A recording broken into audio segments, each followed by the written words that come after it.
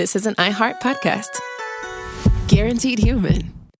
I'm Amanda Knox, and in the new podcast, Doubt, The Case of Lucy Letby, we unpack the story of an unimaginable tragedy that gripped the UK in 2023. But what if we didn't get the whole story? Evidence has been made to fit. The moment you look at the whole picture, the case collapsed. What if the truth was disguised by a story we chose to believe? Oh my God, I think she might be innocent. Listen to Doubt, The Case of Lucy Letby on the iHeartRadio app, Apple Podcasts, or wherever you get your podcasts. This is Special Agent Regal, Special Agent Bradley Hall. In 2018, the FBI took down a ring of spies working for China's Ministry of State Security, one of the most mysterious intelligence agencies in the world. The Sixth Bureau podcast is a story of the inner workings of the MSS and how one man's ambition and mistakes opened its vault of secrets. Listen to The Sixth Bureau on the iHeartRadio app, Apple Podcasts, or wherever you get your podcasts. Hi, it's Jill Winterstein, host of the Spirit Daughter podcast, where we talk about astrology, natal charts, and how to step into your most vibrant life. And today I'm talking with my dear friend, Krista Williams. It can change you in the best way possible. Dance with the change, dance with the breakdowns. The embodiment of Pisces intuition with Capricorn power moves. So I'm delusionally proud of my chart. Listen to the Spirit Daughter podcast starting on February 24th on the iHeartRadio app, Apple Podcasts, or wherever you listen to your podcasts. I'm Clayton Eckerd. In 2022, I was the lead of ABC's The Bachelor. But here's the thing. Bachelor fans hated him. If I could press a button and rewind it all, I would. That's when his life took a disturbing turn. A one-night stand would end in a courtroom. The media is here. This case has gone viral. The dating contract. Agree to date me, but I'm also suing you. This is unlike anything I've ever seen before. I'm Stephanie Young. Listen to Love Trapped on the iHeartRadio app, Apple Podcasts, or wherever you get your podcasts. Hey everybody, Robert Evans here, and I wanted to let you know this is a compilation episode. So every episode of the week that just happened is here in one convenient and with somewhat less ads package for you to listen to in a long stretch if you want. If you've been listening to the episodes every day this week, there's going to be nothing new here for you, but you can make your own decisions. Oh, it could welcome here the podcast that happens. Shit. All right. Well, St. Andrew, I'm gonna pivot to you to pull us out of this tailspin I've locked us into. Hello. What's the scene, everyone? Today I wanted to go on a bit of a personal meandering, I guess, on some of the ideas and concepts that are just kind of floating in my head surrounding sustainable city planning and city living. Honestly, a lot of these ideas and stuff, I've kind of just crimped them from all over the place. And in some cases, they're a bit less, I would say, viable than others. But I do find the work of, for example, lowtechmagazine.com and so on to be very inspiring in terms of our capabilities, what potential there is in obsolete technologies, what low-tech solutions exist for issues, and what we can do as people to just kind of make living in urban sprawl or suburban hell a little bit less hellish. Yeah, that is definitely a topic close to my heart as well, as someone who lives in a city. I would like cities to be less hellish. Yeah. That seems like a goal. And I would like suburbs to not exist. So eternal war on the suburbs. We have to ally with rural America in order protracted to burn the people's suburbs. war against the suburbs. Yes. Mm-hmm. Yes. Yeah, my crank proposal has always been reintroducing mastodons and just having mastodons just walking through and destroying buildings, because that's what the suburbs deserves. Yeah. mastodons isn't the actual animals. Yes. I thought you meant like the social media platform. No. No, I think we need to clone leopards so that they breed as quickly as rabbits and just let them loose. Wasn't Dr. Doofenshmirtz raised by leopards? Sure, why not? I would, Robert. Do you know who Dr. Doofenshmirtz is? No. Okay, let's just move on. Yeah. No explanation. Down. Okay. Now I feel. Sorry. I know. I think we are roughly the same in the same age bracket for television we watched. So I'm very. You both have a lot of Tremors movies to catch up on. I'm very familiar with The Good Doctor. Perry the Platypus pilled. Yes, I am very, very, very platypilled, as they say. Platypilled. Let's continue. Right. So, there are a lot of aspects of my evil plan to make the entire tri-state area more sustainable. But I think I would want to start with something that tends to consume a lot of the energy in cities, and that is like heating and cooling. I mean, for me, living in a tropical country, heating has never been a consideration. Yeah. I mean, the coldest it gets is in like I would say like 18, 19, 20 degrees Celsius area. Wow. Yeah. So, and to me, that is like chilly. That's like layering up kind of thing, because I can't handle that kind of cold. Which is kind of wild to me that I ever considered moving to Canada. I don't think I'll be able to handle it. It does get much colder. I mean, when I was in Canada, we would have not uncommonly have minus 40 Celsius weeks. So, yeah. Yeah, I've never experienced minus degrees before. I don't know. I don't even know if that's like real. Oh no, it is. Oh, it's fine. It's not a big deal. You just put on an extra pair of socks. You're good to go. Okay, so when it hits negative 40 degrees Fahrenheit, wait, what? You've experienced negative 40 degrees? It's not it's not like Arctic temperatures. No, negative 40 Fahrenheit is the temperature of the surface of Mars on a sunny day. Well, actually, negative 40 Fahrenheit is the same as negative 40 Celsius. Oh, is it? Yeah, that's really they actually converge at that point. Mm-hmm. Yeah, it's like what? You just serious? Wow, that's crazy. Yeah. Yeah, it's just pain. Like it's not even cold anymore. Like you just like your face just hurts. Mm-hmm. It's great. It's a good time. I'm gonna call out my favorite meme again and have negative 40 Fahrenheit, negative 40 Celsius, clapping hands in the middle. Yeah. Classic. Anyway, yes.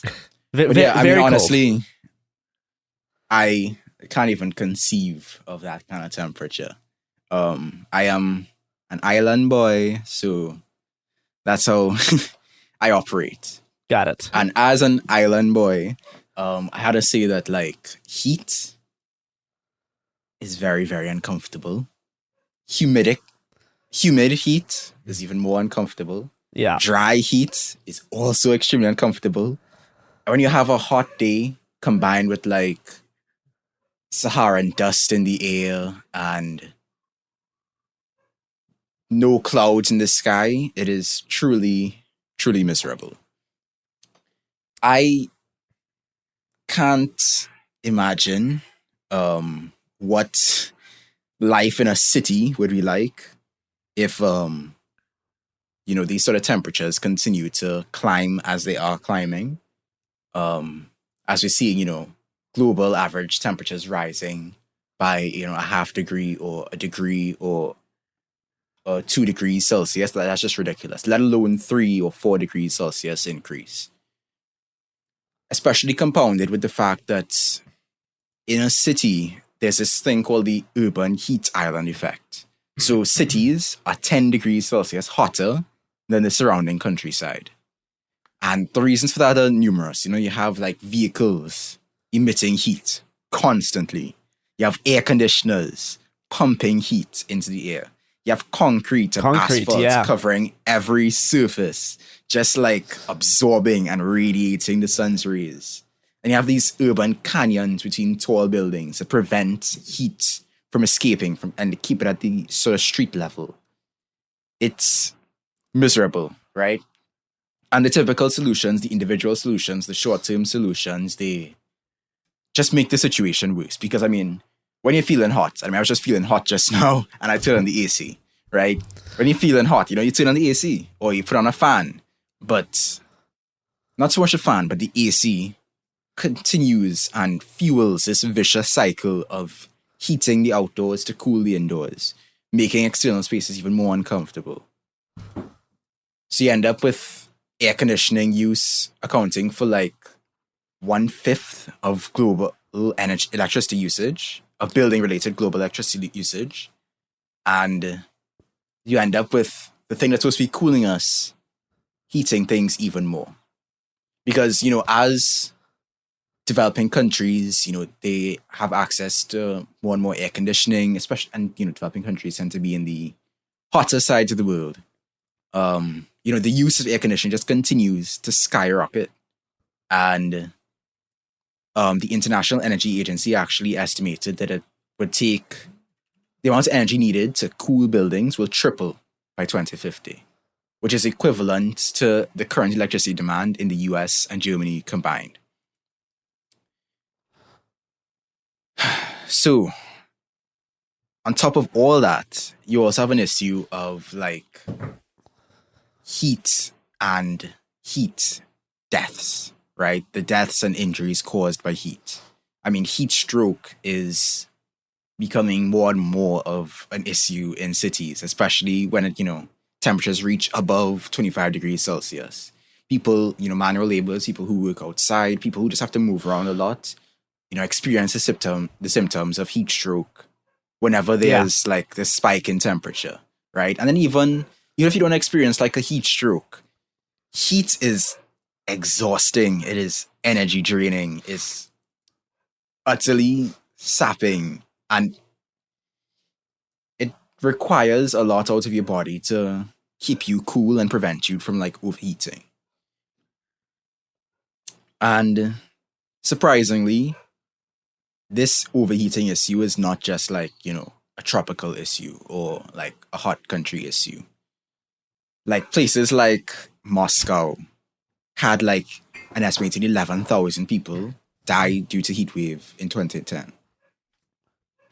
And so with all these heat waves and stuff, we need to like figure out what to do with all these giant concrete buildings. I mean, I know for some people like eco-brutalism is, wow, so cool. To me personally, and this is just my subjective opinion, I find it ugly and disgusting and I hate it. But, to each their own, right? Brutalism discourse. I mean, what do you all think of brutalism? I think Yugoslavian brutalism was cool. Every other kind of brutalism is just like... My opinions on brutalism boil down to thinking the game Control is fun. I have stayed in a Yugoslavian brutalist architecture hotel, which was one of the weirdest nights of my life because it was clearly made. It was like one of these gigantic like people's hotels that was meant to provide everyone with vacations. And so there's like 20,000 rooms and we were like the only 3 people there. So there was one person at the desk in this just cavern of empty rooms. Yeah. It was such this, everything felt like a liminal space. It was this, It was very odd. It can be, it can be very, very uncanny. It wasn't like bad. It was like reasonably well constructed. It was just like deeply strange as a place to spend the night. I think that's what makes the game Control so cool is that, it plays with those uncanny feelings on brutalism while still being like very cool. Like it's still, it's still Control is the game that Jacob Geller made a video about, right? Yes, he did make a video. I think I watched that recently. This is like the sort of oldest house kind of thing. Yes. Right. Yeah. I want to check out that game because, I mean, that's kind of like my issue with brutalism. It feels like a boss level in a video game. Yes. Like you have to go through each level, clear out all the minions and make it to the top and beat the boss. It's kind of unsettling. Yes. And then like eco-brutalism is just like, oh, what if trees or moss? Yeah.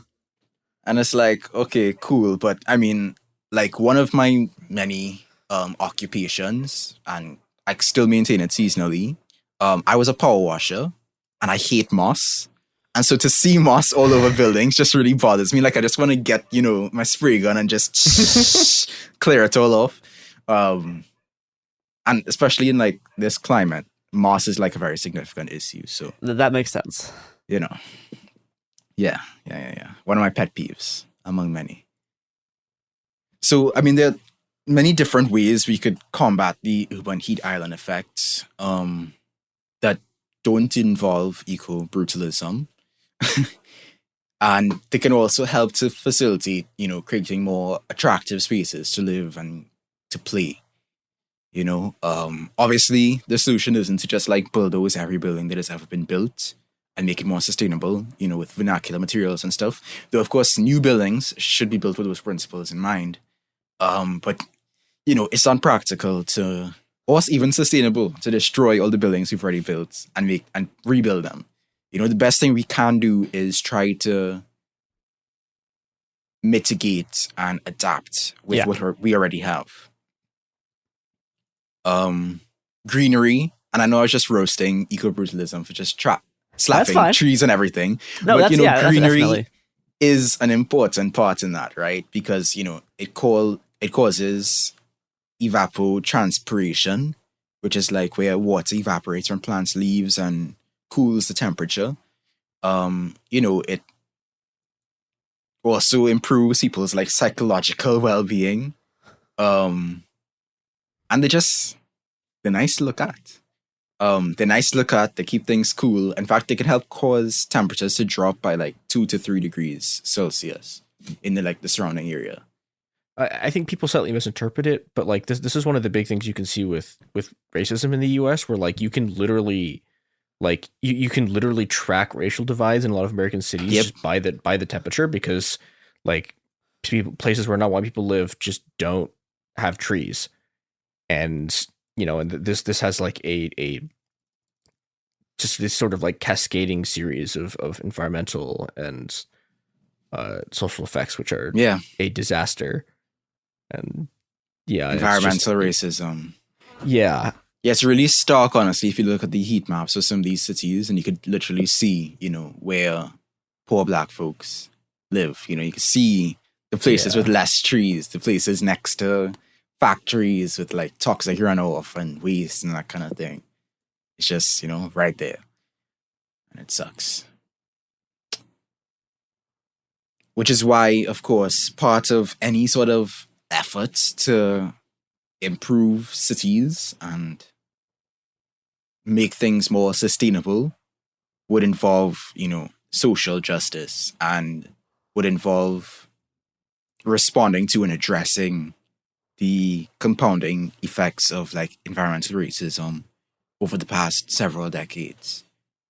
So, and part of the issue, again, tying things back to environmental racism, is that a lot of the climate change policies that, ostensibly are meant to favor like high density urban smart growth, like sustainable blocks and that kind of thing, they are not conceived or implemented in a way that involves the people being affected by them.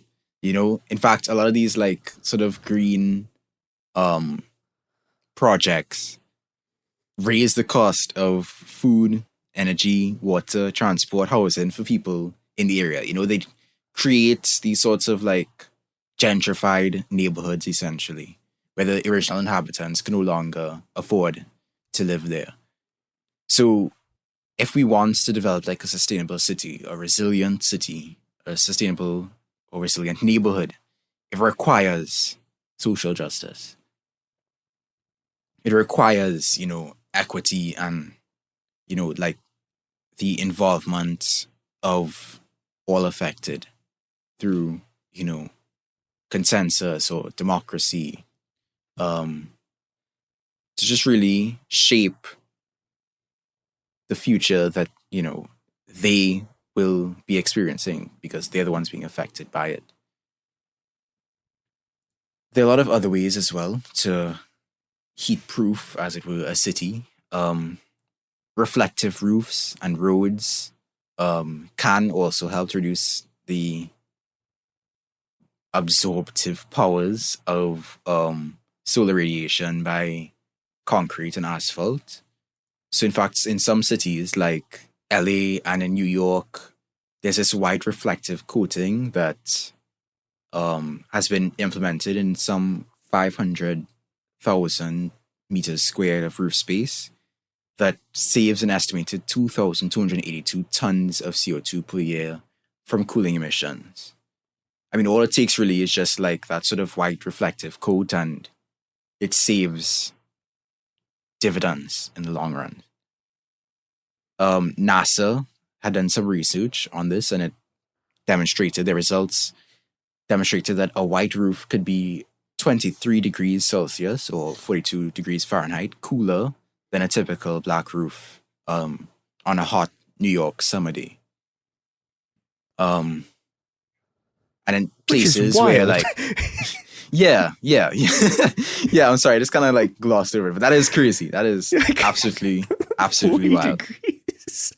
And then in cities where 10% of the land area is like asphalt, you could imagine how that sort of reflective sealant can impact the cooling or the heating of the area. Water, of course, is another like important aspect of cooling cities. In Andalus, which was like the Muslim kingdom in the Iberian Peninsula in the 14th century, they used to have these sort of like courtyards with pools and fountains that would stimulate water evaporation and cool the air. And so like cities today could, take some hints from that. You have ponds and pools and fountains and misting systems and stuff that can sort of chill things out. I mean, we see that being implemented in China, where you have, like, for example, water misters at like bus stops, which can chill the air and cool passengers as they wait.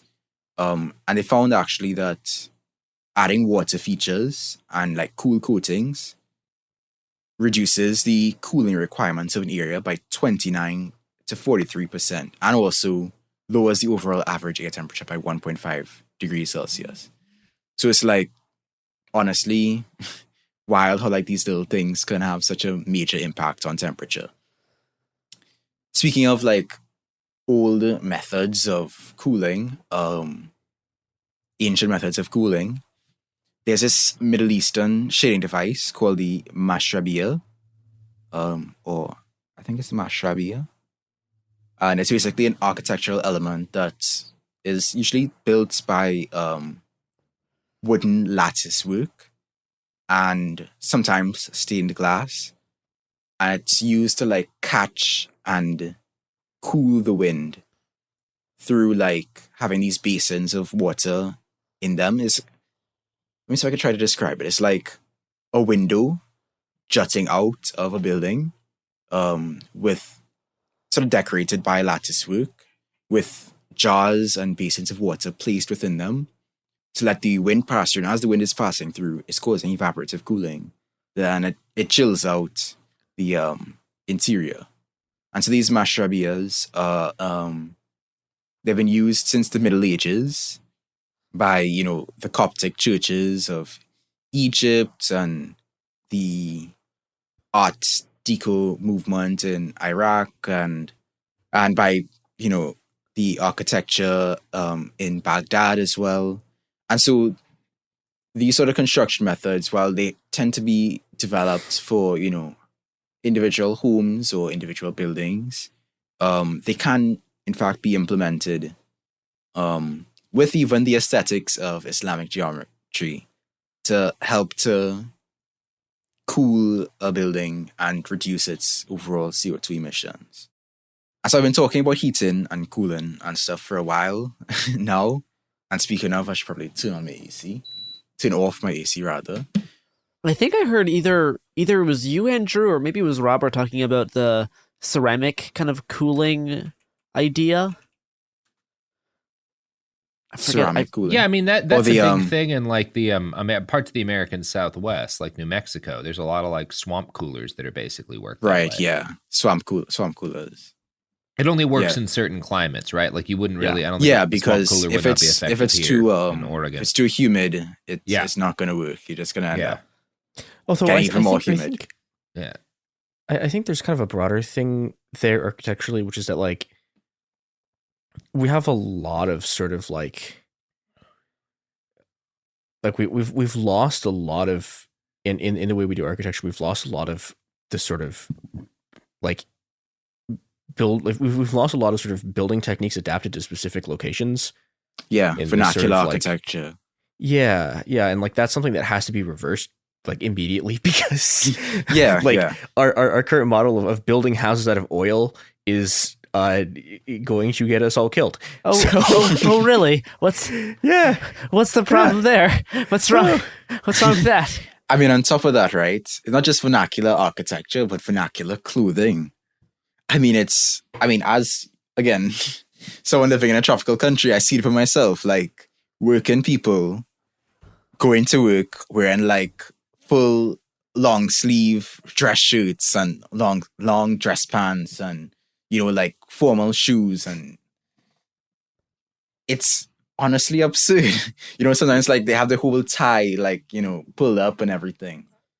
It's entirely based on like European standards of professionalism, and it needs to be abolished.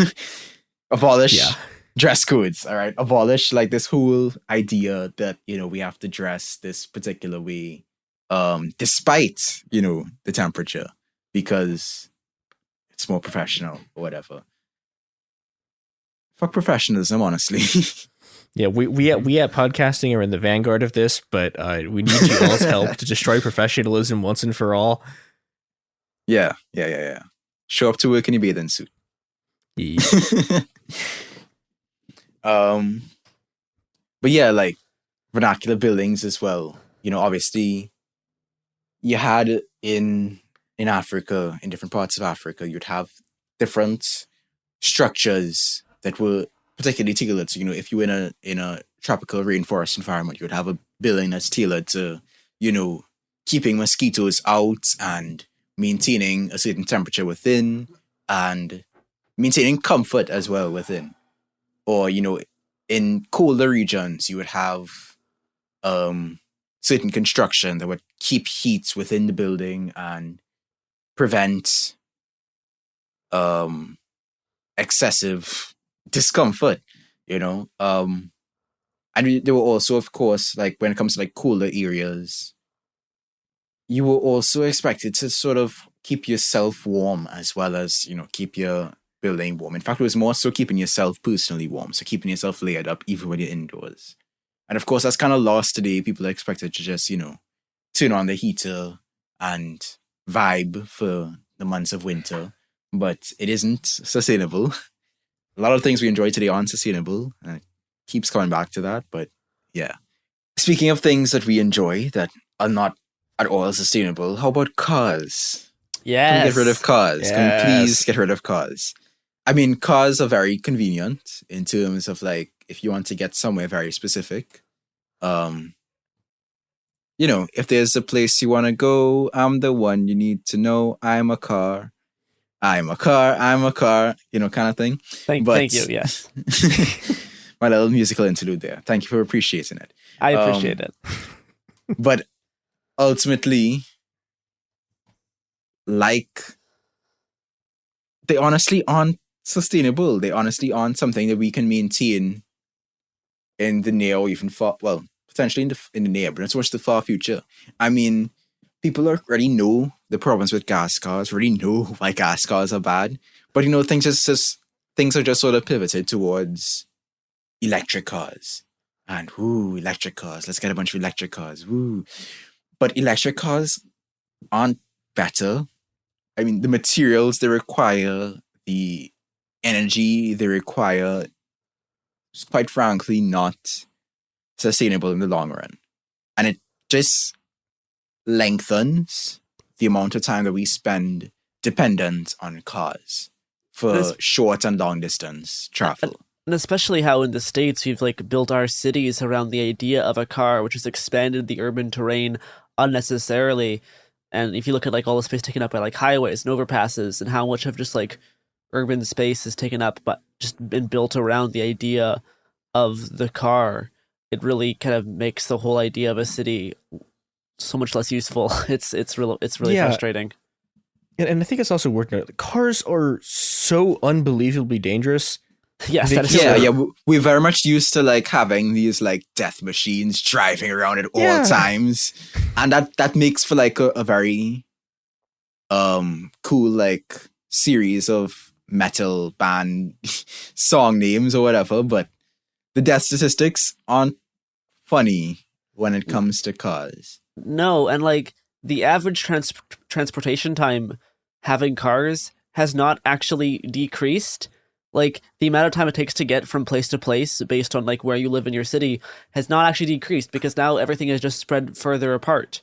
So 100 years ago it would take, you know, like a 15-minute trek to get to like, you know, the market or something. It can take oftentimes longer, especially if you're driving in like rush hour traffic, to get just like a couple of miles, where even in some cases a decent jog could get you there faster.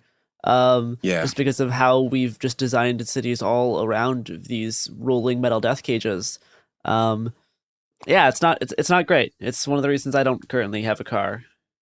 Yeah, and that's something that's shocking to a lot of people when I tell them that really I have no intention of ever buying a car, of ever owning a car. It's not something that I want. And I mean, I live relatively close to like some of the major transport arteries of the country, and you know, Trinidad has like this unique-ish transportation system, public transportation system. So we have these privately owned maxi taxis that they're like vans with seats in the back, and you know, you just kind of jump in depending on where they're going, which route they're taking.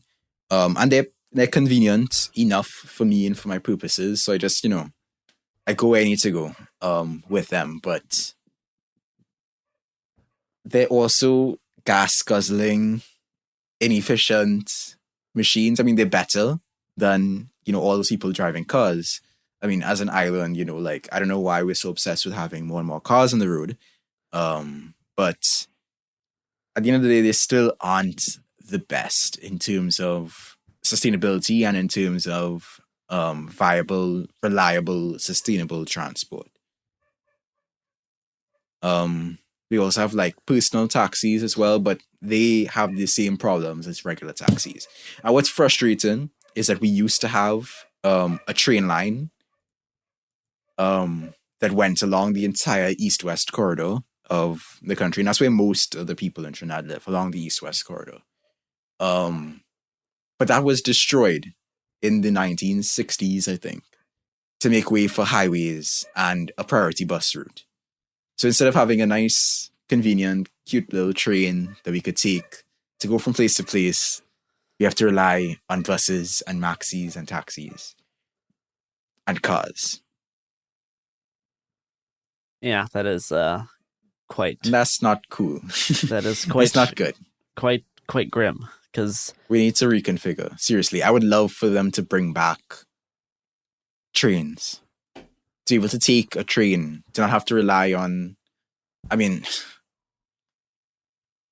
Government bureaucracy makes all things unreliable, but I think a train would have been slightly more reliable than a bus. Very much on the pro train, on the pro train. I've had fewer moments more happy than riding the Portland Max Line and streetcar in a no face costume. It's very fun.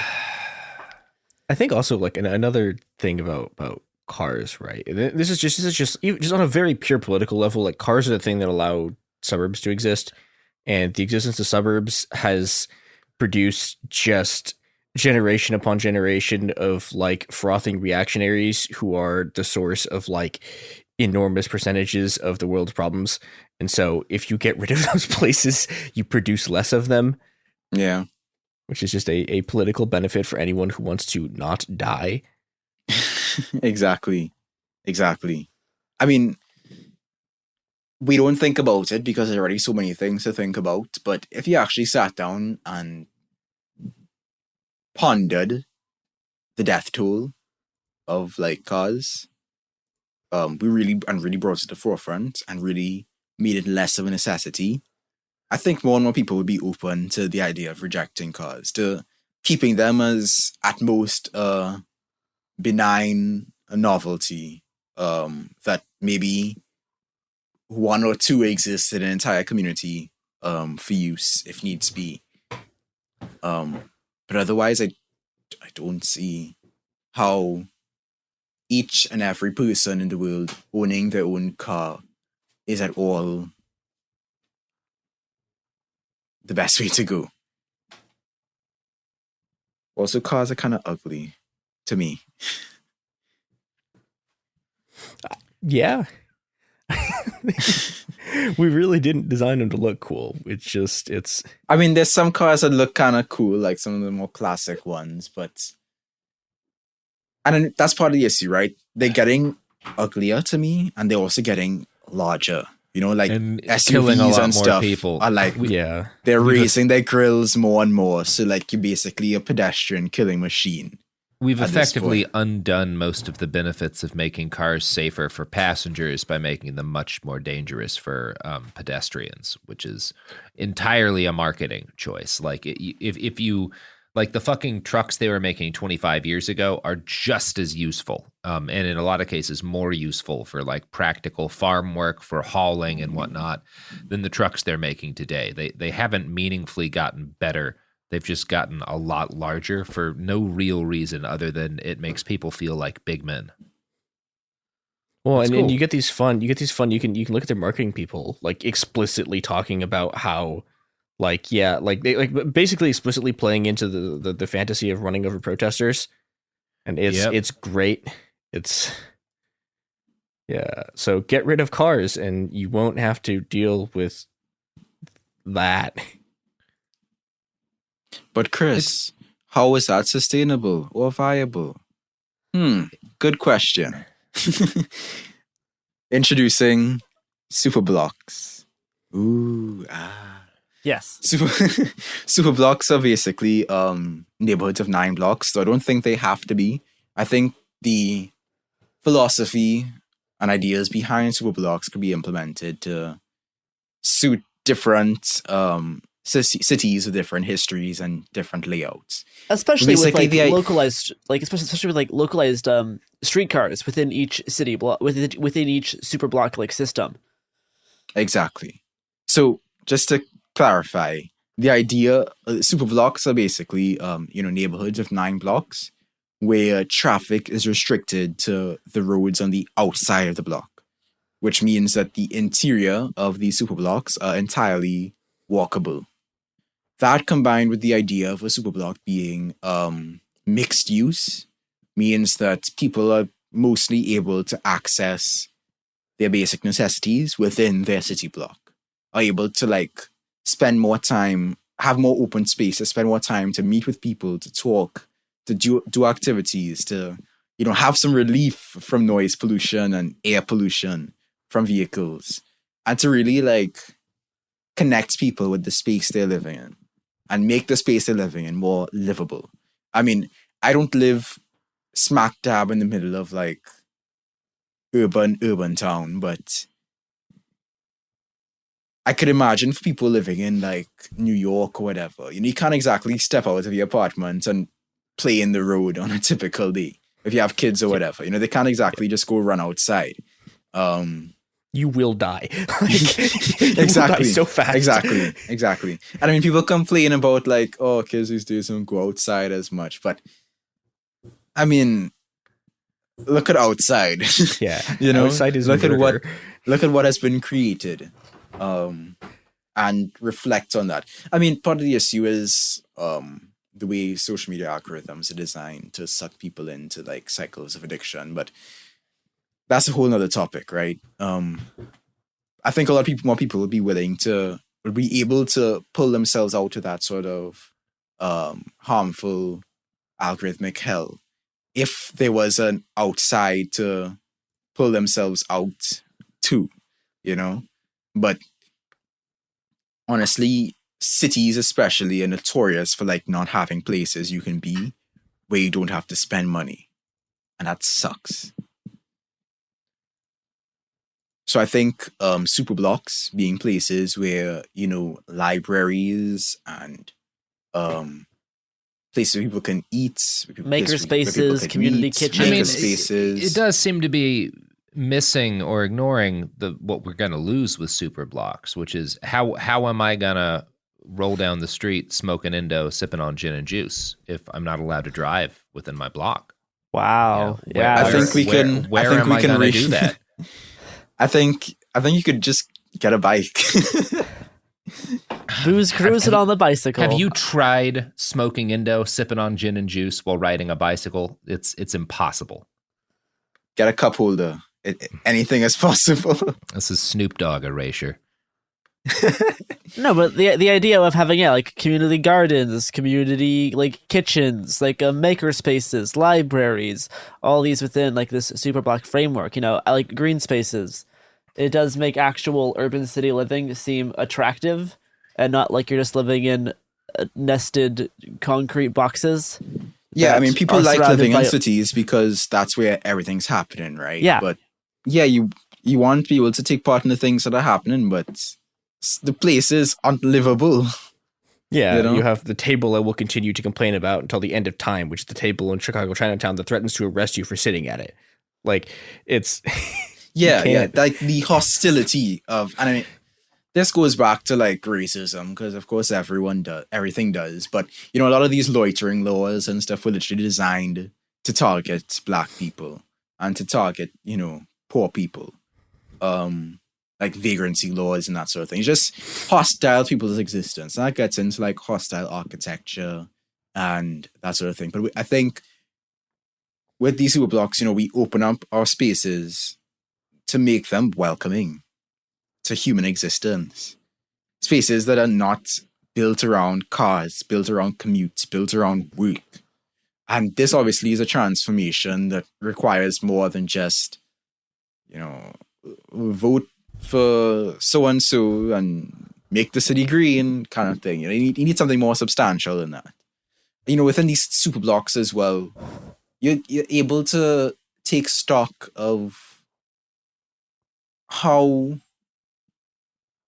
your block or whatever, you have a better mental sense of community, and you're able to take a better sense of even things like how your block can communally sustain themselves and, you know, reduce waste and all these different things. This in conjunction with struggle against capitalism in the state. But, you know, that is implied. This is, you know, this is the show. It could happen here. I don't know if you're expecting like electoralism, but that's not really what we do around here. I mean, the benefits to these sort of like super blocks, you know, these 15-minute zones so people can walk within 15 minutes to get the essentials. The benefits are innumerable, you know, better air quality, less noise, healthy lifestyle, mental health boost. But the issue is without a combination of, you know, these projects and these activities with like anti-capitalism and anti-statism, it's tends to lend itself towards gentrification. And we've seen that in Spain, which is where some of these super blocks have been implemented. They've created like these locations that are obviously more desirable because who doesn't want to live in a super block where, you know, you actually have a sense of community because we're all desperate for that. And at least an increase in property demand, higher prices, higher rent. It basically creates these pockets of unaffordable neighborhoods.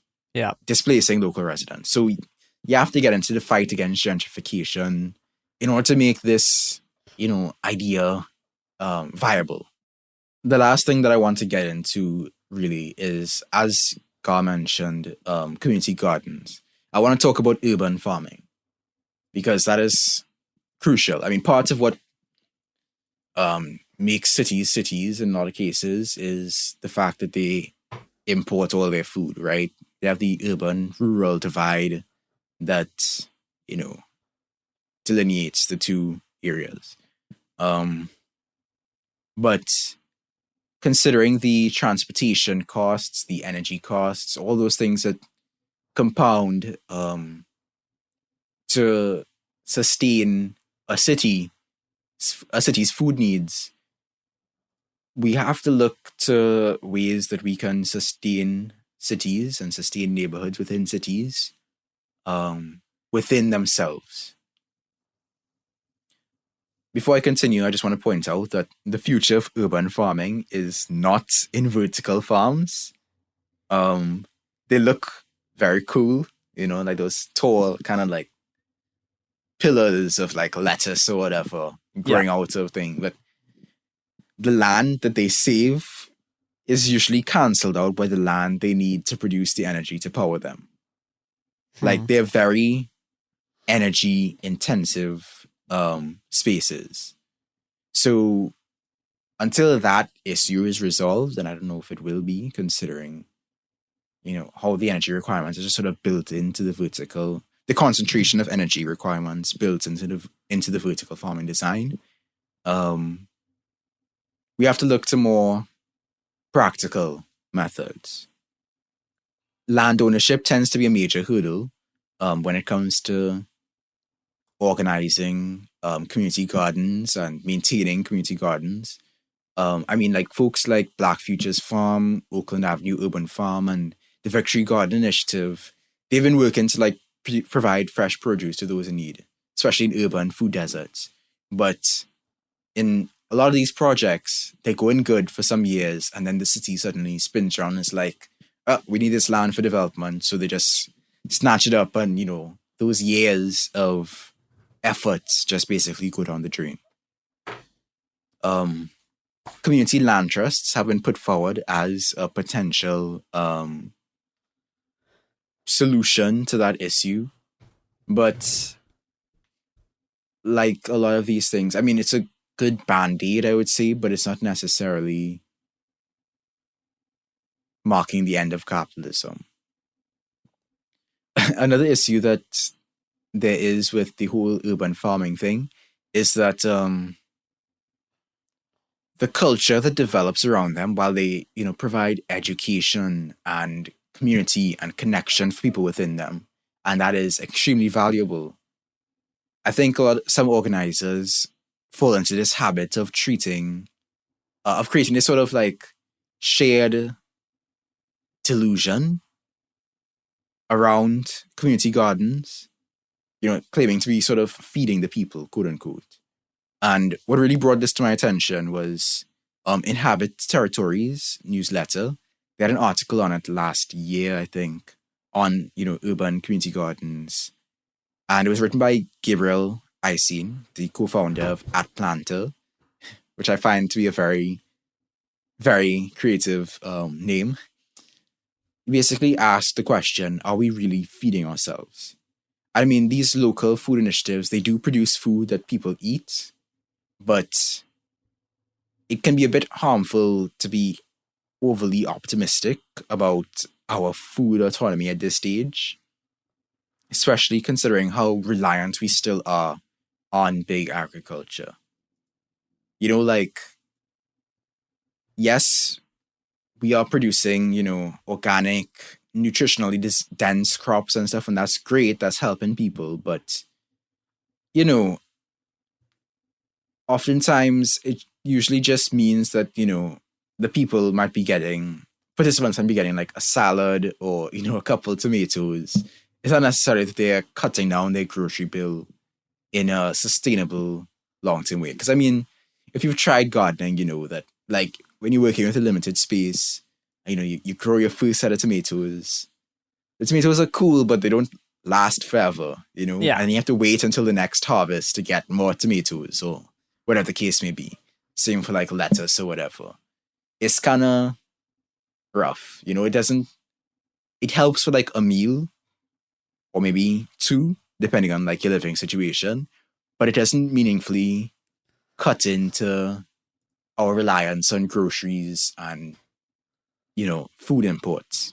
Yeah, it definitely takes a bit to get to that point, and you have to do it with a combination of like food preservation and like canning, and like, you know, like jarring and a whole bunch of other stuff to actually make that a worthwhile endeavor, as opposed to just making like, great, I spent 3 months making these tomatoes, now they're ready for one meal and then they're all gone.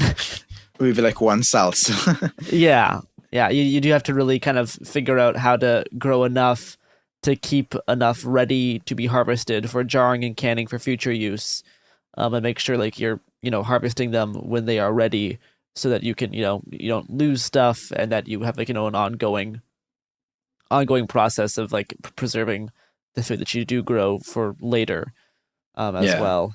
So you can definitely take a lot more like mental effort and planning than just, you know, planting it and then, you know, using it and cooking it when it's all ready. Yeah, I mean, a lot of energy and stuff is put into growing things like greens and roots and fruiting vegetables. And they're healthy, you know, they have the vitamins and the micronutrients, but, you know, people still need meat, dairy, eggs, you know. Protein, yeah. Heavy, high calorie dense stuff, you know, like potatoes and other starches that can really hold people over. Wheats and that kind of thing. And that just isn't being grown right now, you know, wheat and rice and soy and nuts and corn and sugar. These staples and stuff don't tend to be produced by these community gardens and by these, you know, garden plots. Yeah, so not many legume patches at your local community garden. Yeah. Like I'm in the process of growing some pigeon peas right now. And they are taking a very long while. And what I realize is that, I mean, I just planted them, so I'm being a bit impatient. But what I realize is that when they do grow out, and I've seen, you know, some mature pigeon pea trees and stuff, so I know how big they tend to grow.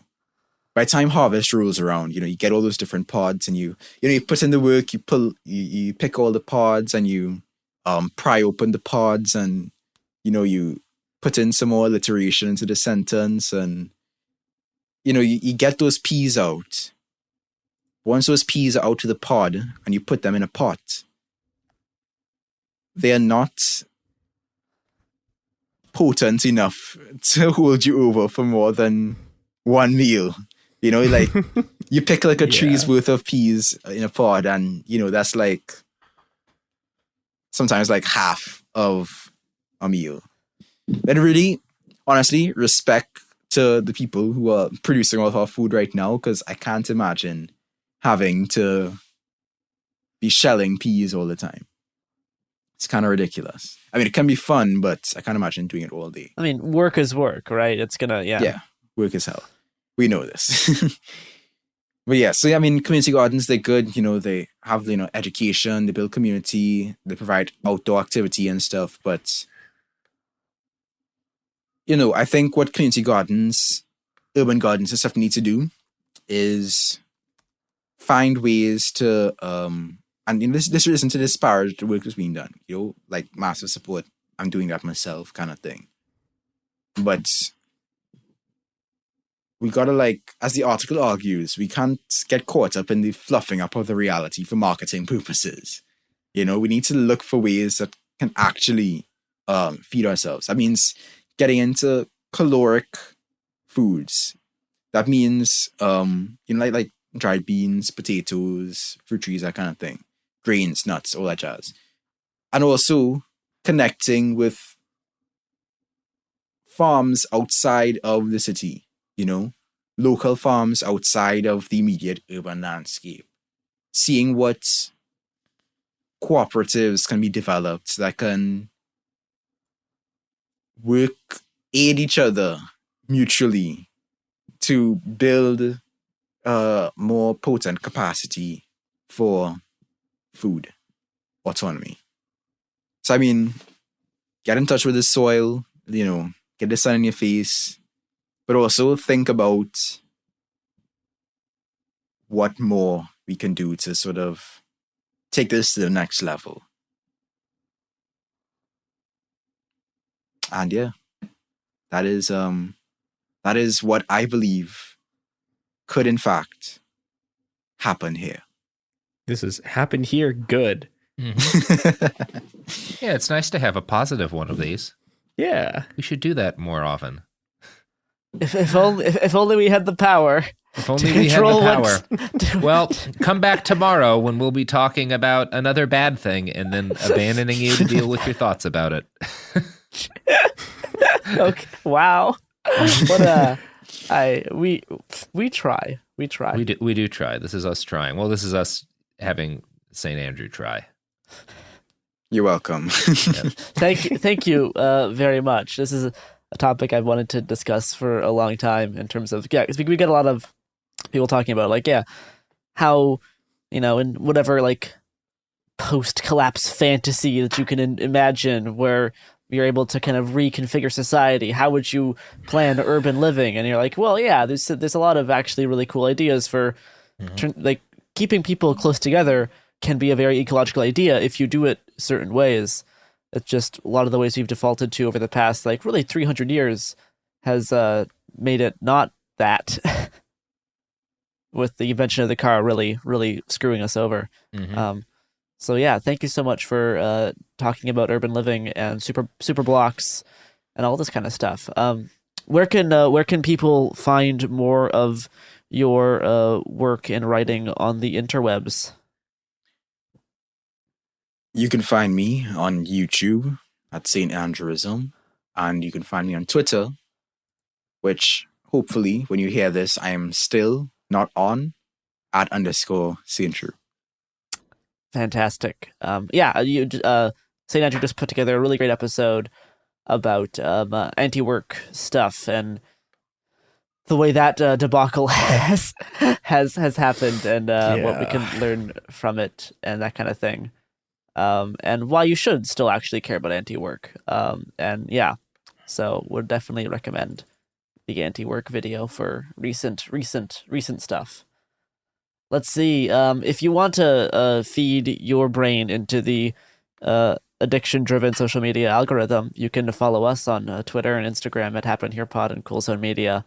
And let's go think about makerspaces and community gardens. That seems like a good way to dedicate your thought time. And roll down the street smoking Indo, sipping that gin and juice while you still can. On a bike, or else I am personally bestowing my moral judgment upon you. Okay. Before the fascist anarchists take away your F-150s, yeah. Look, if we can democratize military grade weaponry the way the Ukrainians have, we can form neighborhoods that cannot be forced to live in the traffic, the auto industrial complex. We can also really reduce frivolous air travel. What a fantasy. Otherwise, we'll end up in a Mad Max world. And I mean, who wants that, right? Mm-hmm. Well, every once in a while. Aspects of it. Yeah. All right. See you later, everybody. Bye. Peace.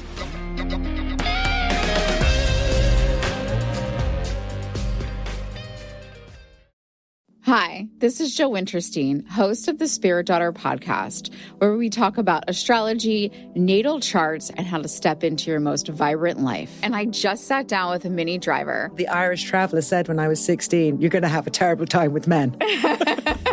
Actor, storyteller, and unapologetic Aquarian visionary. Aquarius is all about freedom loving and different perspectives. And I find a lot of people with strong placements in Aquarius are misunderstood. A Sun and Venus in Aquarius in her 7th house spark her unconventional approach to partnership. He really has taught me to embrace people sleeping in different rooms, on different houses, in different places, but just an embracing of the isness of it all. If you're navigating your own transformation or just want a chart side view into how a leading artist integrates astrology, creativity, and real life, This episode is a must listen. Listen to the Spirit Daughter podcast starting on February 24th on the iHeartRadio app, Apple Podcasts, or wherever you listen to your podcasts.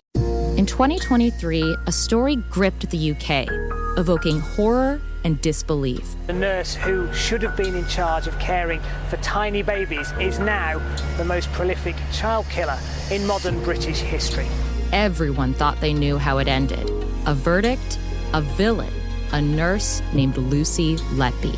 Lucy Letby has been found guilty. But what if we didn't get the whole story? The moment you look at the whole picture, the case collapses.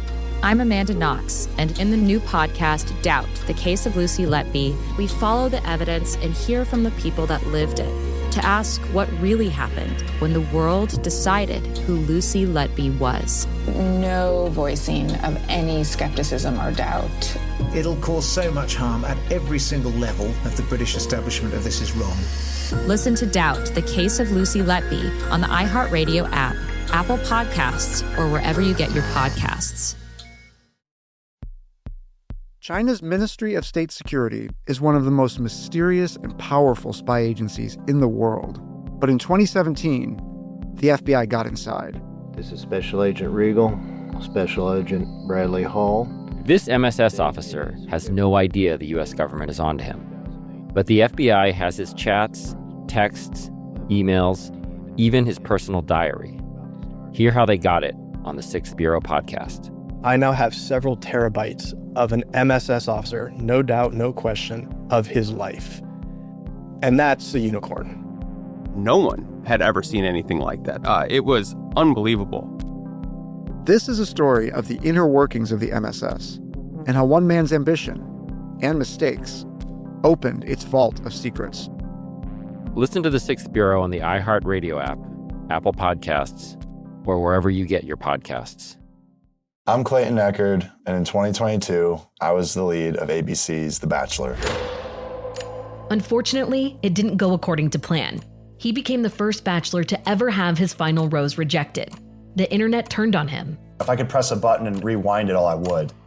But what happened to Clayton after the show made even bigger headlines. It began as a one-night stand and ended in a courtroom, with Clayton at the center of a very strange paternity scandal. The media is here. This case has gone viral. The dating contract. Agree to date me, but I'm also suing you. Please search warrant. This is unlike anything I've ever seen before. I'm Stephanie Young. This is Love Trapped. This season, an epic battle of he said, she said, and the search for accountability in a sea of lies.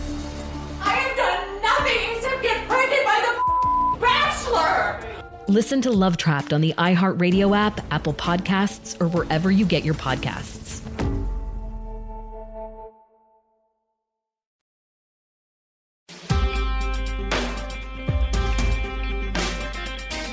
Podcast. Thank you. Thank you. It's true. It's true, actually. It could happen here. A podcast. Breaking that is news. Introduced by, You're listening to Sophie a podcast. That's broadly accurate. That is more or less the truth. We have dragged Robert out of bed before the crack of dawn at 11:42 a.m. No. And we're going to talk about actually something very fun. I've been wanting to talk about this for a long time because this is one of my favorite things. Yay. Yeah. So I'm gonna tell a bit of a little story regarding one of my all-time favorite events and topics. So back in 2013, there was this a cheesy little online university science show made by the Rochester Institute of Technology called Can You Imagine? The idea was to highlight some of the cool and weird things at the university, in part to promote the Imagine RIT Festival, which was the school's annual innovation and creativity festival thing that they put on. So today I want to talk specifically about episode 3 of the web series, because the contents of which overlap with some of my artistic interests, and just my love of illusions and paradox, and it'll kind of tie into some topics we always discuss on the show. So episode 3, probably the most interesting episode. Episode 3 opens with the hosts, Kevin and Steph, as they like stand awkwardly in a gloriously dated university film set. It's only 2013, but it was like obviously like made in the 90s, like the sets, like it's all very dated. What specifically are you referring to? Oh, like they're just like weird dated science stuff on the walls. All the hosts are wearing like dorky orange t-shirts, over top of their regular clothes. Really, and they have, like, old computers? Do they have like the it's all that kind of stuff. I love it. Dorky orange t-shirts with the letters RIT for Rochester Institute of Technology. Of course, because everything in this online video series is perfect, Kevin is wearing his shirt over top of like a button down. It's great. The first 50 seconds of the video are taken up with like plugging the upcoming RIT Imagine Festival with a co-host, Steph, beautifully stumbling over her lines when she says the event's catchphrase. It's where the left brain and the right brain collide. And it's great. It's perfect. So after all the plugs and the vamping, the hosts get down to the fun engineering feat that they'll be showing us today, which is a neat little architectural experiment, a part of the RIT campus called the Assyrian Stairwell. Of course, named after the impossible staircases depicted in Dutch artist M.C. Escher's artwork. So the video cuts from the little like soundstage they're filming in to this boring white, seemingly typical stairwell.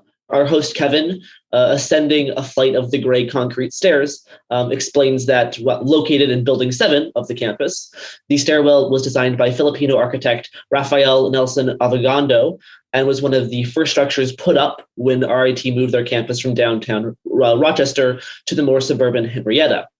When he's reaching the top of the stairs, he turns the corner and then suddenly seems to appear at the bottom of the lower flight of stairs leading up to the landing that he just left from, all while continuing to talk about the architect behind this like kind of weird, impossible feat. So as Kevin walks back up to camera, he says that the stairwell was built in 1968 and has been wowing RIT students ever since. It is very cool. It's like you're like, okay, like you get the little you get the little like architectural trick that they're doing. But it is still pretty fun to see. Before episode 3 of Can You Imagine aired, you could already find a few articles on the school's website about the Assyrian stairwell, along with some like forum posts debating how the architecture in the stairwell works to like achieve the effect.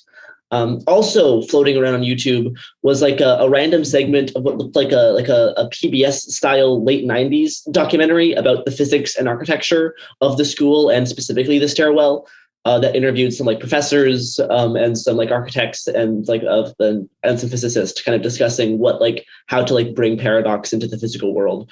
Yeah, but around the time the Can You Imagine episode aired, the now like infamous RIT stairwell was mostly unknown. So it was like, even despite it being very interesting, no one really knew about it until this episode of this little web series aired.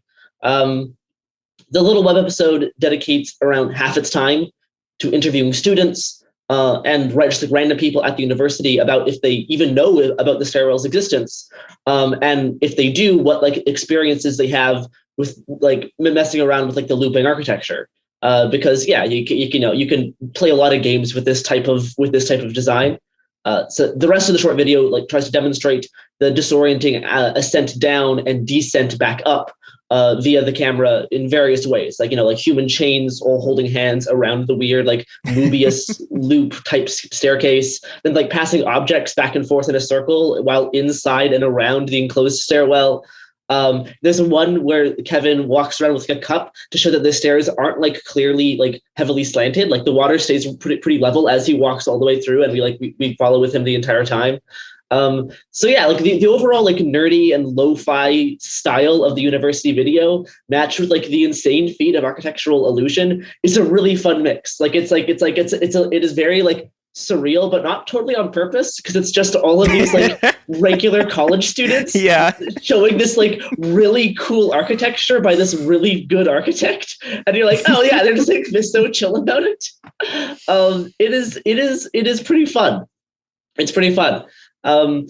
after the third episode of the Imagine RIT video was posted, finally, the mind-boggling looping staircase of Building 7 of RIT started to gain a lot of confused appreciation. And the Dorky University Science Show went viral.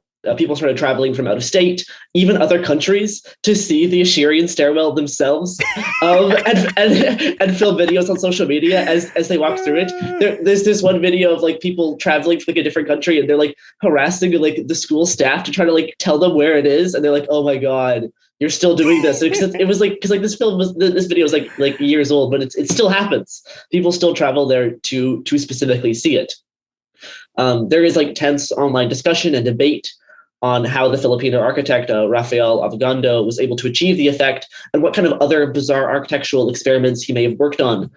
Because you can find his Facebook page and you can find some stuff about him, but he has not really, because like this stairwell was built in the late 60s. But even though he has an online presence, he's not like active. So it's unclear like what else he's actually been doing. But I would love to learn more about this architect and what else he's done, because it is really rad to have these like very like small, condensed, but like high effort type builds. And like the existence of the whole thing poses some really interesting questions around how extremely clever paradoxical design can push the boundary of how we make assumptions about spatial physics, and how we visually and physically demonstrate things that we usually can only depict in 2 dimensions, right? Like you can easily depict the Ascherian stairwell in 2 dimensions, but when you're scaling that up to 3 dimensions, it's obviously more work. Like that is part of the paradox. Plus, it also demonstrates the importance of art and how ideas once thought impossible or merely optical illusions can actually, with enough dedicated effort, break into our real reality. If a brilliant architect can manage to build this physically and like logically impossible structure, what other types of things can we actually view as possible? The video now has like over 1 million views on its original upload, and videos about the RIT stairwell have raked up as many as like 25 million views. Wow. Yeah. It's pretty cool. Yeah. You know what else demonstrates the looping nature of time? Having to listen to all these ads that we do. Yep. Pew pew. We are back. I've rounded the corner and we are back where we came from. Because of the fun paradox of architecture. The one other thing I should mention before we continue on this episode is that the entire thing is fake. It's false. No way. Not this time. We created it. Not this time. No, not this time. It's totally made up. Because of course, it's a staircase that breaks the basic rules of movement and physics. Kevin walks up the stairs and teleports to the lower stairwell beneath him. That's not an architectural illusion. It's called good video editing and Adobe After Effects. It's not like no, you're really gonna believe a video on the internet and some well-placed falsified internet posts over the very basic rules that govern our universe? But like, oh boy, did it fool millions of people. No. And if I played my cards right, I hope most of our listeners until the last few seconds. Yeah, it is. So the whole thing was a student like film and art project around building a modern myth. Because it sure is interesting how good storytelling can overrule obvious logical processes. The tale of the Ascherian stairwell is one of my favorite case studies in how disinformation spreads and is believed while all in defiance of the basic rules of reality. Because it's not a matter of what facts are true, it's about what facts are compelling. And the idea of a logically impossible staircase being built by a brilliant Filipino architect is more interesting than it being someone's weird disinformation art project. Fair. So yeah, like I want to say, like, what were you guys thinking as I was explaining the Ascherian stairwell? Like, where'd you see this going? Okay, so I had in the back of my head. We should mention this.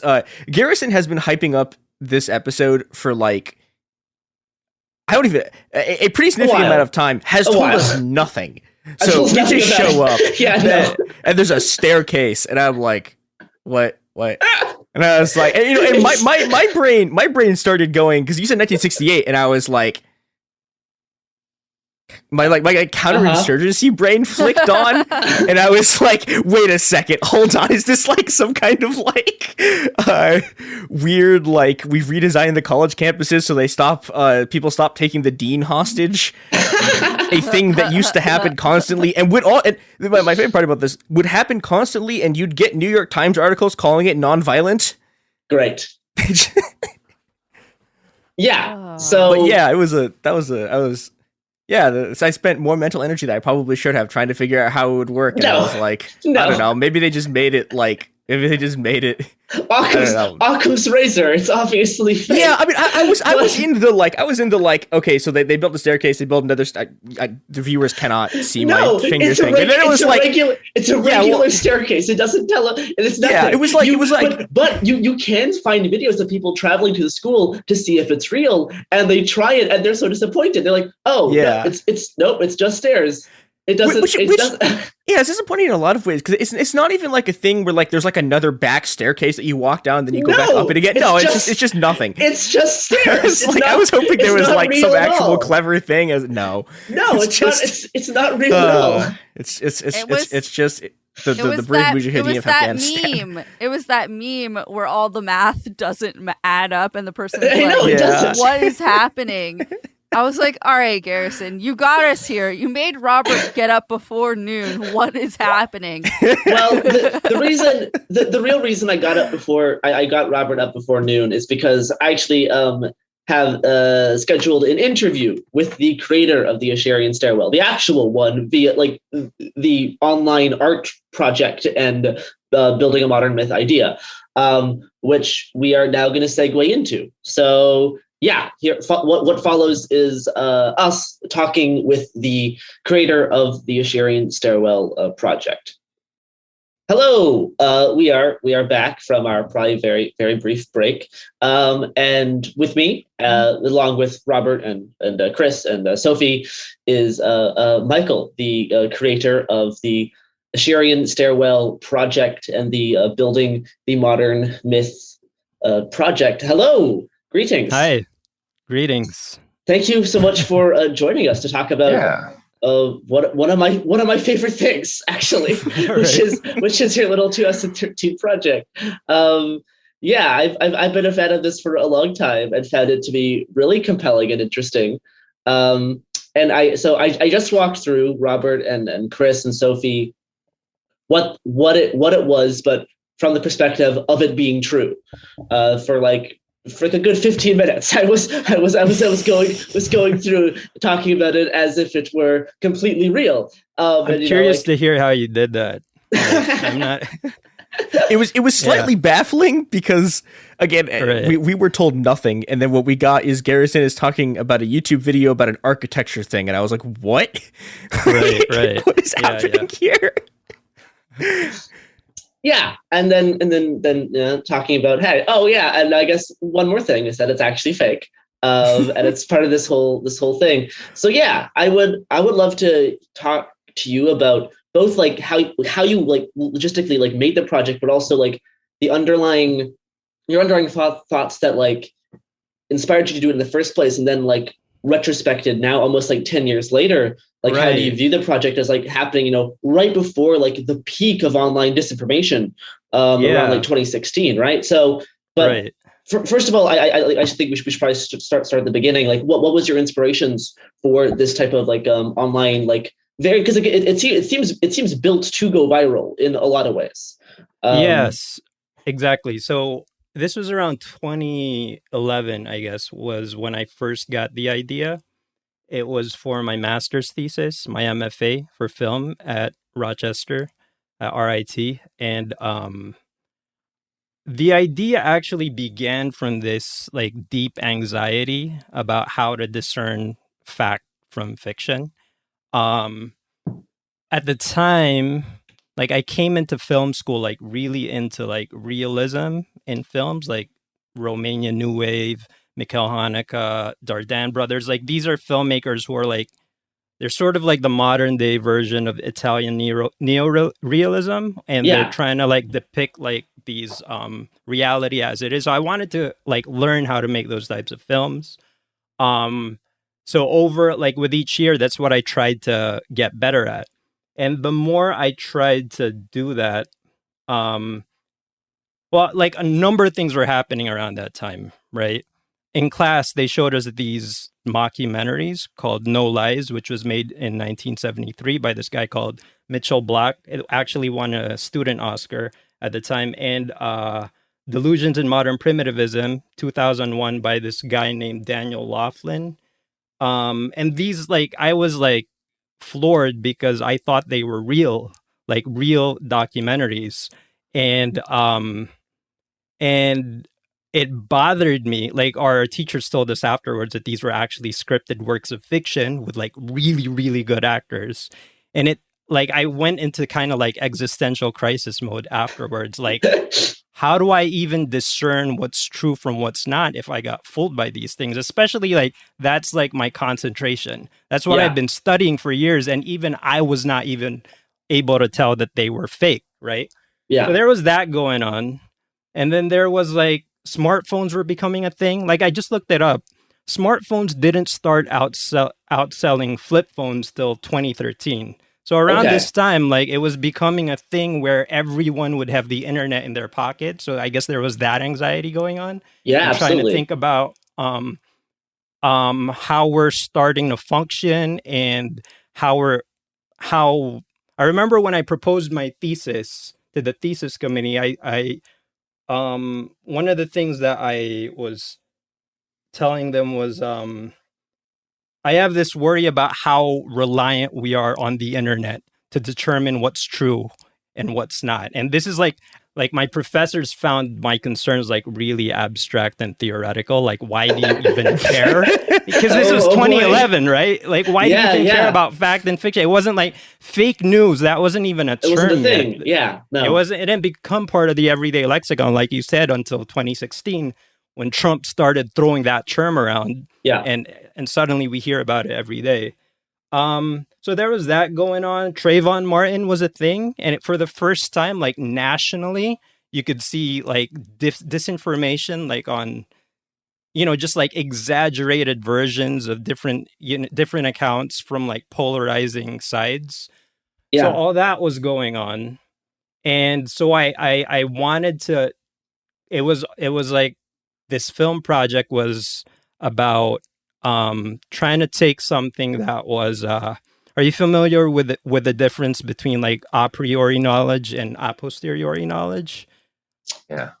Okay, so so like for anyone who might be listening that doesn't really know the exact difference, a priori knowledge is the type of knowledge that you can have without needing to make observations or conduct experiments or look at surveys or do any research of any kind. It's a sort of knowledge you can know just by reasoning it out. But just by sitting in a room by yourself in the dark, you could figure things out. This is this is a priori knowledge.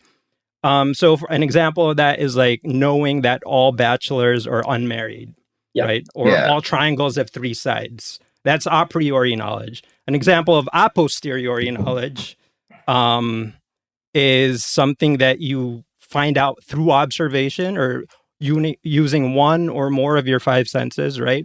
Like Joe Biden is the president of the United States. The mass of Mars is 6.4171 times 10 to the 23rd kilograms. You actually have to go out into the world and conduct surveys or do research. So that's a posteriori knowledge. So the idea was to take something that was a priori false, something that could be disproven by reason alone. Like you wouldn't need to do any research in order to know that it was false. You'd simply have to reflect on it and think about it. So we could have picked anything, right? We could have made up like a fake news report that these mathematicians at MIT have invented like a square with five sides, something like that, I remember the Weekend Update in SNL had this sketch. I think it was like, forget who it was. It might have been Kevin Nealon or something like that. The report was like, scientists and mathematicians have discovered a new number the number exists between 5 and 6, and they're calling it the number spleen, you know, something like that, which is like just impossible. Yeah. So come up with something that could be disproven by reason alone, and at the same time surround it with this wealth of online information. Yeah. Supporting its veracity. So like, you know, it was kind of a social experiment. So I was like, are we so far beyond rational thinking that even something that can be disproven a priori, people would believe? And it was like, we didn't really know the answer to that, but we were going to commit to creating this thing as though it was real, but which was like logically impossible. So in a way, it anticipated the age of like disinformation. Yeah, absolutely. And it was like, just, yeah. Like, the thing I kind of alluded to in my little scripted portion is that, like, yeah, it wasn't just the YouTube video. There was also all this extra online content that was created, some of which fake was articles, released, right? Some of it, yeah. So like there was you could find like articles, forum posts, all this kind of stuff. So if you could look into it more and find these other things, but it still contradicts the basic logical processes that we can use to discern what is real and what is not. In terms of like believing in a 5-sided square, like, no, that's not what that's not how like physics and like spatial dimensions work. Right. So yeah, and then in terms of all the extra material you filmed for it, there was like I think I read around like 9 hours of documentary footage was also created. Well, it was a lot of footage, but it was only made into like probably a 30-minute thing. Okay. We got our friends, like at the very, very beginning, we got our friends to play along with it. Like, so whenever you see posts about this, just comment like it's real. Like, yeah, I was there and it was really great. And eventually people would actually start visiting the stairwell, like from all over, like from Canada. They'd cross the border to get there because it's in upstate New York, right? And I actually ran into a couple from India who happened to be visiting New York, and they were like, since we're here, we'd like to see the stairwell, that sort of thing. Oh no! I know, I felt really bad for a lot of the visitors, so we actually had to come up with souvenirs so that they wouldn't leave empty-handed, right? So we made we made postcards like saying, I've been to the Sheridan stairwell, stuff like that. Programs. That is lovely. That is so good. And what happened, and the way we explained it, so a lot of people were really mad, actually, you know, as you can imagine when they got there. But after we would explain what we were doing to them with the project, like a lot of them actually like started playing along and thought it was really cool. And they went home with their souvenirs and told their friends that they just saw this amazing thing. So, you know, it kind of built that way for a little bit. I mean, yeah, because it's like telling kids that Santa isn't real. Exactly. And some of them will be like, play along with like, okay, cool. This means I can play along with the myth to help keep other kids happy. Right. And some of them will be like, what? Oh no, my entire reality is broken. How could this happen?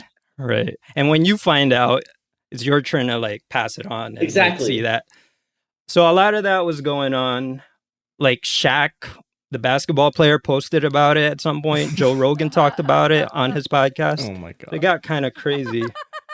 Wait, did Joe Rogan know it wasn't real? It's funny. You should see the clip of him doing it because he was like, it was him and who's the other guy? Bert Kreischer or something. Anyway, they were arguing about whether or not it was real. The other guy was like, no, it's real. It's so real. Oh, that's Joe great. Rogan was like, all you guys are fucking idiots. You're all idiots. So let's Google it right now. And they Google it and they look up an article and Joe Rogan's like, okay. Yeah, all right. It's still fucking stupid. The guy who built it is fucking you know. That really is so good. No! Yeah. You have no idea how happy you have made me because in my research about I have like read your thesis. I read lots of articles about this. I did not come across the Joe Rogan clip, but I would have loved to see that. Right. It's like way back, right? It's like 10 years ago, and it's like a lot of stuff to dig through. And I found it though again. So I like to kind of go into like the logistics of like actually doing this in terms of like creating all the fake like web content, but also like, you know, dreaming up this like family friendly science show that's made by RIT and like how like, you know, the thing between like naturalism and realism and making it like playing, not trying to like replicate reality, but playing it as if it were reality and how those are two different things. Yeah, we wanted to make it as real as possible, and like that's what I'd been studying anyway, but in like a dramatic context, like making narrative films. And the idea was to there's this event at RIT every year which gets a lot of people, like 30,000 people a year go to the campus and look at like these whatever the students are working on. It's kind of like a mini like festival type thing. Well, not mini, it's pretty big. So we wanted to make a video for that event, as though we were promoting the event. Hey, come see the Asherian stairwell when you get here at RIT. And you know, you normally for these events, if you have a booth or something, you'll see reservations and you'll see like 4 people reserved, 15 people. Like we were like started getting nervous, and we got a sense that this was gonna be big, because like when I looked at like the reservations for like our non-existent stairwell, there were like 1,000 plus visitors waiting to visit it. Yeah. I still remember like going to campus that day of the festival, Saturday, and like my friend Ira like comes up to me. He's like, Mike, people want to kill you. Like, come and get over here. And I was like trying to not show my face. But anyway, yeah, the way, like a lot of the legs of the project was just like word of mouth, I guess. And we actually ran out of money. We didn't get to do like the web stuff on the scale that we wanted to, but it turned out that we didn't even have to. In fact, like within a few days or maybe a week or something after the original video came out, I posted a video explaining that it's a myth. Like I posted it and I was like, all right, that was a fun ride. Now it's going to be over because here's a video of me explaining everything. On the same YouTube channel, yeah. Right. And people still didn't believe it. People were saying that my video explaining was fake. That was a conspiracy. Like people were, you know, like who paid you to say these things? They were so invested inside the actual myth of it. Yeah, because it is right. It is so much. For a lot of people, they've thought that is more compelling than the idea that it is this, like, you know, project around what is real and what's not. They just got so invested in the reality of it that they'll explain away every other explanation. Right. Exactly. Like I had a teacher at Rutgers where I did my undergrad, Tim Maudlin. He used to say that, you know, there's 2 types of thinking. There's reasoning and there's rationalizing. Reasoning is when you start from a place of ignorance and you look at the best evidence and the best arguments you can find and follow that through to the rational conclusion. Rationalizing is when you start from what you want to believe and working backwards and looking for confirmation. Right, exactly. Yeah. Right, looking for the arguments that already support what you're thinking. There was a lot of rationalizing going on, I guess. People wanted to believe it. Yeah. So for the how many people in this, because I assume for all of like the filming, like everyone was all like in on it, but you know, there's a whole bunch of great stuff around. Like all of like the Man on the Street segments are like perfectly done in terms of like people like just acting like regular university students, like talking about this stairwell and like how they've got like lost and then they're like looping around in a circle. And all the segments with you with like inside the stairwell with all like the very clever editing. I assume you're using stuff like Adobe After Effects. And yeah, it is played. It's played so well. Like it's. I think part of why it's so successful is that it's not filmed like you would film something to hide. Like for a lot of films when they like want to do the term is like a oneer where they have like one long shot and then they like hide the transitions in between. Right. You can obviously tell like they're filming it to make these transitions work versus the way you film this is just how people would film it if they were filming this for real. And you can definitely tell that. And it is so carefully done because it's not trying to be something. It is just being the thing so earnestly in terms of like how the actors like stumble over their lines in like the opening segment. Like the aesthetics of like all of like the title cards and everything is just so, it has this like aura of earnestness, which I think helps sells the whole project so much. Yeah. Yeah, actually, speaking of the show and like the cheesy title cards and stuff, my girlfriend at the time was a producer for this local show called Homework Hotline, and where kids call in with their homework and they answer questions about it. I studied the shit out of that show, just looking at how they built the sets and how cheesy and how awkward like the hosts were. Because a lot of it was like, a lot of the realism, I think of it is just, the awkwardness of the people, how it's not really meant to be. And like the most convincing untruths, right, is a combination of fact and fiction. Yeah. And, a lot of, and blending in the actors with real people, in the actual video, stuff like that. It's like, yeah, like it comes out in 2013, goes pretty viral. You like pretty quick create a very easy explanation for no, it's not real. It's part of this project. People still believe it for years and years. As kind of the decade progresses and we go into like the era of disinformation, everyone starts getting phones in their pockets. Everyone has Facebook with them wherever they go. Everyone has Twitter with them wherever they go. How is kind of your views on like the ethics of the project and what it demonstrates in terms of like a case study and like a social experiment? Like how has that changed over the years from like you like 10 years ago when you're dreaming this up to you now after, we've had stuff like, like January 6th right. and QAnon, all these types of things, which I feel like are almost like foreshadowed in this weird way by showing how successful your little project is. Yeah.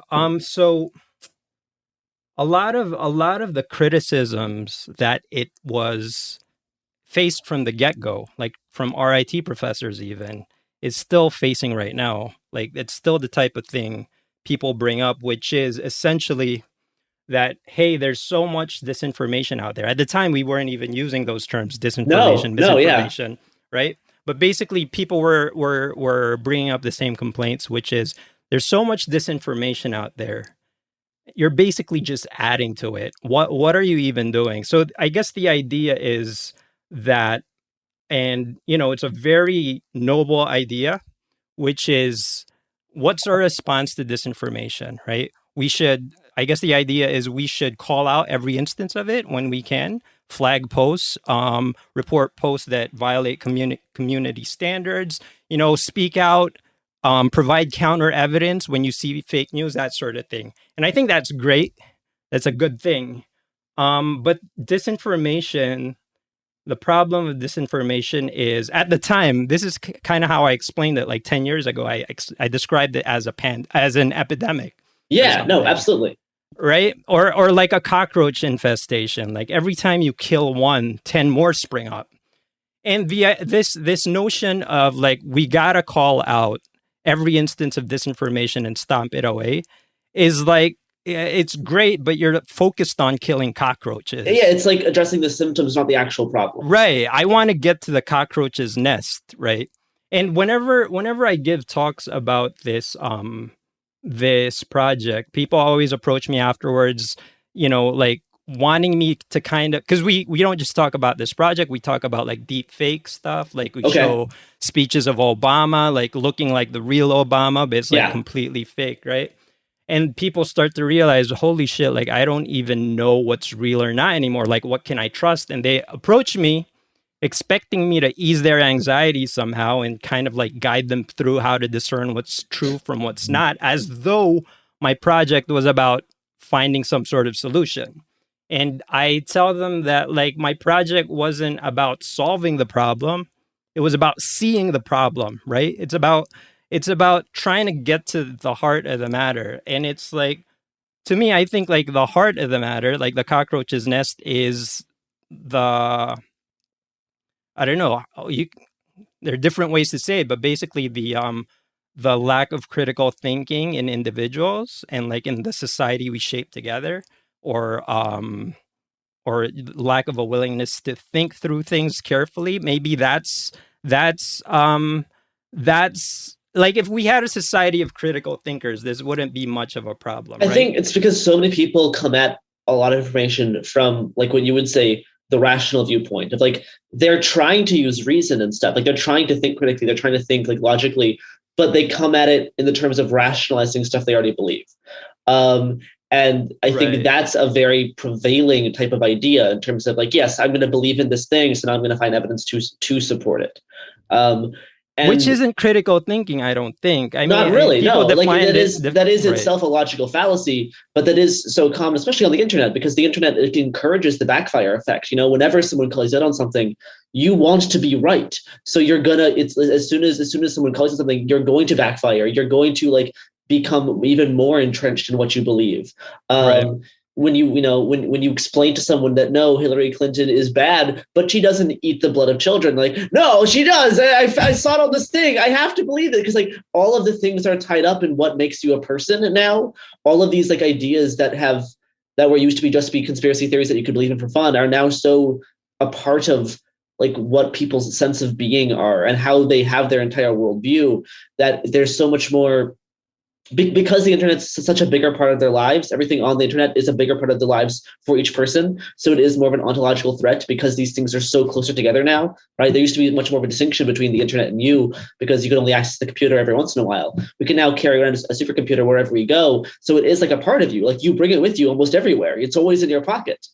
So these things are so like stitched together that prying them apart and telling people, no, this thing you carry around, actually probably most of what you see on it isn't actually true. Like people can like believe that in their heads, but the belief doesn't actually impact them, because like we all know that there's like we all know that people can just go on the internet and lie, right? That is like a part of the joke, but we still don't act like it. Like oftentimes we get so like encased into the stories that we tell ourselves, right? The part of why the Asharian stairwell is so good is that it's such a compelling story, like that, like the idea of like a brilliant architect bringing like, you know, building this paradox in the real world is like is so much more fun than being like, yeah, some dude just knows how to use Adobe After Effects, like right. So you get so entrenched in the storytelling because the story of like politicians eating the blood of children is so much more interesting than no, politicians just don't care about you, like. And getting to the heart of that problem is so much more difficult than just, you know, debunking things, because you can debunk things all day. And does that actually matter?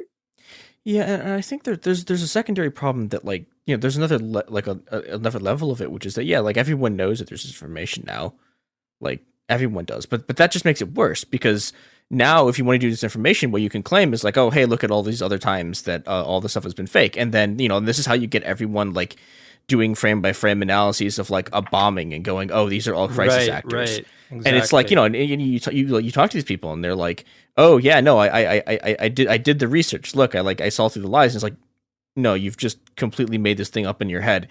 But look, you can see the green screen compression. And you're like, no, it's just regular video compression. And it's like, yeah, like everyone can be a detective now. So everyone can be so convinced of their own conclusions, even when the conclusions turn out to be not true. Right. It's a problem. I mean, if there was an easy solution, we wouldn't have the problem, right? It's one of those things where it's like your project's a very good example of like it's a very demonstrative thing. You can like you take someone along this journey and demonstrate, hey, this can happen to you, so you should watch out for it, right? Look at the story I crafted. Look how you become convinced of it for these 6 minutes, and then you think, oh wait, no, you can't teleport to a bottom stairwell. That's not how that works. But because you take them on that journey, I love it so much as like a demonstrative process, being like, to like, this can happen, so watch out for it in the future, which I think is honestly more useful than just debunking somebody, because you can debunk all day, you can have the backfire effect and stuff. Yeah, and you're right about the demonstrative stuff, because it's like, if a bunch of film students and volunteers with no connections and no resources pulled this off, like we did like a tally of all the videos at the end of the year of, you know, all the videos that ripped it off and posted on their own channels and all that. It was like 50 million, right? So if a bunch of film students like had that much influence, what more can like people who are actually who have actual political power, right, and resources, right? What could they do? And we were just doing, and ours was about like this innocuous, silly stairwell. It wasn't about anything that would cause, you know, anyone's death or anything like that, or and like, you know, something like in Myanmar, where the Myanmar military basically systematically created fake articles and fake photos to create to arouse disdain for the Rohingya people, and they incited a genocide through Facebook, just through fake news, right? In the Philippines, where I live right now, which a lot of commentators call the patient zero of disinformation, because in 2016, this guy called Duterte was elected president, basically running his entire campaign on disinformation. And after him was Brexit, a month later, and after that was Trump got the nomination. So what's her name? Katie Barthar or something like that. One of the executives of Facebook referred to the Philippines as patient zero in the era of disinformation, because and the thing that Duterte, the president here right now, was running on was basically the same sort of othering and scapegoating of a certain group. And he said, he's the guy who said basically, if you're a drug user or a drug dealer, it should be okay to murder you and kill you. And that's what happened. That's exactly what happened, because they were posting all these stories about, the same sorts of stories that we saw in the U.S. in 2016 about undocumented immigrants or Muslims or something like that. This this undocumented immigrant raped a 5-year-old girl, that sort of thing. Yeah. And he would the organized campaign making up stories about drug addicts murdering and raping people, basically got an entire nation to, well, not an entire nation, but basically this guy won the election. And we have a country right now that basically lived through just atrocities the last 5-6 years. And the double-edged sword of this, what Chris mentioned, is same type of thing, because it exists, people also retroactively apply it to Sandy Hook was staged, or even stuff now with the pandemic, right? People would be right. What if the pandemic isn't real? What if all these people have just conjured this thing into being, and it's all a giant misinformation campaign, right? So it has this double-edged sword nature, which makes combating disinformation so challenging, since disinformation to combat disinformation to combat the idea of disinformation, and there's so many layers of it now. It's just it makes actually getting to the heart of it so much more challenging, because it's been abstracted so many times. Yeah, one of the things I was remembering, didn't the New York Times, weren't they the first people to come up with the term fake news, and then Trump started using it after, or maybe it was Washington Post, I forget which newspaper it was, but my memory of it was it was the media that came up with fake news, and then Trump just took it, and it became this demon they absolutely could not control, and was just turned on them. Do you remember the context in which they used it for the first time? They were I think they were calling stuff that Trump said fake news. Okay. Let me.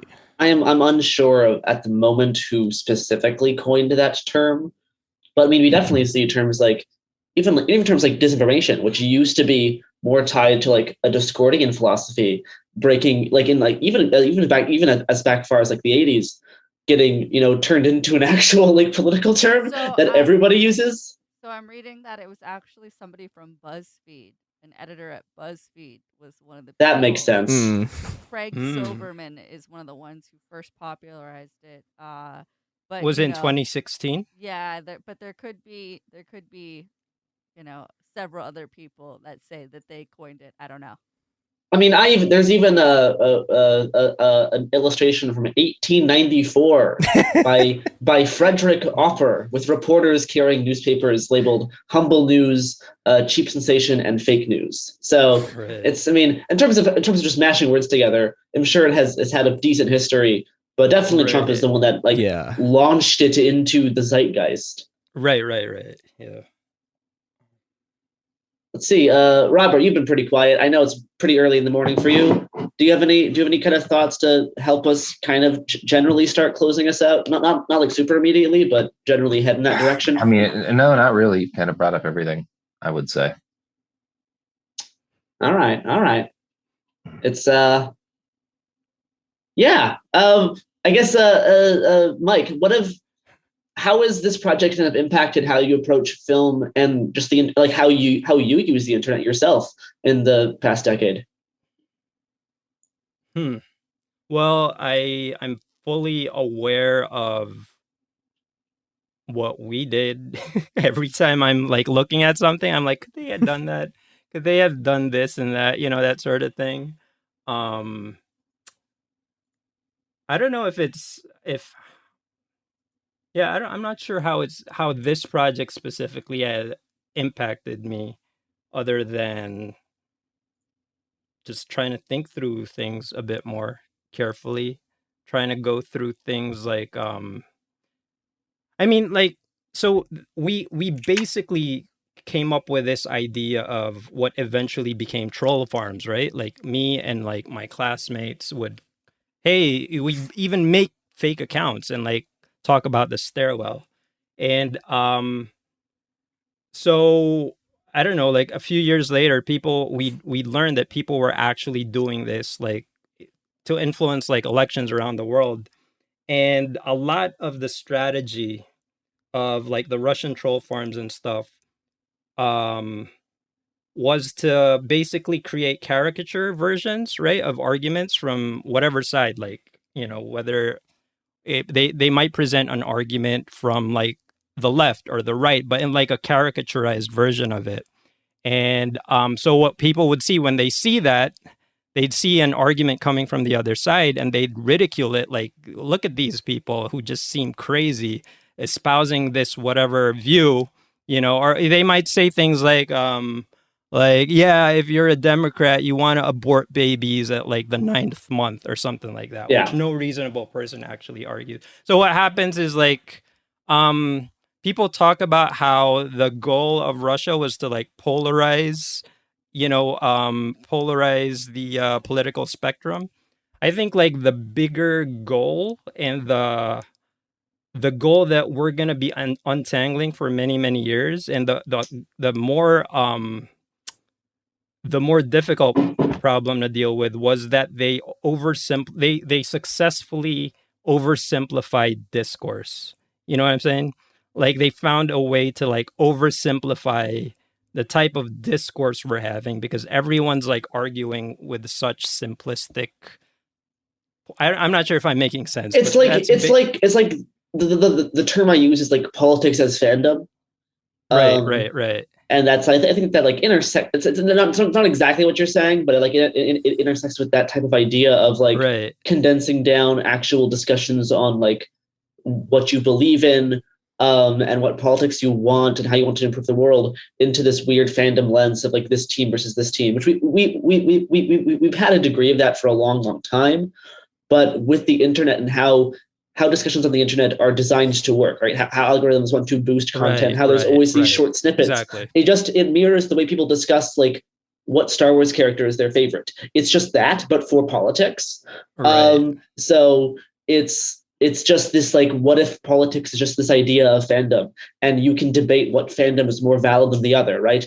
I like The Last Jedi more. You like Rise of Skywalker. This means your version of reality is less good than mine. So we're going to debate that is objectively true. If you like The Rise of Skywalker more, your version of reality is wrong. But let's be clear here. It's that same idea, but for how we like make social programs and how we address racism and how we like give food to poor people and how we do affordable housing and how we handle the police.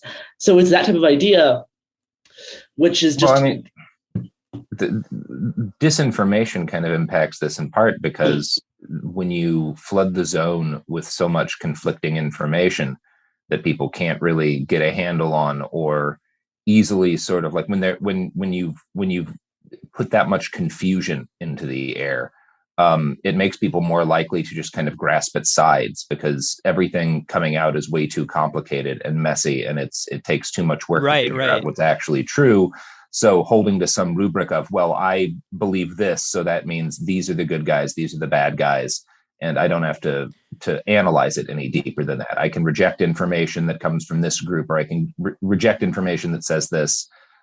Because I just categorically reject, anything that fits in with that. Like that's the benefit of disinformation for authoritarians of all stripes. You're seeing it in Ukraine right now, where you've got all of these different authoritarian powers. You've got Turkey, you've got Russia, you've got fucking the United States, at least to the extent that like we impact a lot of things internationally. And you've got them all coming down on different sides of this issue and of what's happening in Ukraine. And because there's so much disinformation and misinformation about what's going on, people just kind of grasp at, well, whatever side have been more sympathetic to recently, I'm just going to believe whatever they say, because it's way too complicated to actually analyze what's going on. Yeah, and this was the thing that I mean, this was explicit on the left. I remember this. There was this around 2017, 2018. There was a whole thing about how like people like talking about anti-imperialism would literally say like nuance is liberalism. Nuance is liberalism. Don't research this. Don't think about this, because nuance is how liberals like, you know, spread sort of pro regime change propaganda. Like I remember those people like Amber Frost just straight up said this, and this was a huge, and you know, like I got a lot of shit for this because, you know, like I remember when the coup in Bolivia happened, like I made a giant thread that was like, okay, we need to figure out like how specifically the CIA was involved in this. Like, okay, so did they plan the whole thing? Was it like, were they working with local partners? Was it a thing where someone else planned it and they signed off on it? And like, to this day, people think that I supported the coup because I was like, we should figure out who the actors were on the ground, because no one like this became like a tenet, like an actual sort of like political tenet of how a lot of anti-imperialism, like in the American left, worked. Was you were not supposed to do nuance. You were not supposed to look at who was, like, you know, if you spent too long looking at what was going on the ground, people would be like, you work for the CIA, and that, you know, I think like we've finally seen that basically blow up in their faces, because, you know, oh hey, look how many of these people just like wound up supporting Russia and then spent like 3 months saying that Russia would never invade Ukraine. Then this happens, but it's, I don't know, it's extremely depressing how people who otherwise are, you know, like in a lot of ways, like have spent a lot of their time like trying to, you know, filter out stuff from the media that's false, just go into this because they just do not want to deal with the complexity of reality. Yeah. And it's just easier not to. Again, if there was a simple problem, we wouldn't, I mean, if there was a simple solution, we wouldn't need to discuss the problem. Yeah. Yeah, Well, so I guess basically like just to like answer that question about how it, I guess at the time I'd say like we got an up close look at how things were gonna be, like, you know, with all these things, it kind of anticipated the next few years. So yeah, that's basically what happened. Sorry to interrupt your closing, but that's... No. I mean, it's the best note that we can go. Mike, where can people find you online, and if people want to look into some of your other projects? I mean, you found me. Like, I guess if they want to find me, they'll find me, right? I don't know. I still don't know how you got my email. But Garrison is extremely good about this. Don't worry. Not that many people are that good. Yeah, well, they could check out the YouTube channel. Like, I'm gonna be posting some new films this year, probably. So my name, Michael Lacanilao, or just search the Asherian Stairwell. I guess that's a way.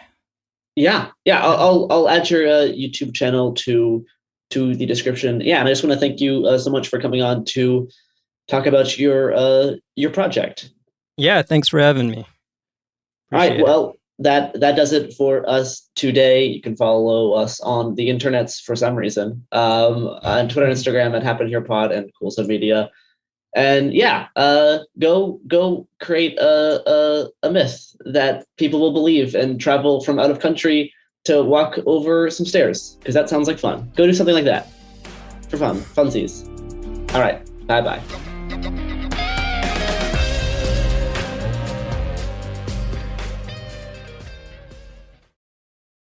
Hi, this is Jo Winterstein, host of the Spirit Daughter podcast, where we talk about astrology, natal charts, and how to step into your most vibrant life. And I just sat down with a Minnie Driver. The Irish traveller said when I was 16, you're going to have a terrible time with men. Actor, storyteller, and unapologetic Aquarian visionary. Aquarius is all about freedom-loving and different perspectives, and I find a lot of people with strong placements in Aquarius are misunderstood. A Sun and Venus in Aquarius in her 7th house spark her unconventional approach to partnership. He really has taught me to embrace people sleeping in different rooms, on different houses, in different places, but just an embracing of the isness of it all. If you're navigating your own transformation or just want a chart-side view into how a leading artist integrates astrology, creativity, and real life, this episode is a must listen. Listen to the Spirit Daughter podcast starting on February 24th on the iHeartRadio app, Apple Podcasts, or wherever you listen to your podcasts. In 2023, a story gripped the UK, evoking horror and disbelief. The nurse who should have been in charge of caring for tiny babies is now the most prolific child killer in modern British history. Everyone thought they knew how it ended. A verdict, a villain, a nurse named Lucy Letby. Lucy Letby has been found guilty. But what if we didn't get the whole story? The moment you look at the whole picture, the case collapses. I'm Amanda Knox, and in the new podcast, Doubt, the Case of Lucy Letby, we follow the evidence and hear from the people that lived it to ask what really happened when the world decided who Lucy Letby was. No voicing of any skepticism or doubt. It'll cause so much harm at every single level of the British establishment of this is wrong. Listen to Doubt, the Case of Lucy Letby on the iHeartRadio app, Apple Podcasts, or wherever you get your podcasts. China's Ministry of State Security is one of the most mysterious and powerful spy agencies in the world. But in 2017, the FBI got inside. This is Special Agent Regal, Special Agent Bradley Hall. This MSS officer has no idea the U.S. government is onto him. But the FBI has his chats, texts, emails, even his personal diary. Hear how they got it on the Sixth Bureau podcast. I now have several terabytes of an MSS officer, no doubt, no question, of his life. And that's a unicorn. No one had ever seen anything like that. It was unbelievable. This is a story of the inner workings of the MSS and how one man's ambition and mistakes opened its vault of secrets. Listen to the Sixth Bureau on the iHeartRadio app, Apple Podcasts, or wherever you get your podcasts. I'm Clayton Eckerd, and in 2022, I was the lead of ABC's The Bachelor. Unfortunately, it didn't go according to plan. He became the first bachelor to ever have his final rose rejected. The internet turned on him. If I could press a button and rewind it all, I would. But what happened to Clayton after the show made even bigger headlines. It began as a one-night stand and ended in a courtroom, with Clayton at the center of a very strange paternity scandal. The media is here. This case has gone viral. The dating contract. Agree to date me, but I'm also suing you. Please search warrant. This is unlike anything I've ever seen before. I'm Stephanie Young. This is Love Trapped. This season, an epic battle of he said, she said, and the search for accountability in a sea of lies. I have done nothing except get pregnant by the Bachelor! Listen to Love Trapped on the iHeartRadio app, Apple Podcasts, or wherever you get your podcasts.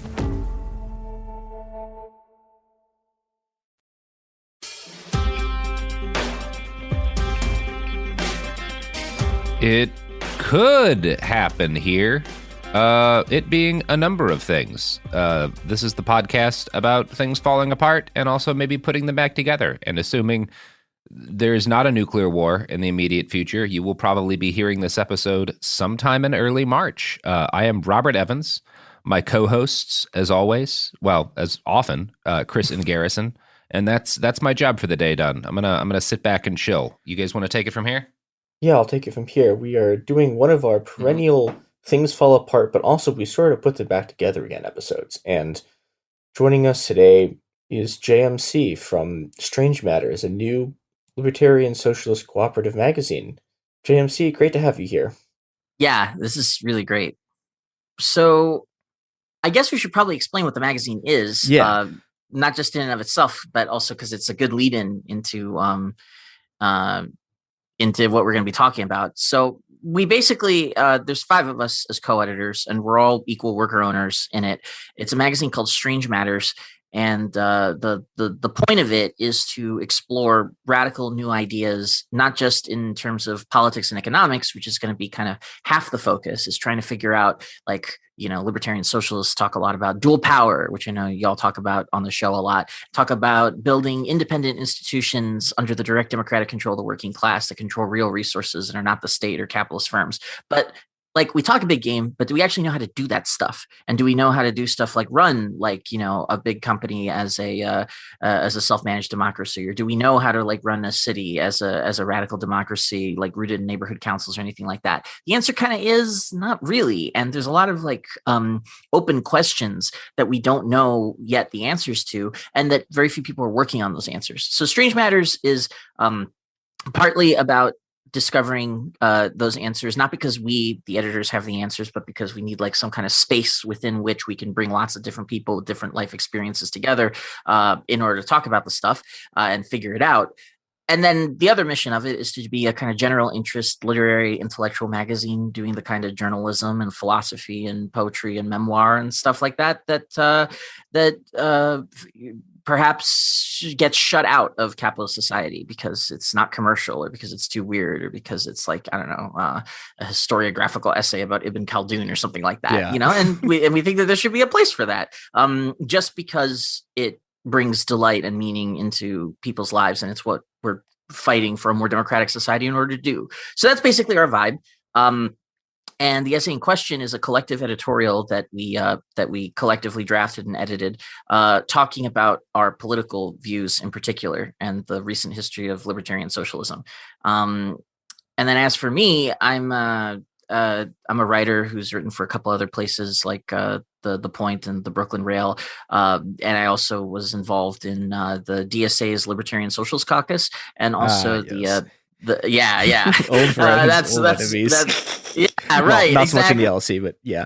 a lot of history there, trauma, some but anywho, and also the Symbiosis Federation, which is a federation across Mexico, the US, and Canada that is trying to put together, it's a confederation of local organizations that are trying to do this kind of direct democracy stuff.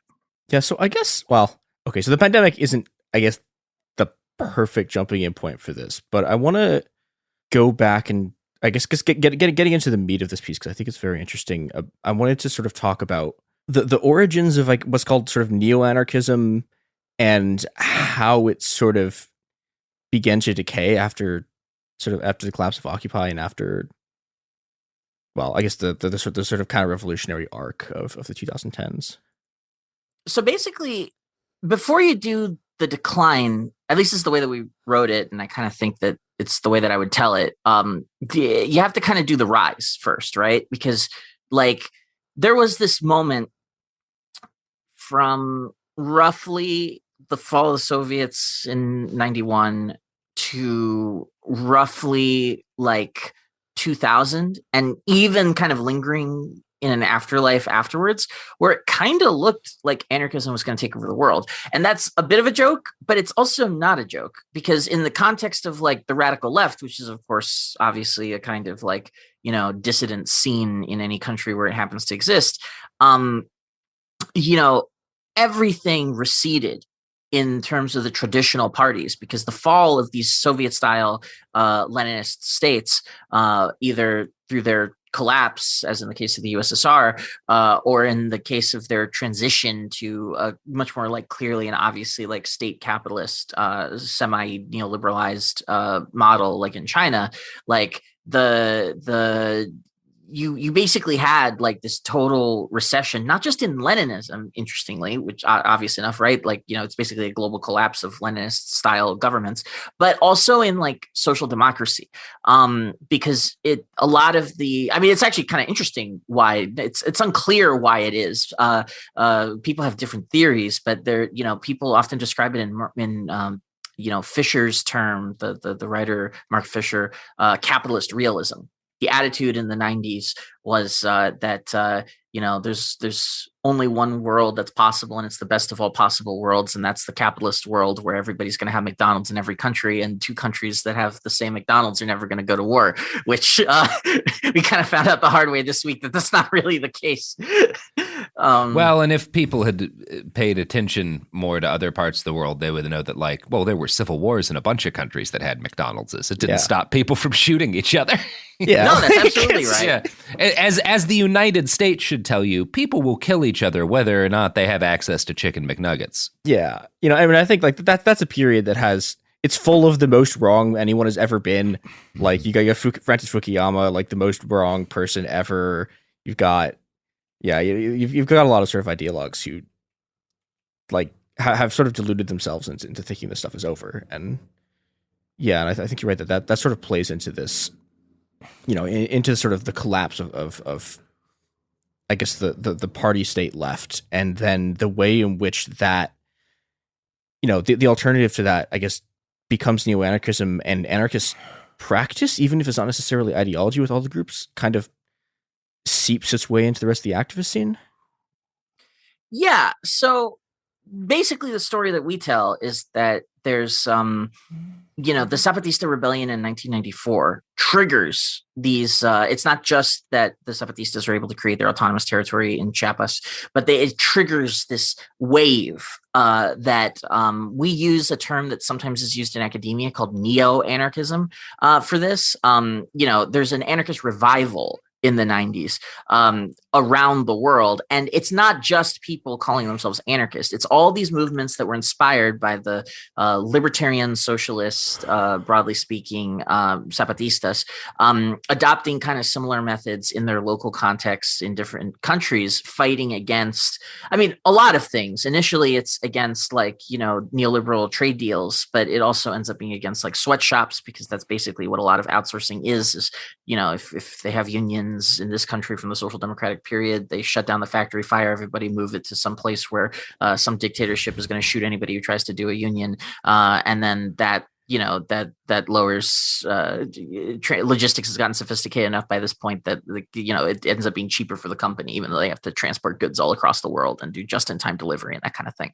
So a lot of the anti-globalization movement that sprouted up around the 2000s was against all these things, and usually using the kinds of direct actions, which is when you act kind of independent of the state and not trying to convince a politician to do something, but taking direct action to get your desired result, and all this kind of stuff.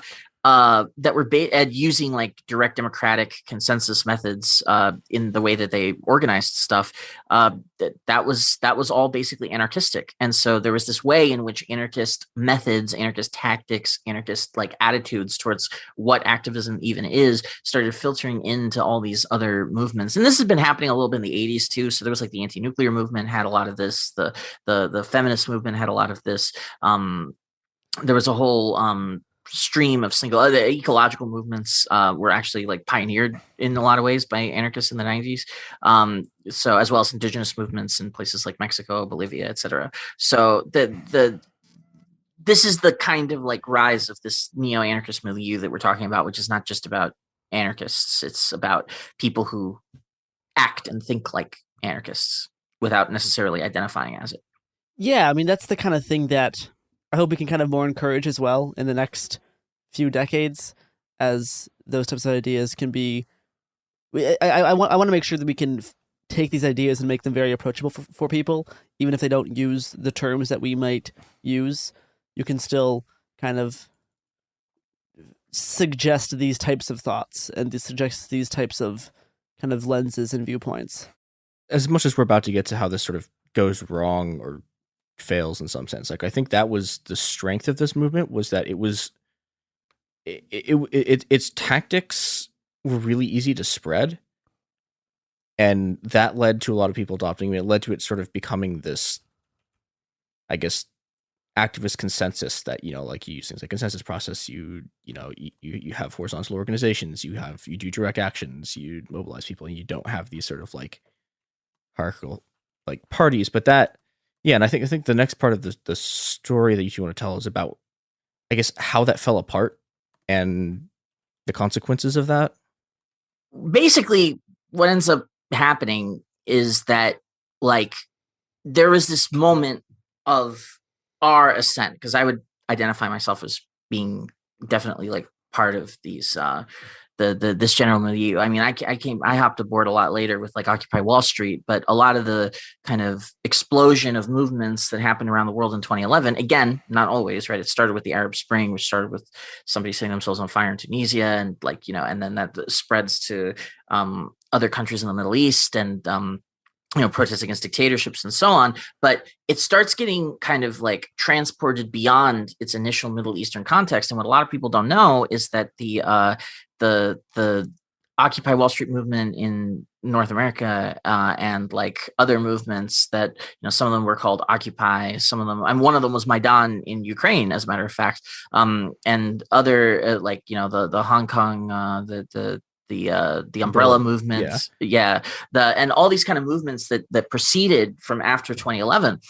A lot of them were basically in a single kind of wave, a protracted wave of copycat movements that were trying to adopt the same kind of tactics of like occupying public squares, declaring them basically autonomous, and doing like direct democracy in those squares, modeling the kind of society that people wanted to create. In this moment where it seemed like you could have these direct democratic sorts of movements.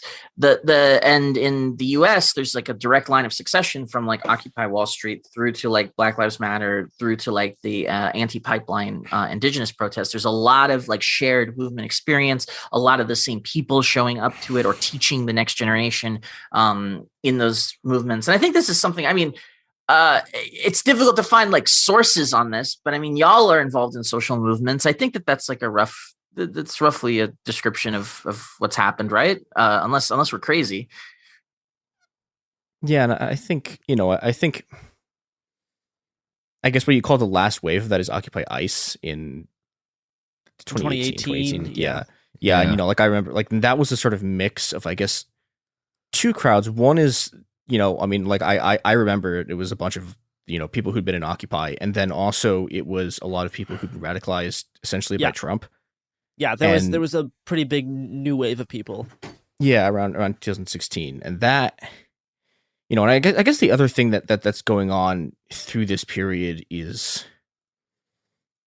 the ascension of the right, and the return also not just of sort of the fascist right, but of Leninism and social democracy as well. Yeah. This has also happened around like when Bernie Sanders was getting more popular. Yeah, and yes. I think there's a couple of, there's like two threads here. There's the sort of Bernie Sanders thread, and then there's the rise of the tankies, which has to do with Syria and has to do with sort of this backlash against the 2011 revolutions that, like some of that backlash turns into like just, like Erdogan's like hard right. Well, I mean, he was never like not a right wing, but like Erdogan's turn into just like firebombing cities and right. Assad as well, like literally barrel bombing. The peaceful protest stuff can overthrow governments if the government is not willing to bomb and shoot people who gather en masse in the central square because they're afraid of what the world's response would be if they did start doing that. But, when Bashar al-Assad did that in Syria against the democratic opposition movements, that basically sent the signal. Nothing happened to Assad, right? Nope. So that basically sent the signal that like, oh, he had a stressful couple of years, but yeah. Right. Yeah. Right. Yeah, like you can just shoot people and bomb them, and like it, and that basically defanged the kind of central tactic that a lot of these movements were trying to do, which is to have like large numbers of people do nonviolent civil disobedience, and then through those like direct actions cultivate this culture of like direct democracy in the hopes that the assemblies that are created in that space could in some way become the germ of the organs that could run society, or at least that's like when it's taken to its logical conclusion. Because usually people who are involved in this, they get involved in it, they think the assembly stuff is really cool, they start learning more about it, they get radicalized by being in the assembly, because like when you're in a direct democratic assembly and you're actually making the decisions like together, and then you come to an agreement and you execute the decision, you start asking yourself like, why can't we do everything like this? And then, that's what directs a lot of people in this kind of anarchistic direction. But yeah, one of the reasons why these movements start to decline is because they get smashed. But I think that there's always this other thing going on, and I wonder how y'all felt about this, like reading it, like, there was this kind of both like an external critique at first from people like, Bhaskar Sunkara, Jacobin and things like that. But then also like this increasingly over the years in the last half of the 2010s, internal critiques of anarchism coming from anarchists themselves, or people in this general kind of milieu, libertarian socialism, talking about how like anarchists didn't have solutions to the most pressing crises in the 21st century. Like if you guys had to say, I know it's like kind of pretentious, but like, what is the most pressing crisis of the 21st century? What are like the top three? Just off the top of your heads, without thinking, what would you list if you had to list two or three separate things? Climate change, creeping authoritarianism, and rampant disinformation about basic facts of reality. Sweet. Okay. So let's tackle each one of those, right? Like, what's an anarchist got to say about climate change? Well, okay, disrupt the pipelines, like, you can't have infinite growth on a finite planet, so you have to have like, we have all the slogans, right? I mean, we've all heard them like a million times. Yeah, you have the diagnoses of the problem, but yeah, but then like, okay, so how are we going to like, I guess we're going to build some co-ops, and then the co-ops are going to democratize production, and then we can do degrowth somehow, but like also disrupting existing production. But there's like a missing step here, right? Because like, the reason why we have all this production in a certain way is because the entire economy depends on it. It's been set up that way. So how implied in the idea that we're going to do degrowth somehow is that we need some way of constructing a different economy. And how do you construct a different economy, right? Through some kind of planning. So really the question is like, how do you do economic planning? Second one, I'm going to skip creeping authoritarianism for now, because that's actually like feeding into the ending of the essay. But the other one, right? Disinformation, another great question, right? Like, what do you do with social media? Like, okay, again, anarchists talk in general a lot about like, okay, we're going to democratize all the companies. Because we're democratizing everything. We're democratizing neighborhoods. We're democratizing cities. So it's kind of the same thing, turning everything into like a radical direct democracy. Okay, but if we're going to have social media, first of all, should we? Like, was it a mistake to invent a centralized system instead of the more decentralized internet that existed before social media, right? That's kind of an interesting question. But then assuming that we do, how do we restructure it? Not just in terms of how it's managed, but like, okay, we have the democracy of Facebook or whatever. And let's say that we're the workers at Facebook. What do we do? Like, how do we structure it so that it's not a giant misinformation engine, right? Like once you actually have like the responsibility and the power of being in the saddle, which is what we spend so much of our time kind of just trying to do, you have to actually make decisions about what to do. And honestly, there aren't that many. I mean, what do you do with a utility like that? Like, for example, who ought to be in control of a utility like that? Is it really just the workers of Facebook? Aren't all the people who are users of it, don't they have a right to be making decisions about it too? And is it just an American institution just because it's an American LLC, or is it like a global institution because everybody on the planet's on it? Is there, are there ways that it could be reconfigured like fundamentally in terms of how users use it that would change the experience in some way to actually make it make you less liable to misinformation? But on the other hand, if you try to manipulate people in order to not see something that's going to be misinformation, isn't that, well, like censorship or some other thing that we generally would oppose, right? Like the tool of centralized social control. So these are really deep questions. And again, there's generally a kind of silence. And of course, in that case, there's silence from the Social Democrats too, and there's silence from the Leninists. I mean, well, the Leninists just kind of fantasize about turning Facebook into the tool the central party state uses in order to crush dissent forever or whatever. But Social Democrats are like, let's nationalize Facebook, and it's like, yeah, sure, we could do that, and then the NSA owns Facebook. I'm sure that's a better scenario. Yeah, I mean, I tend to think somewhat differently about what it means to have an anarchist solution to those problems. Like, for example, I don't see anarchists or social democrats or Leninists having any kind of stopping climate change solution, because I don't realistically see the organizing potential capable of actually stopping what's going on in any kind of reasonable time frame. And I certainly don't think that the existing neoliberal structures or the authoritarian structures that exist in, other countries or in this country are going to stop it either. So when I think about solutions to climate change from an anarchist perspective, I think about how can anarchist organizing help people deal with the consequences of climate change. And I tend to see the potential for actually like mitigating climate change coming more from as the consequences of this become more dire to people, if anarchists are good at providing relief and helping people and organizing through that, then eventually there's some potential to actually get people organized to stop the causes of the problem. But I just don't. I'm not an optimist about our ability to stop the worst of it at this point. Especially not after the most recent IPCC report. And I guess I'm kind of in the same boat when it comes to disinformation. And this is not just like anarchists, I feel like lack as you've stated, a good idea about like, what do we do with Facebook? What do we do with YouTube? What do we do with the way all of these things are set up and the harms that they do at scale? Nobody, and I include the people currently in charge, has any real good ideas for that, because they haven't. Like, I've been working in this space for a very long time. I've spent a lot of time talking with and debating with a lot of the folks who are leading minds kind of in the fight against disinformation.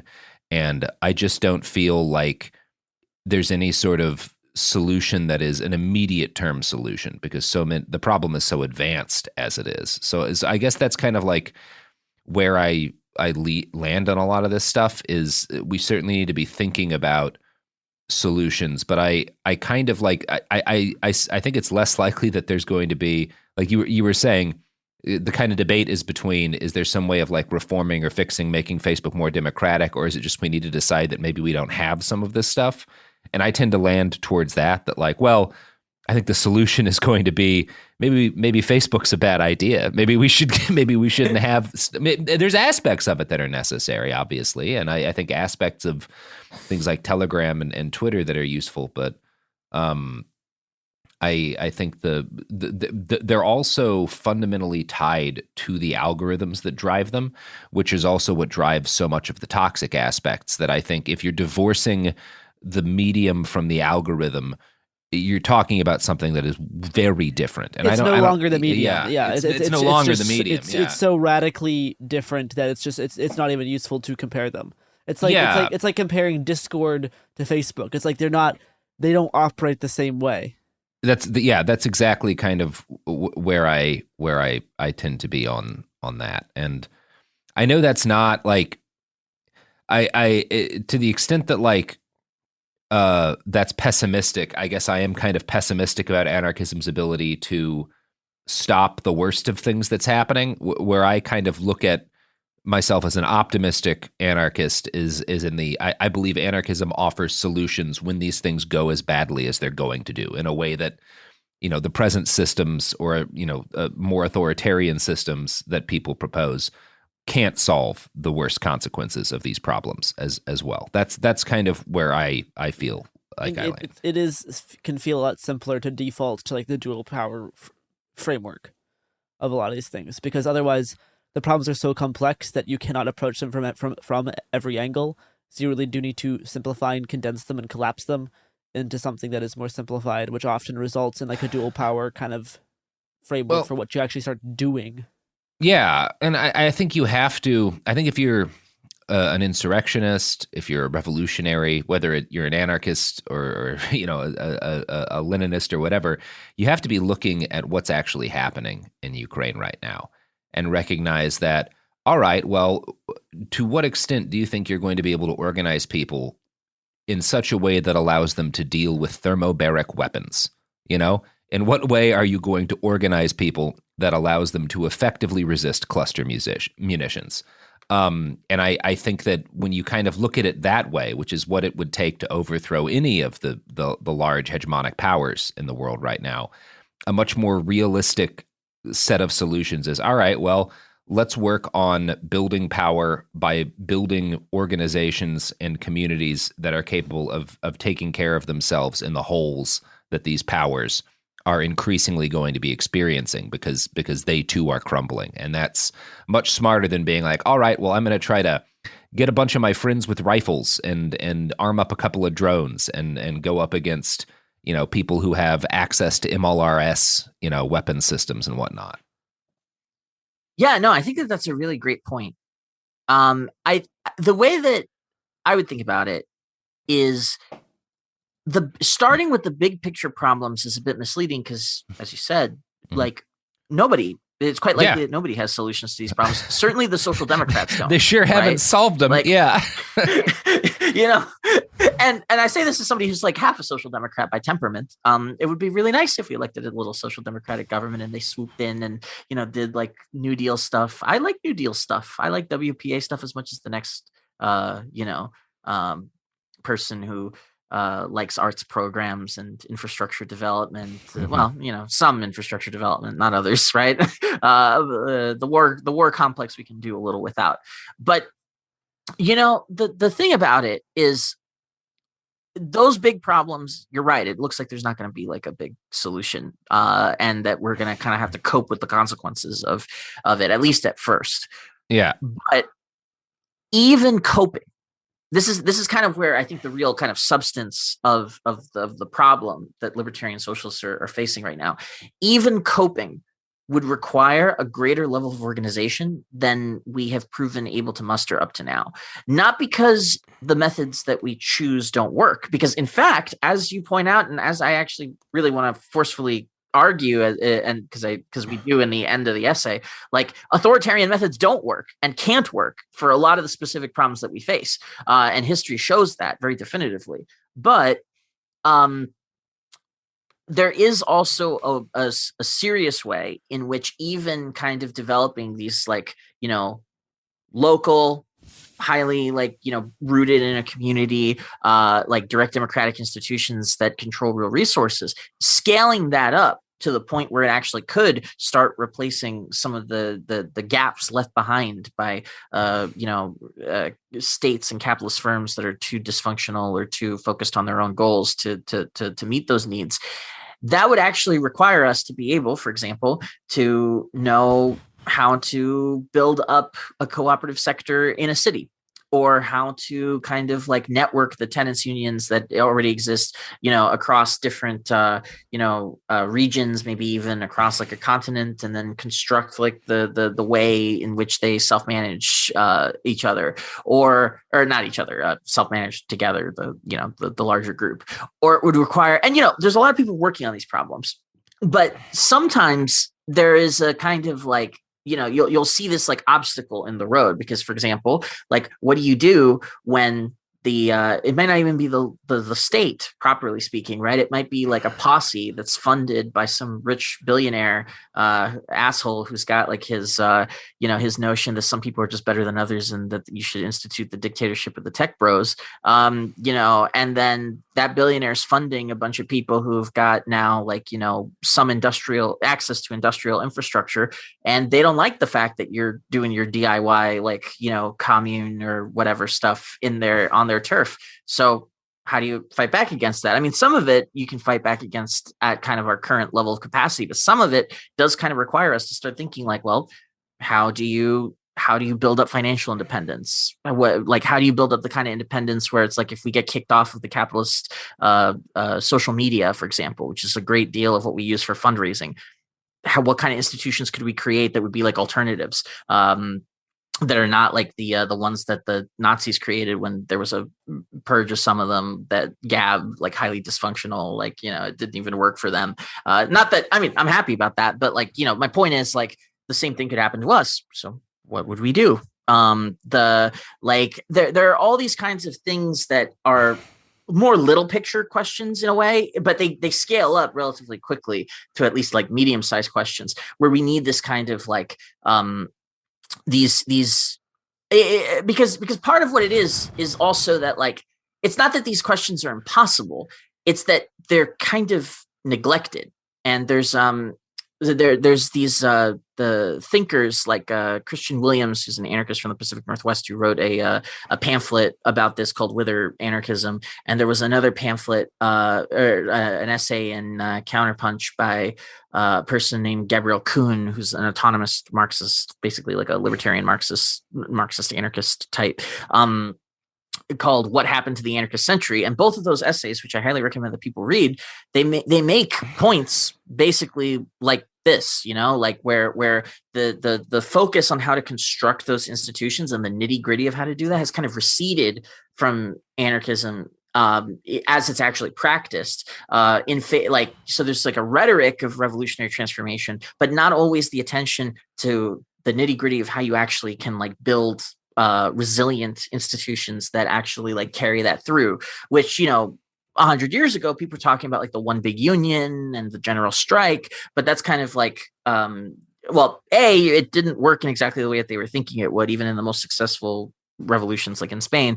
And B, it was also like there's a certain way in which our tensions are focused on other things. And it's not that those things are bad. It's just that like there's been this kind of neglect of the question of large scale organization and how you do coordination, like, you know, in order to tackle problems that are kind of like at the scale that I was talking about before. And so basically the argument of the essay is that in the absence of that, like for the socialist movement that emerged after 2016 turned away from neo-anarchism, thinking basically that it had no solutions, which I don't think is true either. But it's like, you know, or like rather it was true in the moment, but it doesn't have to be true. But it was true. But enough people thought that it was, that they turned to like the social democratic route. But with the failure of Corbyn and Bernie, that kind of burned a lot of people out too. And a lot of what seems like it's coming up now, and I wonder what you guys think of this. Like a lot of the people that we see showing up in movement spaces, who we see kind of like getting politically activated for the first time or whatever, a lot of those people are really interested in Leninism, and specifically because I don't know how true that is. That's at least not. That part's not true. At least here in Portland, that's very much not the case. Yeah, well, Portland is also got no other part of the country history. Is like Portland, other than maybe Eugene. Like, okay, that's fair. That's like, fair. Yeah, well, Seattle Portland, a little bit too. Yeah, let's but be fair. Portland is a big enough anarchist city that there are entire decade-long like inter-anarchist wars that no one else in the U.S. has ever heard of that are like the most important thing that's ever happened in Portland. Oh boy. Welcome to the green-red split. Let me tell you, Chris, you have just pissed off 60 people who could not explain to you, who, if you gave them a year, could not explain to you why they're angry. And I mean, to be fair, like I am an anarchist in Chicago, and the first time I introduced two of my Twitter mutuals together, they almost got in a fist fight. So like, that makes sense. That makes sense. Yeah, that completely scans. Even with like DSA stuff, I feel like there at least was a trend a little bit to stay away from some of the more Russia communist kind of like types of aesthetics and ideas, because it is a turnoff for so many people. And it does, encourage us, and it does like encourage and forefront a form of authoritarianism that maybe is not great. Yeah, I don't know. Like I've seen sort of both trends. Well, okay, so I think the last like year has been very different than I think the previous 5. I've seen it on Twitter, but I don't know how much it expands into actual spaces. I think it does. Like I saw a lot. Because one of the things that happens in the DSA is that the Leninists essentially took over the International Committee, and they had this kind of division of labor inside the DSA, where like you have a part of the DSA that's essentially a social democratic machine, and then you have the International Committee, which is the foreign policy wing, is essentially run by essentially run by the Leninists. And I think I saw it there. And the other thing I think I saw a lot of that I've seen, even from people who are ordinarily not Stalinists, is what, part of what's talking about this is the sort of like climate Stalinism or like climate Mao stuff. Like that is a huge problem that, I think part of it also just has to do with the fact that people don't like, okay, so like we have actually existing climate Leninism, like we have it. It's China. Like the CCP changed literally changed its state ideology in the mid 2010s as an attempt to deal with pollution and climate change. It did nothing. Like they pressed every policy lever. It didn't work. I mean they did carbon markets. They literally just banned coal in entire provinces and it didn't work. They changed their country valuations. They probably shot people. Like lays this out specifically with China to an excruciating degree, like in detail. If you're really interested in this type of like climate left authoritarianism, they call it climate Mao in the book, but you can call it climate Leninism, you can call it whatever, but they lay out how it could work and how use cases of it have not worked to a pretty intense degree. If you're interested in that, I would recommend reading the book Climate Leviathan. It definitely influenced a large portion of the writing for this show. And I mean, to your point, I don't think that this is the only trend. I agree with you that out of like the conjuncture of 2020, there was this. I think that a lot of the more like establishment reformist aspects of the movement were discredited, and that pushed people in different radical directions. Like one of which very much is anarchism and libertarian socialism. I am seeing a lot more faces that are interested in those questions for sure, and that's kind of counter to the trend that I was describing from the last like 5 years of like people becoming more disinterested because of the real or perceived lack of solutions. However, I do think that it's important, and this is kind of following on Chris's climate Leninism point, to understand that there's at least a counter trend where a lot of people have not only moved away from libertarian socialism, but they've also moved away from democratic socialism. And if you follow that pattern, which is a pattern that I at least have seen within the DSA, within various trade unions, among a lot of like intelligentsia type people, like journalists, professors, blah, blah, you see a very common set of arguments. And I think it's very clear that as the century proceeds and the crises get worse and start killing like even larger numbers of people than they already are, we're going to see this argument a lot more. And the argument is something like this. I mean, there's a quote from a tweet, and one could argue that a tweet doesn't matter. Old friends, old enemies. You are naive if you think, this is the tweet, you are naive if you think climate change can ever be solved without an authoritarian government at this point. That's the whole thing. So it's a nasty little tweet because it's ambiguous, right? It has this like shocking and scandalous effect. We need authoritarianism to solve climate change. It's scandalous, épatez le bourgeois, whatever. But then it's like, okay, wait, but what do you mean by authoritarian? Am I just being hysterical, reacting in a bad way? It's like, what do you mean by, it's the same as saying you're naive if you think that climate change can be solved without nuclear power, or climate change can be solved without really big hammers. Like, we have authoritarian governments, we have nuclear power, we have really big hammers, and climate change has not been solved. Is it possible that any of those things might be a part of a theoretical solution that may happen someday? Right. Yes, but it hasn't. And there's like, if you're trying to say that authoritarian governments are better at dealing with climate change than the governments that currently dominate, number one, hell of a lot of authoritarian governments are responsible for our current situation, re climate change. Number two, the Soviet Union, which I suspect most of these people see as a guiding light, horrible for the environment, turned the largest body of water in Eurasia into a poison lake. Yes, right. Not good at the environment, And here's what's interesting about the thing to me. The other thing that it's doing is kind of signaling that it's like patently ridiculous to oppose this idea without specifying what the idea is. Like, and like, in other words, authoritarianism. Like, but like, I mean, let's be blunt, right? What they're implying as a Leninist is the one-party state, the secret police, press censorship, and the command economy. Yeah. So does that help you fight climate change? That's actually an interesting and a kind of like, distant 5,000 foot view, from the God's eye view or whatever. Like, that's an interesting technical question. Do these institutions actually help or hinder a response? But we're not even having that conversation, because instead it's this kind of underhanded attempt to get you to think that. So again, does a tweet matter? Well, I think a tweet matters if it comes from a member of the National Political Committee of the DSA. Because at least ostensibly, if DSA which is the person who did that tweet, because at least ostensibly, if DSA is a mass movement, as it purports to be, the mass movement of socialists in the U.S., and and the National Political Committee is ostensibly the leadership of the DSA, which I personally don't believe, but that's certainly how they think of themselves.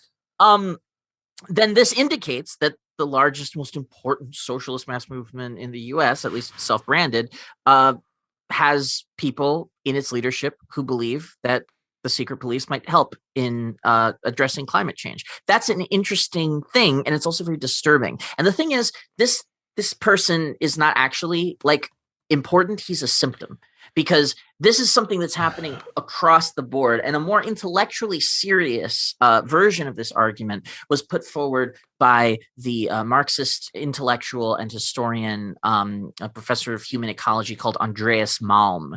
And people who are really into like Marx nerd stuff will probably have heard Malm's name. Because he's kind of, what a very good book called Fossil Capital. Everything he's written after Fossil Capital is a disaster. Well, I like some of the sabotage stuff.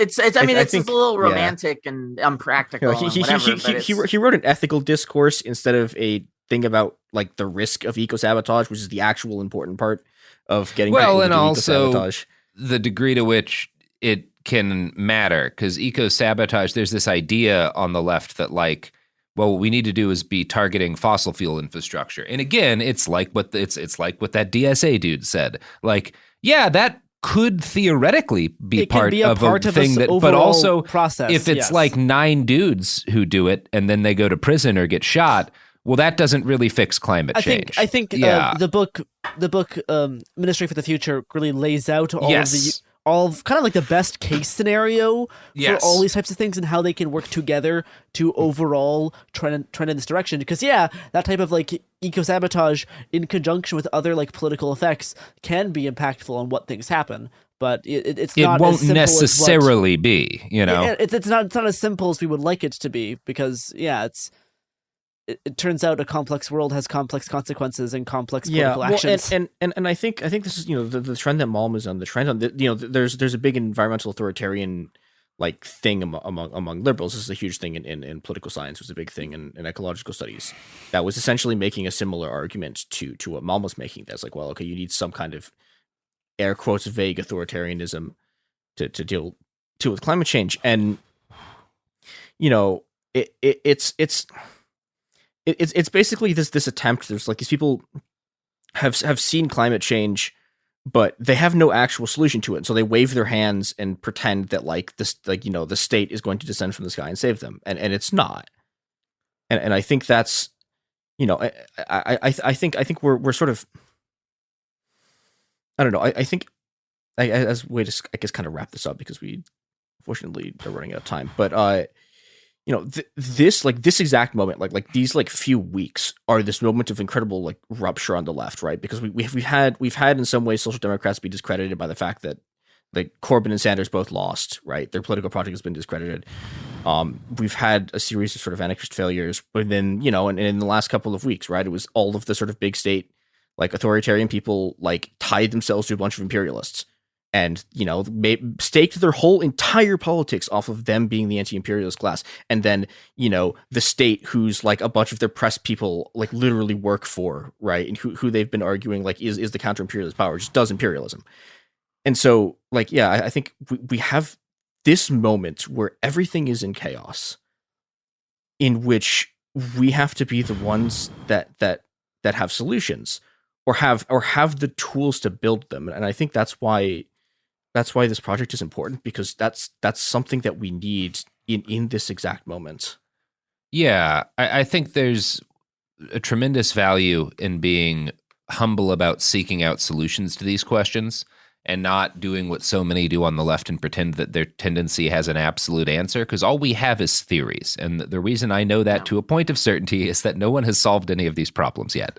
Right. Yeah, absolutely. And so there is a tremendous degree of humility that people need to have in terms of like, all right, well, we are attempting to arrive at conclusions that can lead us to a better world, as opposed to we are trying to force through this thing that we know will work. Because you don't, if you're a Marxist-Leninist and you think that we need climate Mao, you don't know that will work because it hasn't yet.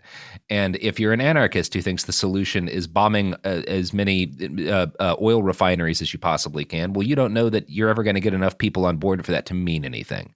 And I think that there's the conversations that we need to be having. I think it's important to see them as conversations as opposed to polemics aimed at just getting people in line behind this shining vision of a clear set of steps. It's important to envision the end goal. I say that a lot. We need to be looking and accepting the possibility of a better future, but it's important not to be dogmatic about the road to get there, because nobody really has a clear idea of what that looks like. Yeah.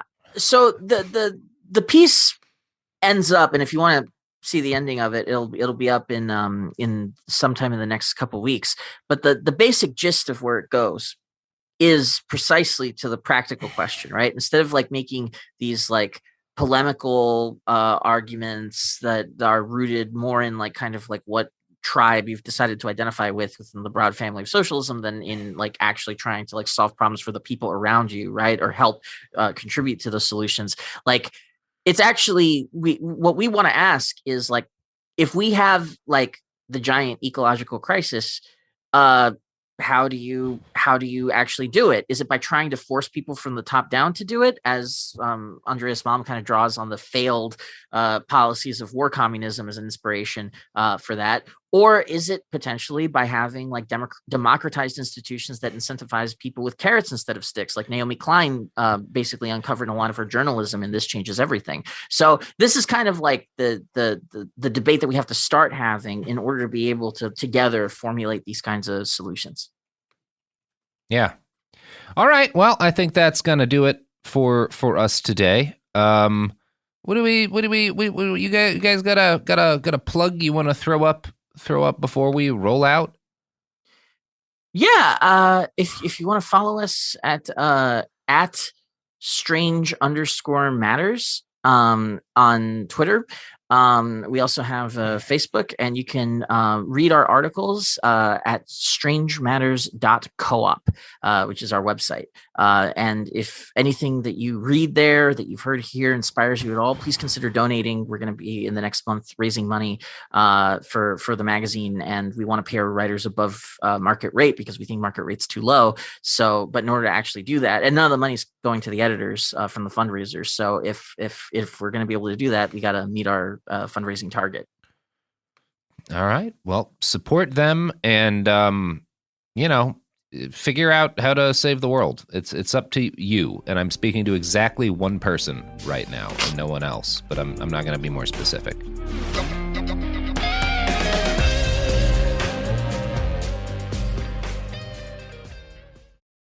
Hi, this is Jo Winterstein, host of the Spirit Daughter podcast, where we talk about astrology, natal charts, and how to step into your most vibrant life. And I just sat down with Minnie Driver. The Irish traveller said when I was 16, you're going to have a terrible time with men.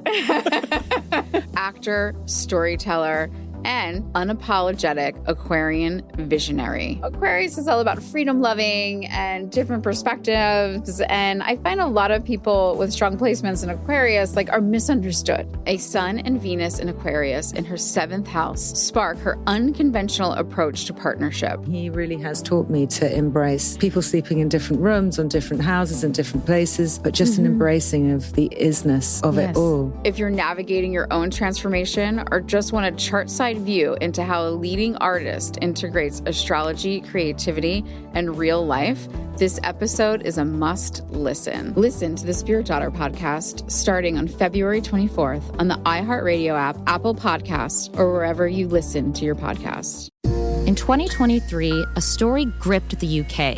evoking horror and disbelief. The nurse who should have been in charge of caring for tiny babies is now the most prolific child killer in modern British history. Everyone thought they knew how it ended. A verdict, a villain, a nurse named Lucy Letby.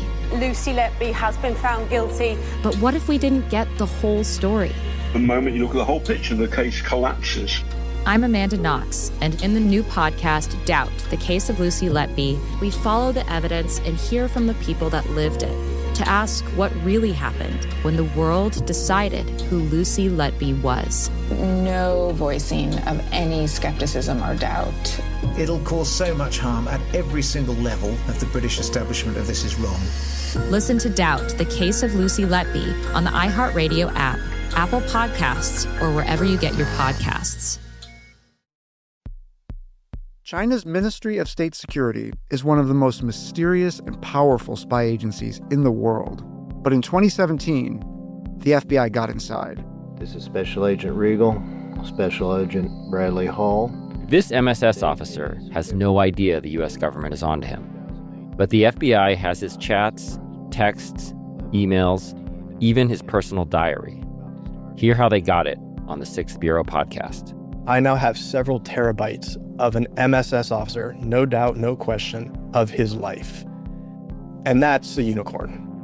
No one had ever seen anything like that. It was unbelievable. This is a story of the inner workings of the MSS and how one man's ambition and mistakes opened its vault of secrets. Listen to the 6th Bureau on the iHeartRadio app, Apple Podcasts, or wherever you get your podcasts. I'm Clayton Echard, and in 2022, I was the lead of ABC's The Bachelor. Unfortunately, it didn't go according to plan. He became the first Bachelor to ever have his final rose rejected. The internet turned on him. If I could press a button and rewind it all, I would. But what happened to Clayton after the show made even bigger headlines.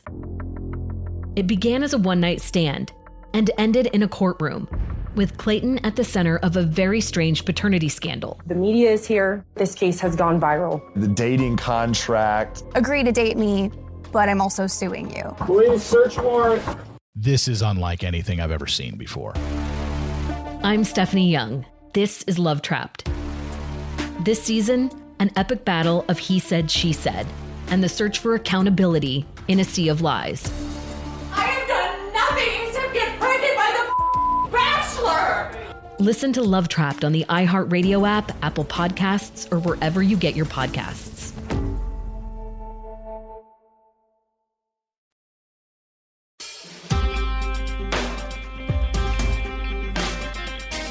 Welcome to It Could Happen Here, a podcast about things falling apart and putting them back together again. And today we're doing one of our, I guess, increasingly less rare, but still sort of uncommon putting things back together again episodes.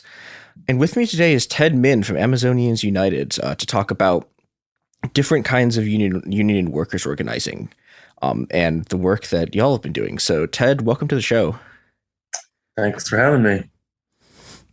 So, all right, one of the things that I wanted to talk about right off the bat is that Amazonians United is running a very, very different kind of organization than a lot of the union efforts that we've talked about on the show and a lot of the sort of, like, I guess, classical or sort of business union model stuff that you know then what you see in the press and then also that we've been covering. So I wanted to start off by asking you about solidarity unionism and how it sort of differs from other kinds of union organizations and sort of campaigns. Sure. I think it's pretty simple, actually. I think solidarity unionism is workers who believe in ourselves.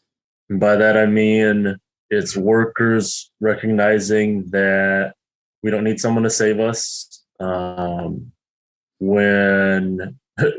because we are the ones doing the work. We know how to run our workplaces.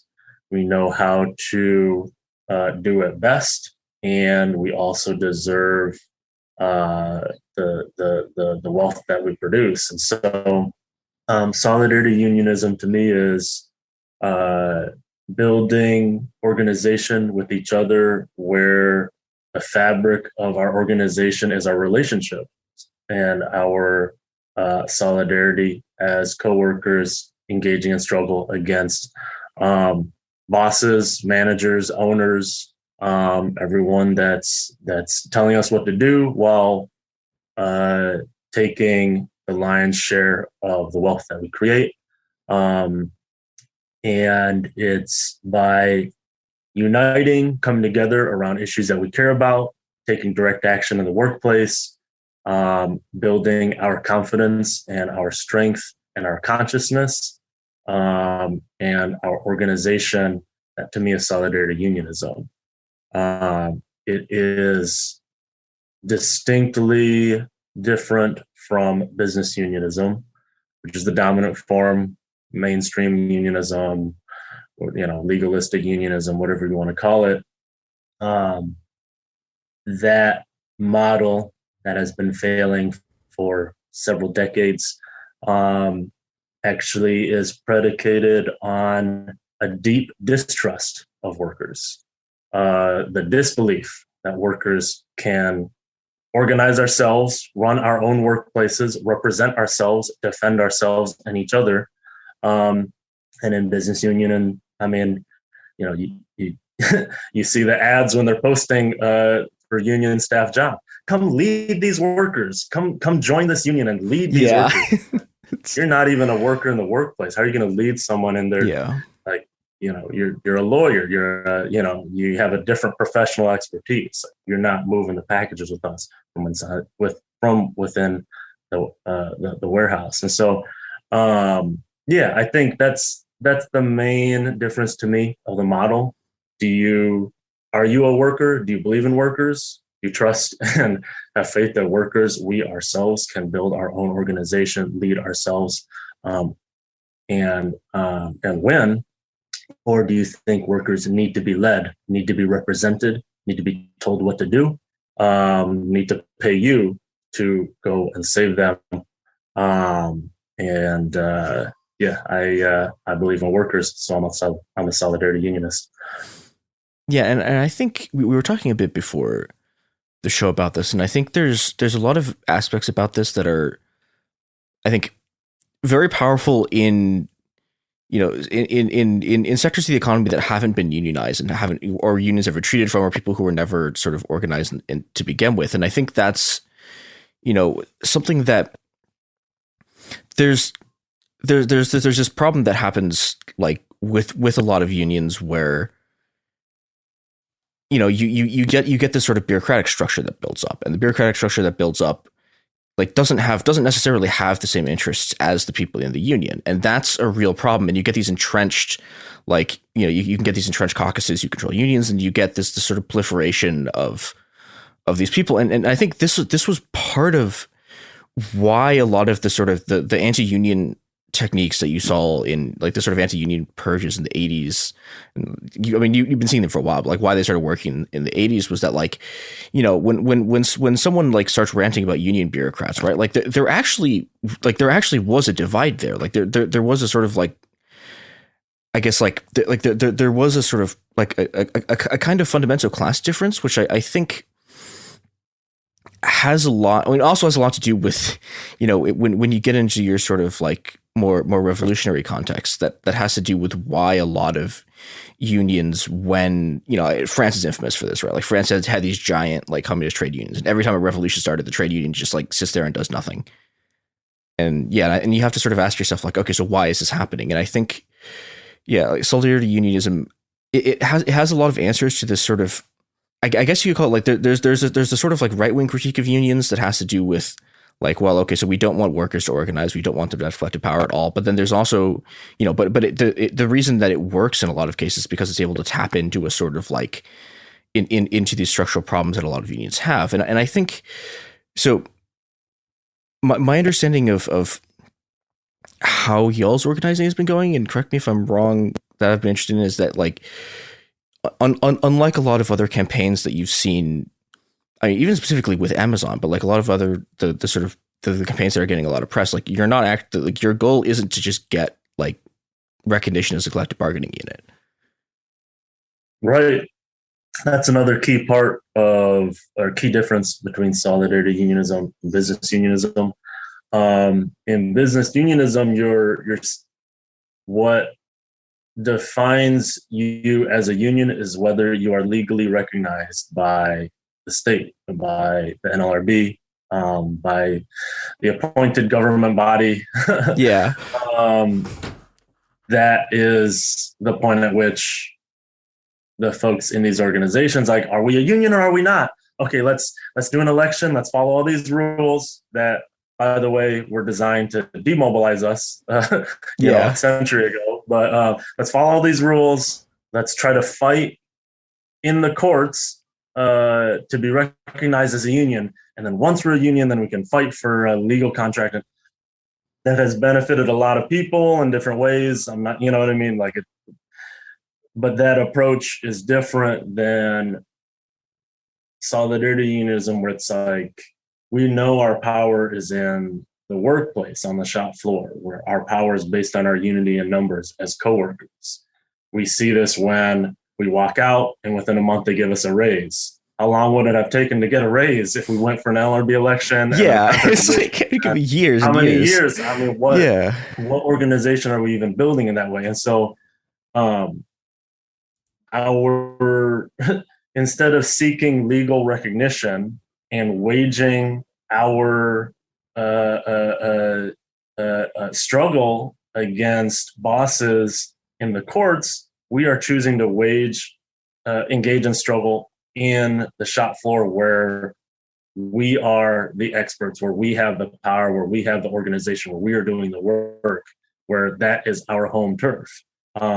We have more power there. Like, it makes more sense to build power where we have power, not in the institutions that were specifically designed to disempower us and give large employers the upper hand.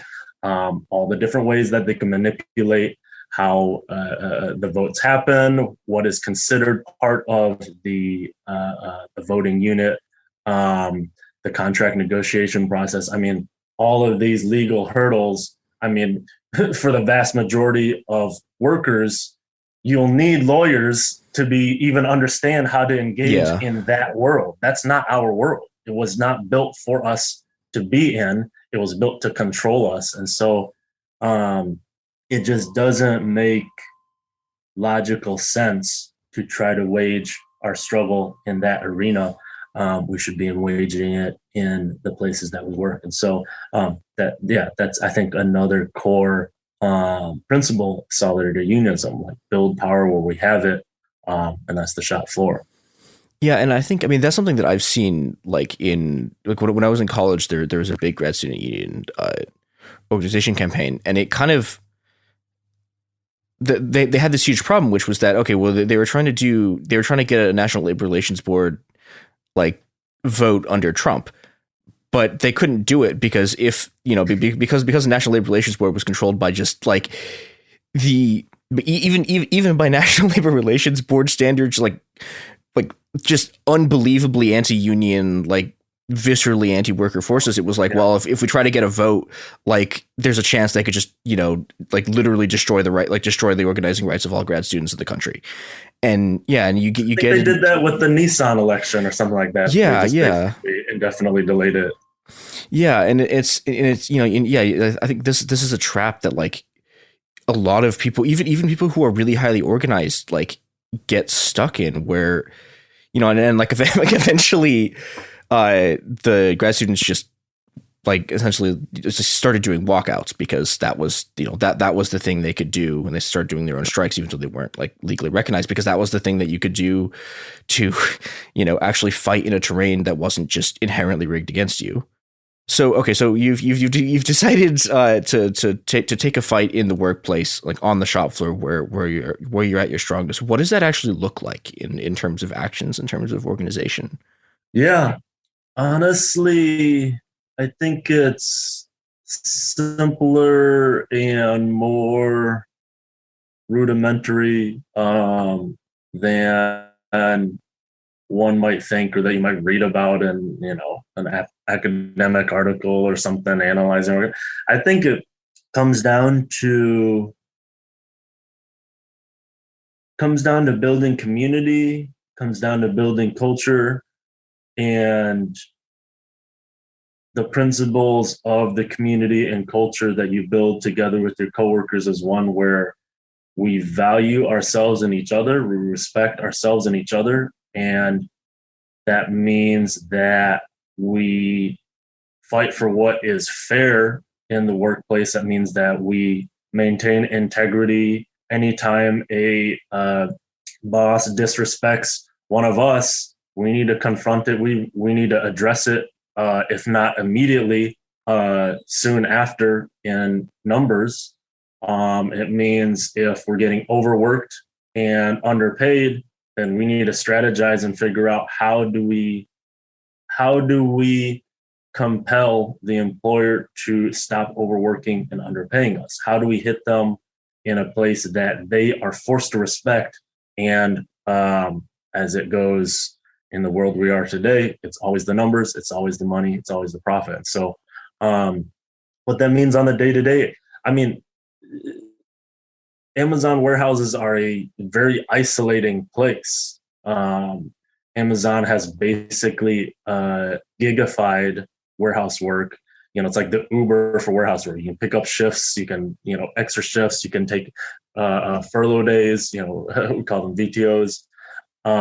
Many warehouses, like you'll work a 10, 12-hour shift, and for that entire time, you're near one or two people max because you're spaced out and it's loud and there's machinery and you're packing boxes. And so on top of that, the everyday dehumanizing, it's also you're pushed to work faster and faster. It's difficult to have, deep human interaction when you're busting your ass moving, 30 to 45 pound packages as quickly as you can. And so the day-to-day of building and fighting in the workplace, building community means, for example, every week we have a potluck during lunch, bring coworkers together, new coworkers that, someone could start last week. This is something that we hear a lot. Part of the challenge, it's the turnover is so high. How can you possibly organize? Yeah. Turnover is so high. That is a specific weapon that bosses use against us. High turnover means what? It means we frequently have new coworkers, harder to build relationship and organization. Yep. It means that the job feels more precarious. So people are always afraid that we'll lose our job. We could get fired. They could change staffing numbers. They could close warehouses. It create, as a tool, high turnover. They churn through workers. Okay, who's willing to do the most work for the lowest pay and sacrifice the most of their body? Okay, if you can't handle it, then you quit. If you can, then you stay in here. Okay, let's find the workers in society that are most able to, produce the most of it, so on and so forth. And so basic things, having everyday, sometimes it's just like talking with your coworkers is something that they try to keep you from doing in the workplace. And by engaging conversation, you're already resisting that isolation, already resisting bosses trying to just control everything, keep everyone divided. So, weekly pot lunches, having meetings inside or outside of the workplace, coming together. What are the issues that we care about? How do we build more unity around these issues that we know many people care about? Is it doing a petition? People sign on together. Are we delivering the petition in a group? If the management doesn't respond or doesn't give us a reasonable response, how do we escalate? Do we need to walk out? Do we need to take other action? Anytime we see a manager disrespecting a coworker, how do we post up next to them, pull out a notepad, start taking notes, ask questions? We're a witness. How do we defend each other in all of these basic ways? How are we addressing and being honest with ourselves and each other of just the depth of disrespect when they're waiting for us outside of the bathrooms to write us up for time off tasks, when they're telling us to work faster when, we're already on a 10-hour shift, we're on hour 10 of the 10-hour shift. They send a bunch of people home and are forcing us to finish all the work for a small number of people. Do we continue putting up with it, or do we immediately walk out, or do we talk with our coworkers about what we want to do? Just being mindful of being honest about how we are being treated, what is fair, what is not, and taking the necessary action to demand the fairness, the respect that each of us deserve. I think like that's what the workplace struggle looks like. And I think it comes down to building that community with each other, and then building the culture of not putting up with bullshit, defending each other, looking out for each other. There's a them, there's an us. Make sure you know what side you're on. And I think that's the foundation of it. Yeah, I think the aspect especially of culture building is really interesting to me, because I think that's something that's not really talked about much with organizing efforts in both. I mean, because a lot of what gets discussed with especially in academic circles, when you're just when you have people writing about union organizing, and when sort of like other union organizers are writing about unions, is that you don't hear much about the cultural aspects, and you don't hear much about just resisting the actual like psychological degradation that you get. And that strikes me, I think, also as you've been saying, strikes me something that's very important and not discussed enough, as both as just something that is a goal in itself, like not having this sort of not having the just sort of horrible, demeaning and abusive sort of tyranny of the bosses just like existing as this kind of like normal force. But then also like, that strikes me something that is really important for anyone who's thinking about organizing is, getting people to organize around just like how, or getting people to organize around just the sort of like the psychological degradation. Like I think is really important, because otherwise, you can just get these cultures where, like, I remember I had a job where I was in, like, we had a union, but like it didn't. I was a temp worker, so I wasn't in the union. But like they had a union, and it just sort of didn't do anything, and no one, like, and this was a real source of sort of right wing resentment, because the union just didn't do anything, and then, everyone's getting treated terribly, like by the bosses and by sort of upper management, and no one. But it never really like, just on a cultural level, it never occurred to them to sort of like use the union for that, because that's not really what the union was there for. It was just the sort of like, it was just this thing that existed, and like occasionally when contracts came up, it would appear. And I guess on that note, one of the things I was also wondering is what sort of, so for people who are interested in their own workplaces and starting doing this kind of organizing and starting to sort of, just fight back against their bosses in ways that don't, either because they don't want to or because they literally can't, which I think is true of a lot of people, like who want to organize outside of the business union model. How did you all start organizing like this, and what sort of immediate lessons do you think people should take away and should sort of bring into their own organizing in the workplace? Yeah. I think at the base of it is that, I guess I mentioned something like this earlier, but that we can organize ourselves. We can, if you have two coworkers that you're friends with, and you say like, hey, let's meet up and talk about what's going on at work, you're starting to organize, and I think part of the damage, part of the harm that business unionism has done, and also just, hierarchical organizing, Kalinskian organizing. I think they're all part of a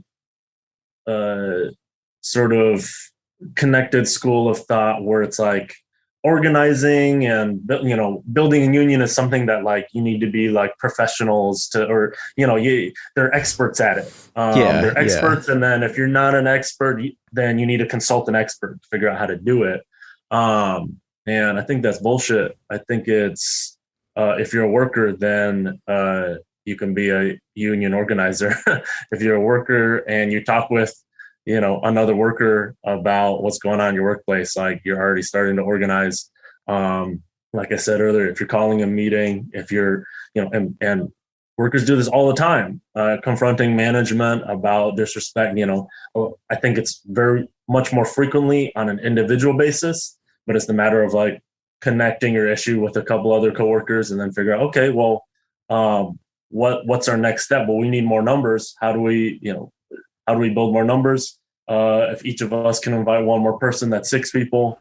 If if the 6 of us are starting a petition, we could probably get, you know, signatures of 50 or 60, you know, like it's step by step, and saying, if we want to build organization, we can do it from the bottom up. We can start it, and we can figure this out. I mean, even within the same company in the same city, there, you know, I work at a delivery station in Gage Park.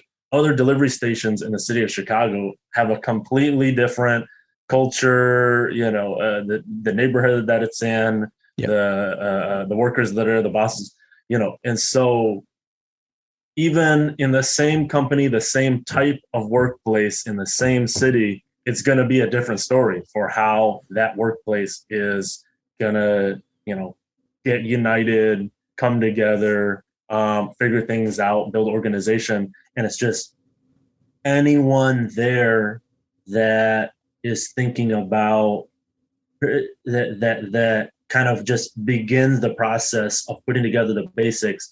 All right, we need to start building up some numbers. We need to start having, you know, addressing some issues that people care about. And there's always the, you know, overworked and underpaid, and that's going to exist everywhere. And you can always go after those issues. But frequently there's smaller ones. Like our first issue was a water petition, was access to water. And this is how we started as an organization. Basically, they were taking away bottled water. They said we were leaving around too much garbage. They're saying bottled water is only there for the summer, and now that's not the summer. They're trying to save a few dollars a day on bottled water to make us, you know, work without it. And we said, that's fucked up. We're doing warehouse work. Like, this is hard manual labor, and it's hot in here. We need that bottled water. It's, you know, not just the broken, unfiltered fountain across the warehouse that you can't even get to while you're working. And so just a few of us that were talking at break was like, okay, well, there's 6 of us here. Well, we're kind of, you know, this is the break room at work. They're like managers walking around, their cameras in here. Like, let's meet outside and figure this out. So, you know, we met at a Krispy Kreme down on like 93rd. And we just basically said, like, well, how are we going to get this water? We've been asking management, you know, they've given us the same reasons. We need to do something bigger that they can't ignore. How about a petition? And so we just drafted it. The 6 of us, we drafted it. We went around, we got 150 signatures, I think, from our coworkers. They're just like basic demands. We need bottled water stocked every day. They need to be, you know, filters need to be clean. We need to be able to take a break to get this water. And we delivered the 150 signatures to management. I think it was within 30 or 40 minutes. They drove to a grocery store, bought, you know, went to the nearest Pete's, bought every case of bottled water they have, brought it and passed it out to everyone. We're like, oh, okay. Like, that was, you know, people were like, that's just, hey, we got to do a petition for this thing. We got to do, you know what, this thing, we should probably, it was that, I don't want to say easy, because it's definitely not easy to like, the step by step of like, how do you begin? How do you get something started? How do you start building some unity? These are steps that we have taken. These are, you know, what we think can be applicable with everyone's own kind of personal tweaks based on, you know, your own workplace, to start getting something going for more coworkers to start realizing, oh yeah, like we should be in more control of what's happening around here because we're the ones that are doing all the work. Yep, we're the ones that are suffering the most from it. I mean, our bodies getting ground down from doing it. And so, I think I loop back to a previous question too, but like how we started, how you engage in the struggle, and just like what that looks like for building something up from nothing to something. Like that's what we, you know what I mean? That's what we did. Yeah. From what I've seen, y'all have been extremely effective, like at getting management to recognize, essentially getting them to like accede to your demands, because like this kind of organizing, like solidarity union. What I'm trying to say is solidarity unionism works. Like it's not like it's a thing. I think one of the things you're talking about is like, it's like when you win even on something fairly small, right? And you can show people that this works and that like, if you actually come together on something, you can force management to do stuff. Like I think that also becomes an important sort of like, I don't know if catalyst is the right word, but it becomes an engine that like feeds itself. Definitely. I mean, especially for a big company like Amazon, like I think the most common perspective, at least at the start, is like, this is such a big company. Like, what could we possibly do? They have 1,000 warehouses. Like, what, they could choose to close one and open another one. They do this, or they could suddenly, and with 2 weeks notice, like change the schedule from an evening time to an overnight time, which is what they did to us, basically. What can we possibly do? And so, but I think it's like the moment, it's like there's on a cliff or what do you call it? Like the watershed, a point, like the moment you kind of take that first collective action and then get what you want. It's like, oh wait, it's not as like within this space, like we can actually make our lives a lot better pretty quickly if we just come together and do it ourselves and recognize the power that we have. And I think it's like, that's one of the reasons why it works so well is because it is different from the mainstream approach, which bosses in these companies understand very well and can easily maneuver around, such as, if one of our managers does something wrong, what will happen next is one of our lawyers will receive a grievance from one of their representative lawyers, and this business union will have this many months to respond, and then we can do this, and then we'll do this paperwork and have this legal back and forth, and then maybe we'll address this issue 6 to 12 months down the line. No disruption, nothing to worry about. Let the bosses run amok, and we'll get a 6 to 12 month head start to get a slap on the wrist and a fix wherever we need to, or pay a small fine. As opposed to that's business unionism, like as opposed to solidarity unionism, where it's like they just disrespected us in a way that like we're not trying to put up with. Like we are hurting. Yeah. We can't even finish this shift without hurting ourselves more. We're just going to group up and walk out right now. They're going to have to figure out how to get the rest of these packages out without us. And when we come back tomorrow, we'll see if they want to keep treating us the same way. And so it's like, to me, we've had basic management confrontations where either immediately, they were understaffing and we grouped up, rolled into the office, just like with 7 of us, not even like the whole shift. 7 out of 50 people rolled in the office, said, you have too few people on the line, so you need to add an extra person. We've been asking, you haven't. We folded our arms. Within 5 minutes, they sent an extra person over there. They're working the rest of the shift. In the business union approach, like I don't even know, like how you file a understaffing grievance. Like, what are the details? How does that happen? Does a union representative have to be contacted and then negotiate in some way? Fuck that. Like, let's just address this right now and fix it. I don't want to wait for some outside activity.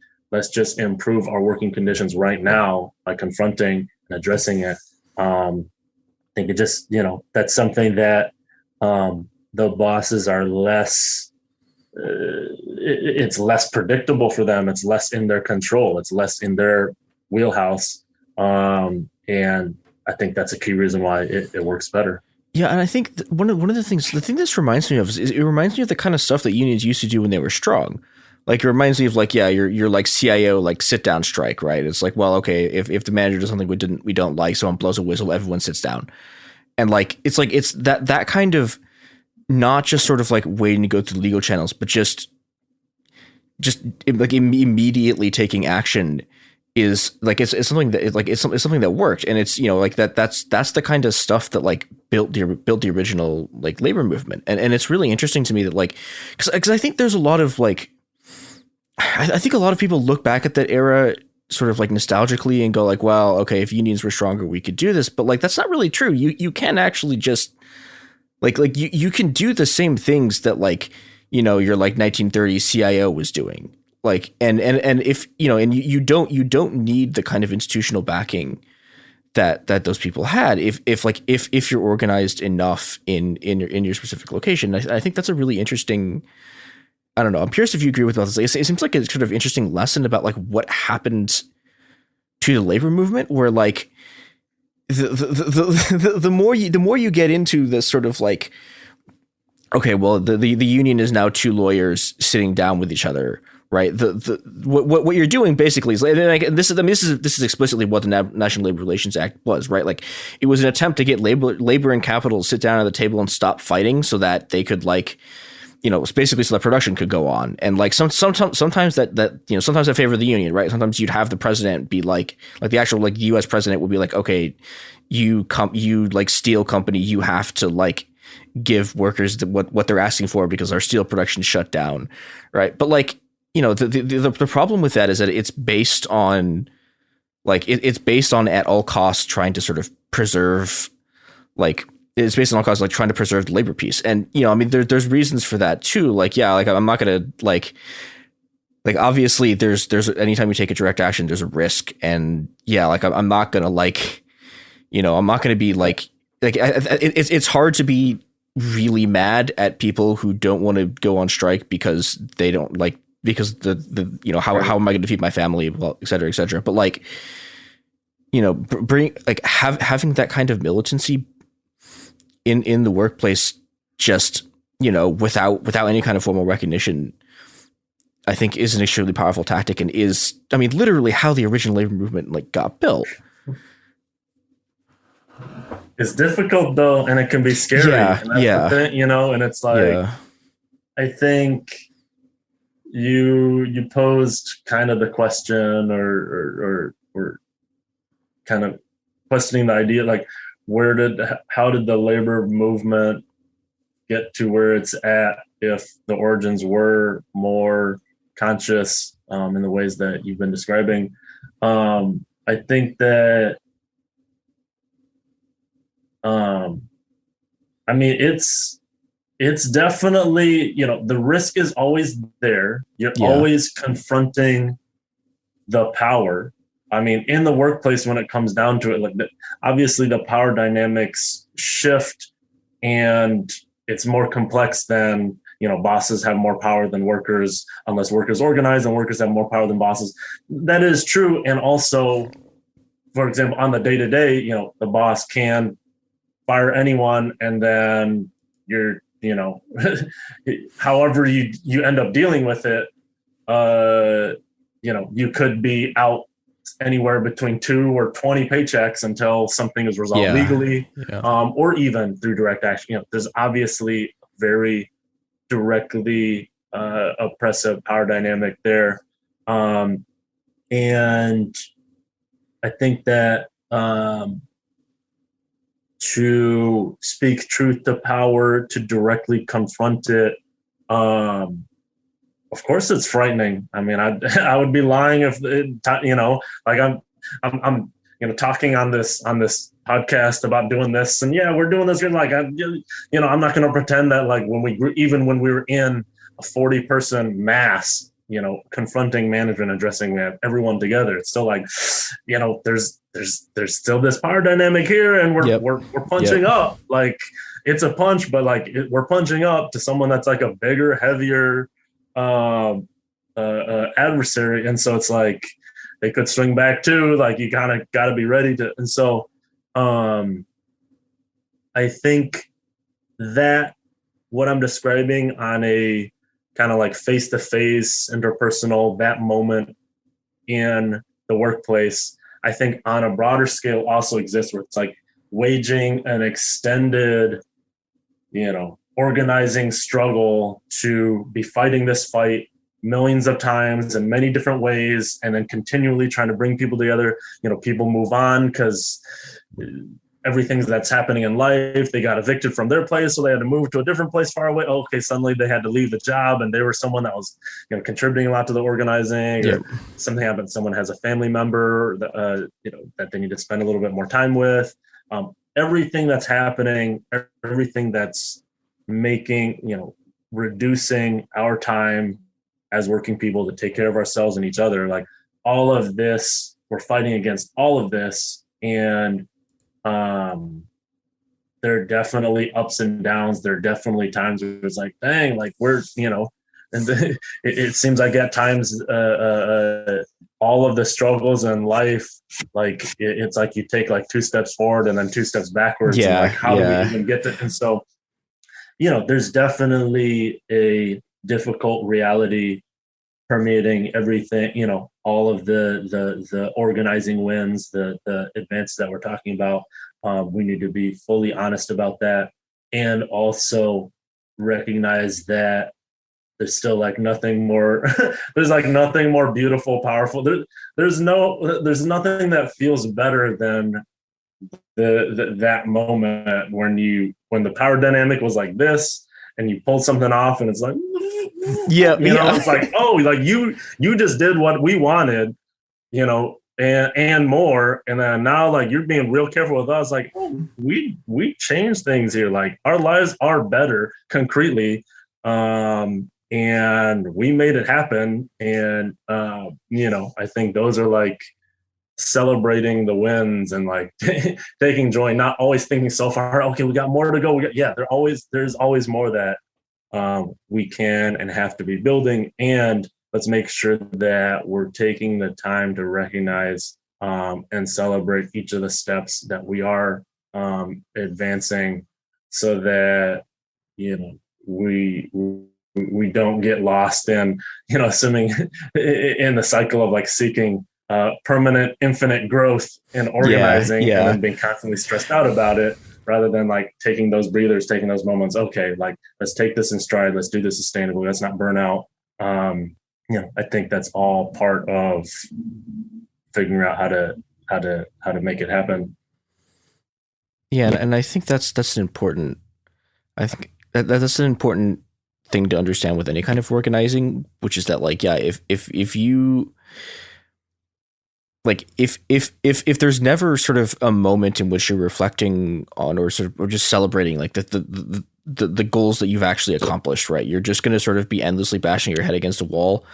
And, this is like, this is sort of a burnout machine. This is a way that, it's something that also just sort of feeds despair, which is that, okay, your victory is a small victory, but it is a real one. And that's something that even in the face of sort of like the cyclopean horror of like just the world that we're living in, like, no, your small victories do lead up to bigger ones. And and getting people to lose sight of that is it's a major way the system is held together, by just sort of like manufacturing hopelessness, even when there are reasons for hope, and there are reasons to sort of look at what you've done and go, hey, we won this thing. Definitely. Yeah, and I think that's unexpectedly cheery for this show note to end on. Do you have anything else? Yeah. I think we touched on a lot. I guess I have a usual pitch or some version of it. But I think maybe something to bring together different elements that we touched on and bring in some of the cheery hopefulness and also put out some encouragement too. I think now is a time where there's a whole lot of uncertainty, and definitely in a global week-to-week or year-to-year scale, but also on an individual level. I think a lot of individuals right now, likely those that are listening, that end up listening to this, or those that are like seeing what's happening around the world, is like, what is my role in all of this? Like, what am I trying to do? And different people are joining different organizations and trying to figure out how they should be living their lives, what principles they should be living out, how they should be applying themselves to, for example, combat and dismantle, capitalism and the prison industrial complex, and reverse climate destruction and fight fascism, and everything, all of the existential threats that we face. Like, what is my role? And I think if you at all have the capacity and curiosity to engage in some of this deep work yourself for building community, relationships, culture among, just with workers, building your own organization, building your own acts of resistance, building your own forms of reclaiming your time and minds and bodies, and build something beautiful that can, be part of a broader movement that lifts up working people, that kind of gets back what we are building and what we deserve. Think about think about the logistics industry. Think about warehouse work. Yep. Think about joining in. It's hard work. It's hard manual labor. It's hard mental and emotional work.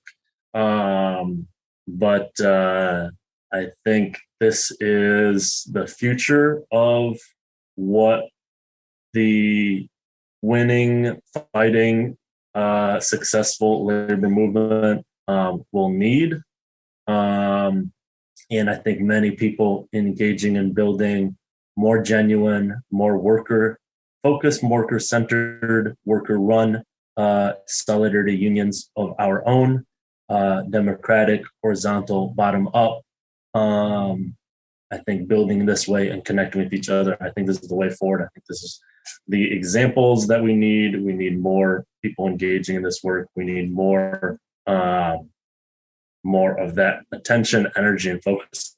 Like, how do we build the real stuff that's going to be the powerful organizational influence to transform society and avert these forms of extinction and continued extraction, exploitation, oppression of all of us.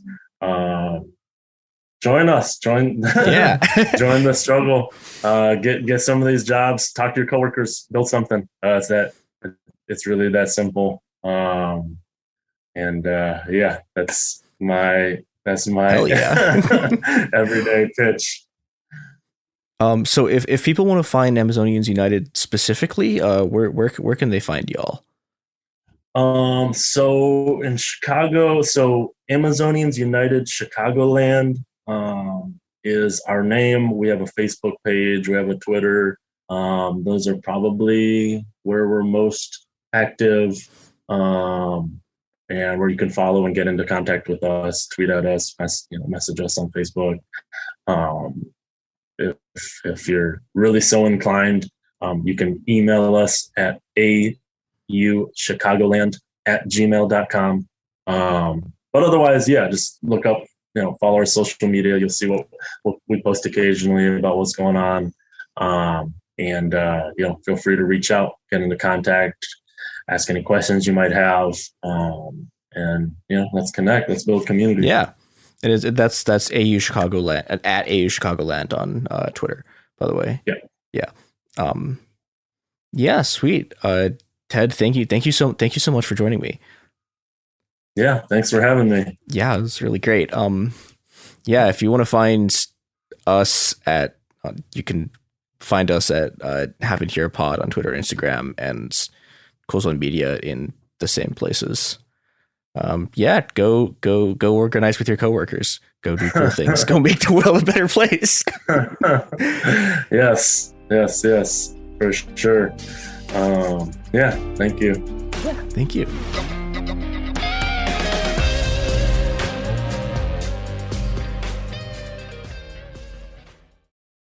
Hi, this is Jill Winterstein, host of the Spirit Daughter podcast, where we talk about astrology, natal charts, and how to step into your most vibrant life. And I just sat down with a Minnie Driver. The Irish traveller said when I was 16, you're going to have a terrible time with men.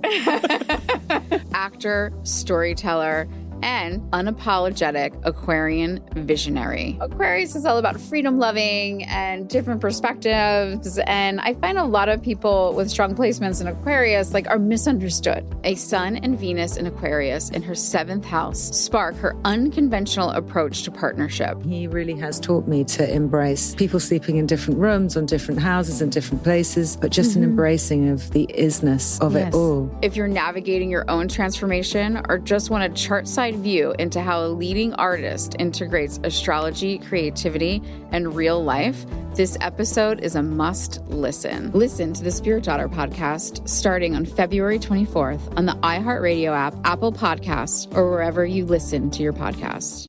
In 2023, a story gripped the UK, evoking horror and disbelief. The nurse who should have been in charge of caring for tiny babies is now the most prolific child killer in modern British history. Everyone thought they knew how it ended. A verdict, a villain, a nurse named Lucy Letby. Lucy Letby has been found guilty. But what if we didn't get the whole story? The moment you look at the whole picture, the case collapses. I'm Amanda Knox, and in the new podcast, Doubt, the Case of Lucy Letby, we follow the evidence and hear from the people that lived it to ask what really happened when the world decided who Lucy Letby was. No voicing of any skepticism or doubt. It'll cause so much harm at every single level of the British establishment of this is wrong. Listen to Doubt, the Case of Lucy Letby on the iHeartRadio app, Apple Podcasts, or wherever you get your podcasts. China's Ministry of State Security is one of the most mysterious and powerful spy agencies in the world. But in 2017, the FBI got inside. This is Special Agent Regal, Special Agent Bradley Hall. This MSS officer has no idea the U.S. government is onto him. But the FBI has his chats, texts, emails, even his personal diary. Hear how they got it on the 6th Bureau podcast. I now have several terabytes of an MSS officer, no doubt, no question, of his life. And that's a unicorn. No one had ever seen anything like that. It was unbelievable. This is a story of the inner workings of the MSS and how one man's ambition and mistakes opened its vault of secrets. Listen to the 6th Bureau on the iHeartRadio app, Apple Podcasts, or wherever you get your podcasts. I'm Clayton Eckerd, and in 2022, I was the lead of ABC's The Bachelor. Unfortunately, it didn't go according to plan. He became the first bachelor to ever have his final rose rejected. The internet turned on him. If I could press a button and rewind it all, I would. But what happened to Clayton after the show made even bigger headlines. It began as a one-night stand and ended in a courtroom, with Clayton at the center of a very strange paternity scandal. The media is here. This case has gone viral. The dating contract. Agree to date me, but I'm also suing you. Police search warrant. This is unlike anything I've ever seen before. I'm Stephanie Young. This is Love Trapped.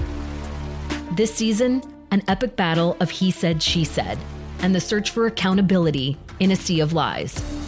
I have done nothing except get pregnant by the Bachelor! Listen to Love Trapped on the iHeartRadio app, Apple Podcasts, or wherever you get your podcasts.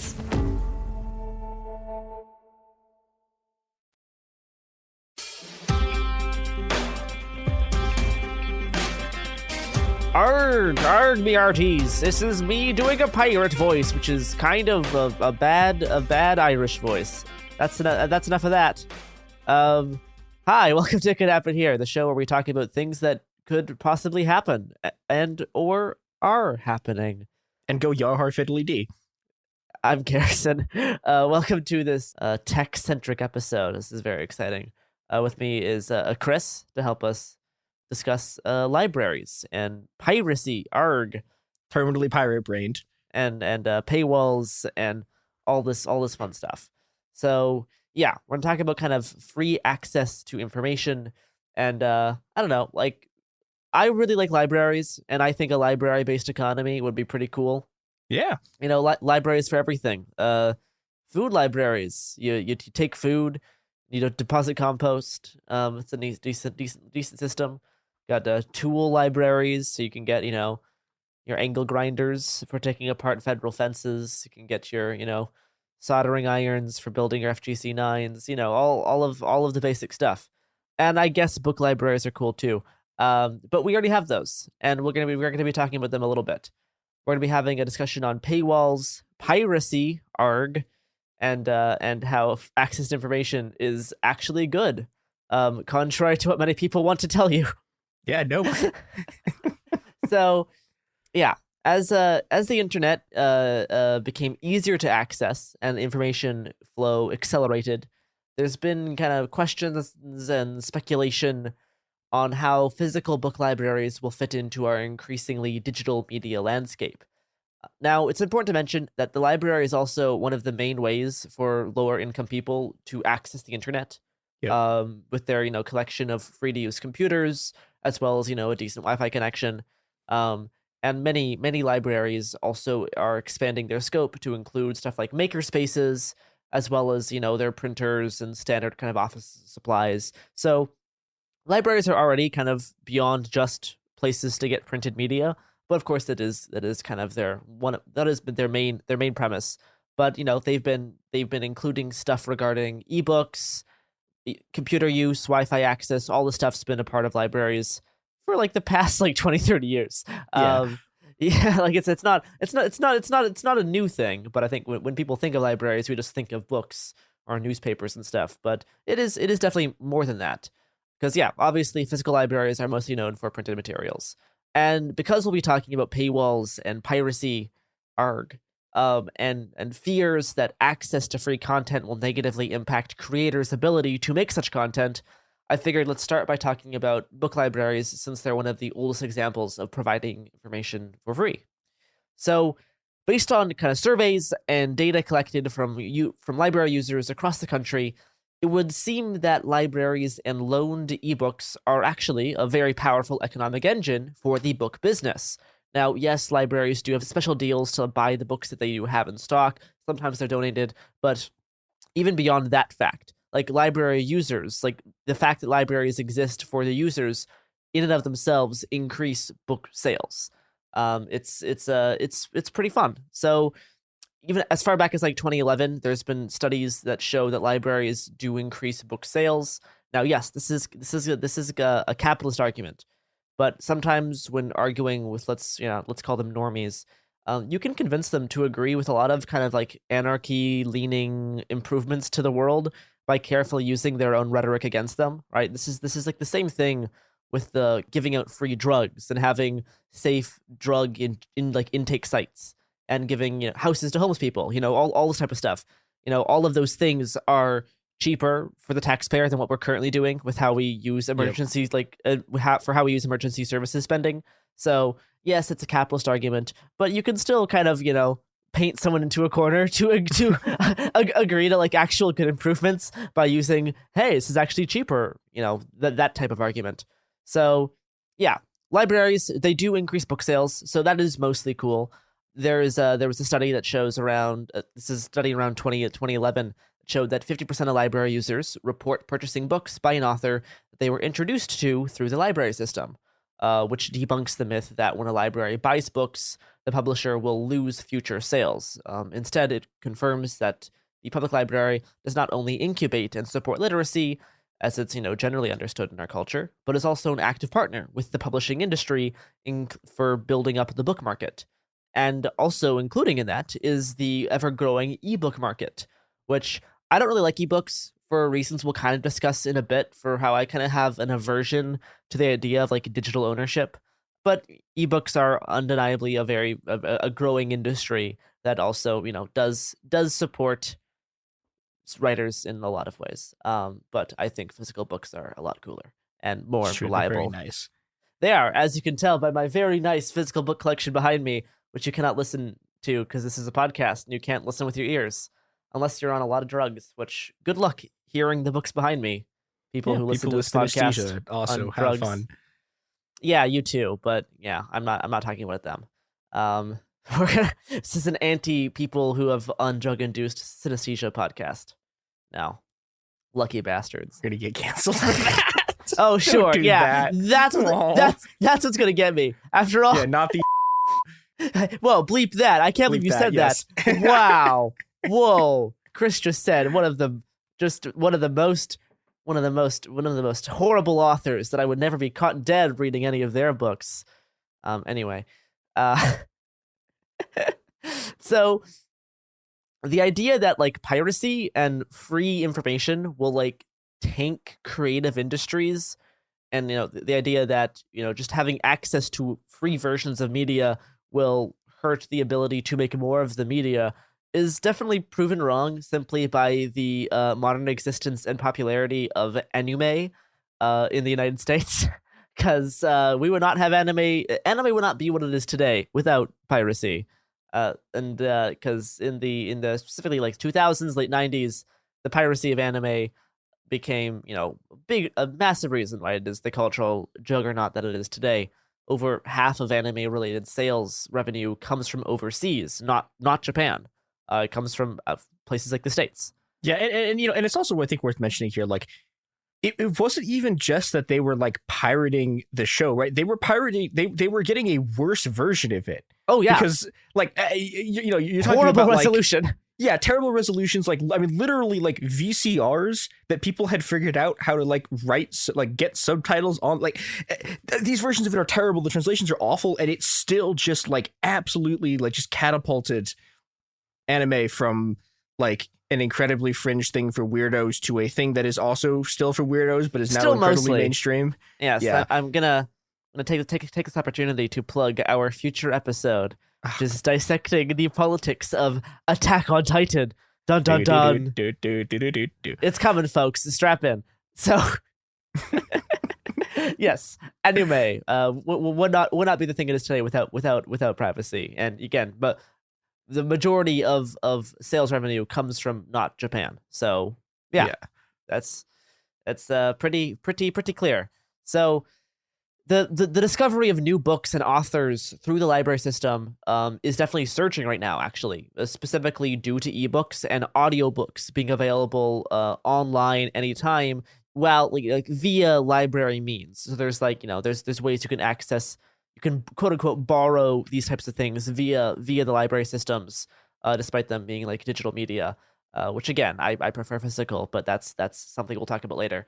So even while visits to libraries and like physical bookstores plummeted during COVID-19, digital library usage soared, which is that tracks. More than 430 million titles were borrowed from the Overdrive library platform in 2020 alone, and it would you could assume that this would cause a drop in the purchasing of books during the same period. But the opposite's true. Actually, the overall purchasing of books also rose in 2020, including an 8% lift in the sales of print books, despite a lot of people being out of jobs and out of work. It turns out people are bored, so they're going to spend money on books because books are cool. And even when they have access to library stuff, they still buy books. Yep. It's a simple truth that the library patrons are usually also book buyers. It's me. I am literally surrounded by books on all sides. They have me surrounded. I have no escape. And this is what happens when you grow up in a library. I also grew up in a library. I mean, I was homeschooled.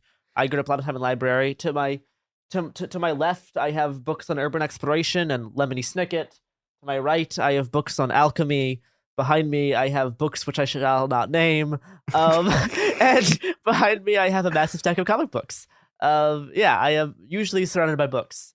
It's books are great, and you have them. Unless they burn up, you're gonna have them no matter whether the internet goes out, whether an online provider shuts down. You're gonna have physical books. They are pretty cool. So, and libraries and like the library system offers a really great way to discover new books, new series, new genres, or new authors before deciding whether to permanently purchase those titles. So this isn't just like an assumption used to hype up the idea of a library. This has been proven by lots of studies, like the one I mentioned a few minutes ago from 2011. Also, there was the Panorama Project's Immersive Media and Books 2020 Consumer Survey, which is a way too long of a title. It's a real mouthful. Which found that 1/3 of responders bought a book that they discovered through the library in 2020. So turns out you discover a book, you return it, and you're like, hey, that book's actually pretty good. I'll just buy a copy myself. I did that. I still do that all the time. It's it's a thing. So this is why I own all my Star Wars books, for better or for worse. This is why I have a beautiful copy of Splinter in the Mind's Eye. Oh, God. Which I am very curious to see who will get that joke. I was trying to think of the worst Star Wars book that I have, and then you said that, and I'm like, I can't. Courtship of Princess Leia. I think I actually have that. Well, there you go. There's two. There's two for you. I gave you two. Yeah. So in our like technology driven world of like, wanting things very quickly, instant gratification, library users are no different, right? They still have that instant gratification drive, and many times they will want a specific book and they'll be happy to pay for it instead of waiting for it at the library, right? You can put a book on hold and wait a month, or you can buy it for $10. And oftentimes people will buy the book because we want things quickly. It's according to the same Panorama Project Immersive Media and Books 2020 Consumer Survey, about 30% of respondents said that they just bought books rather than waiting for them if they are unavailable from the library at the time. So, and it's a great system. I mean, like libraries are also frequently used just as like a really good browsing tool. If you're unsure of what you want to read next, you can go to the library, look at stuff, and be like, okay, this is what I'm interested in, and then purchase it online or in person at a later date.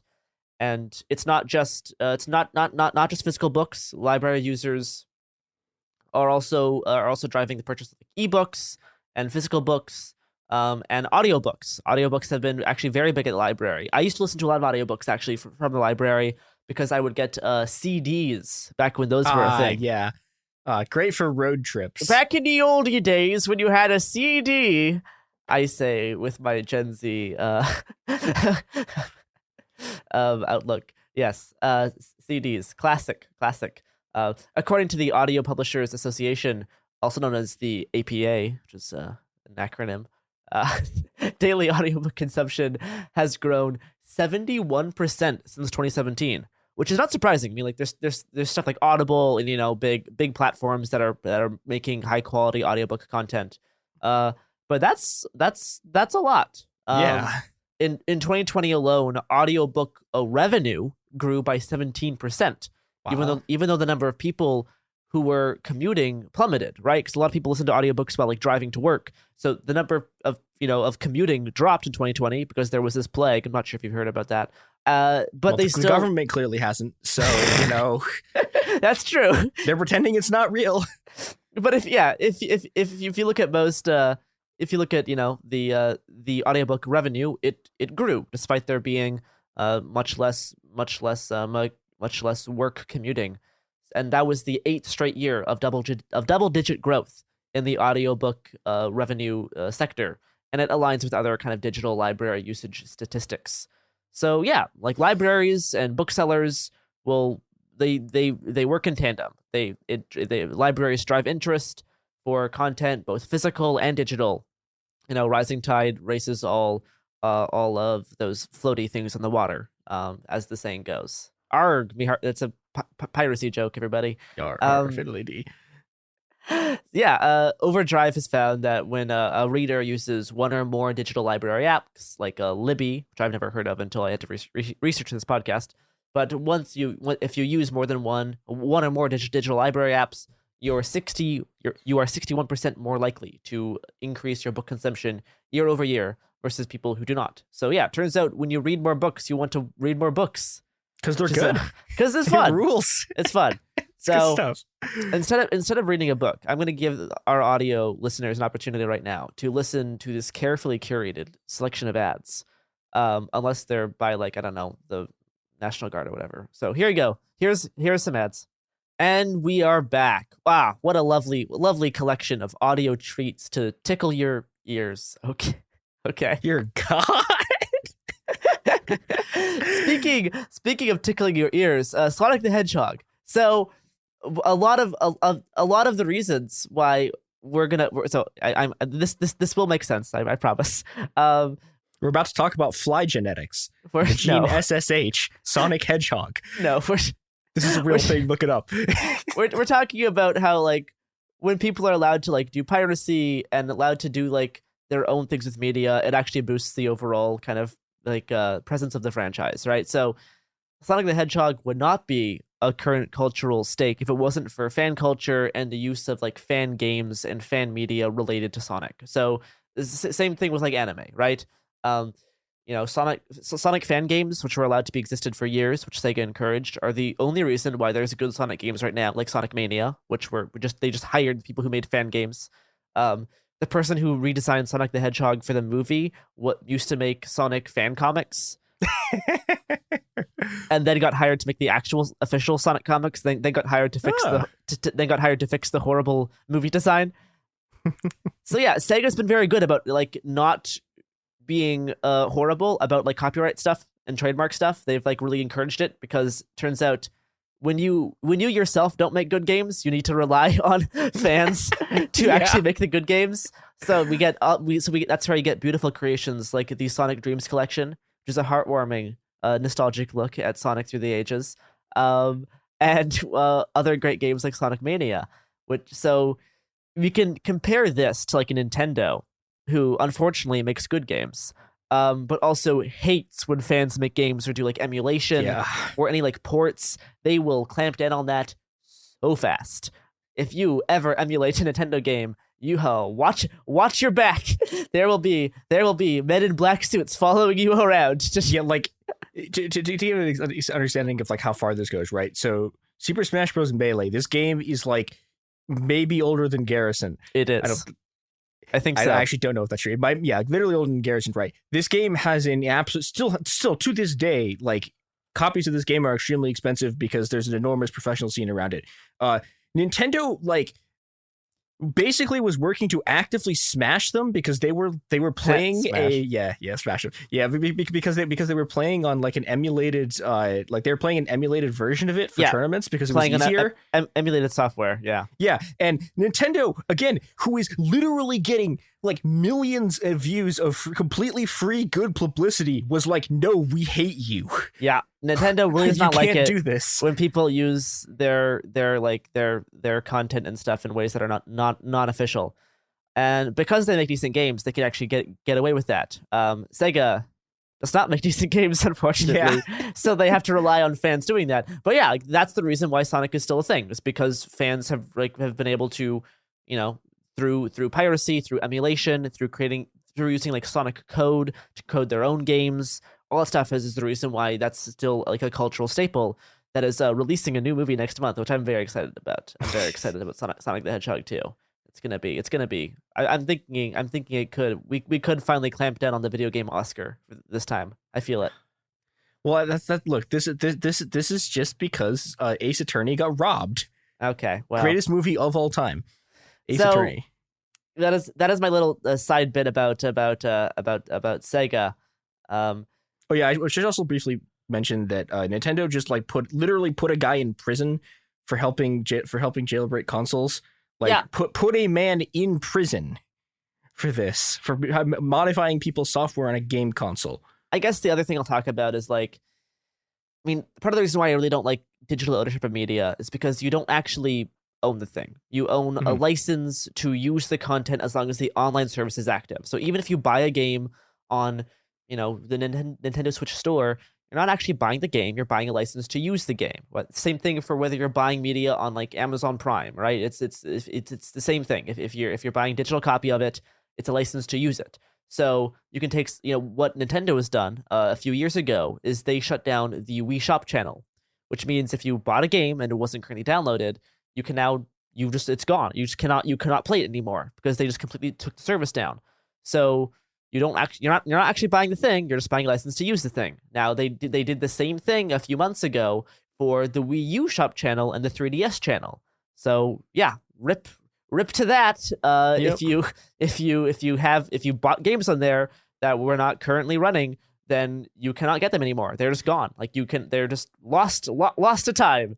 Well, and again, if you modify the software on the game console that you nominally own in order to play the games that you bought and paid for, they will throw you in prison. Nintendo will send men in suits to come and get you and throw you in the prison. Yahoo!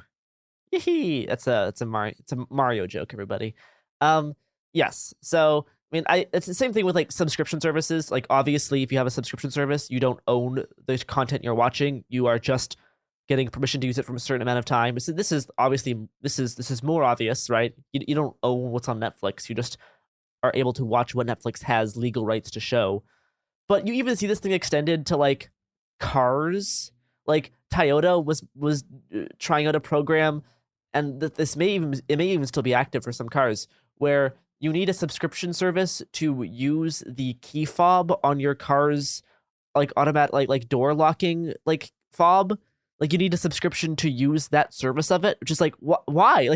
It's just turning everything. It's turning everything into a subscription service. It's horrible. Everything is becoming a new subscription service, a new thing to get your monthly payments for. It's awful.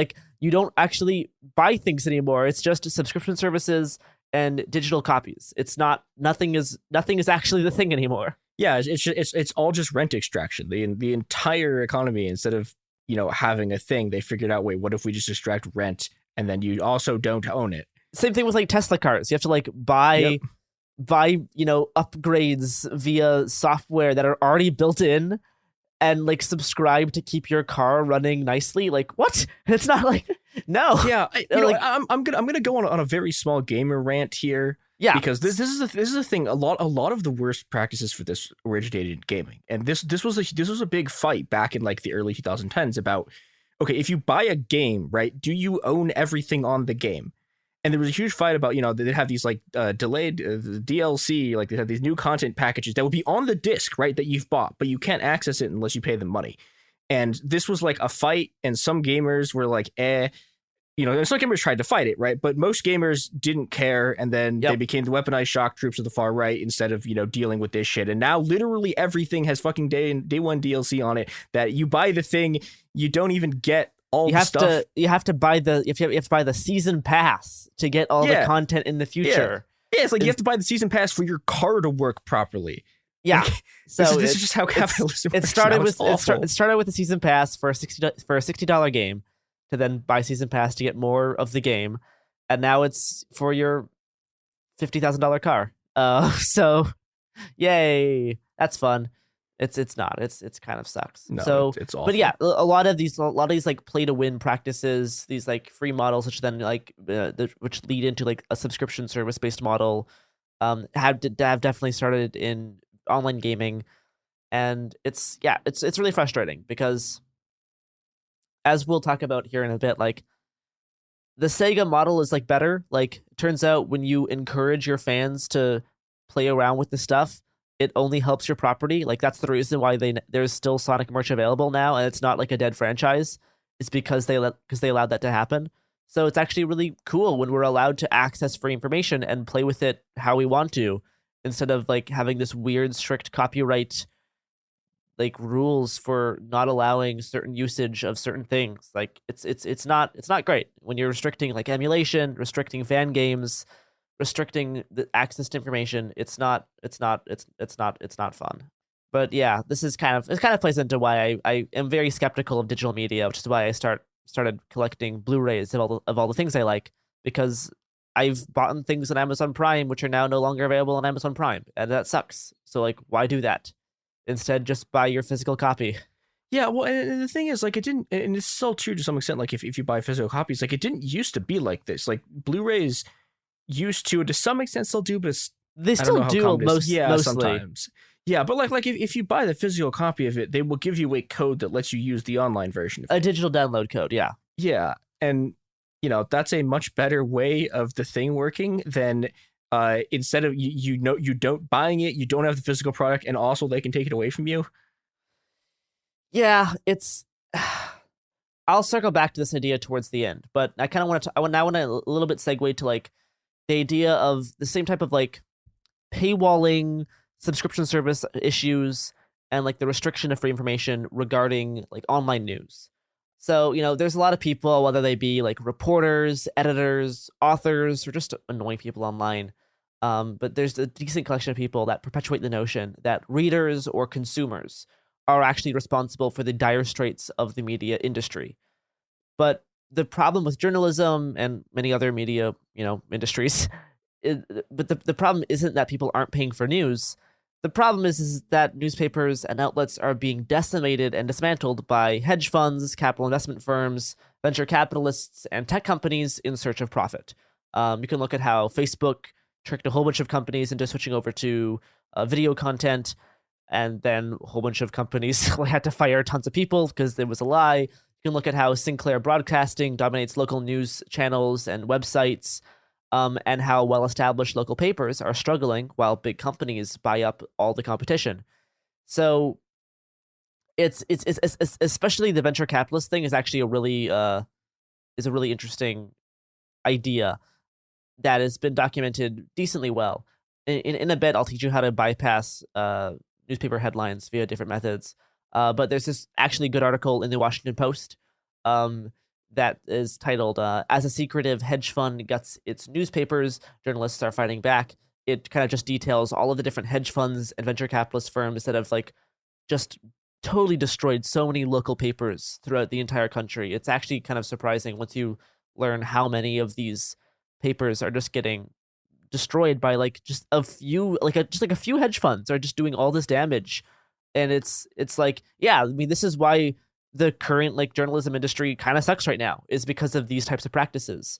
And I mean, like, no one likes it. Like, no one's happy with it. Like, everyone hates journalism. Journalists hate journalism. People who read journalism hates journalism. Like, activists hate journalism. Like, everyone's mad at it. And yeah, you could look at these hedge funds and venture capitalists who are just like making it such an impossible industry.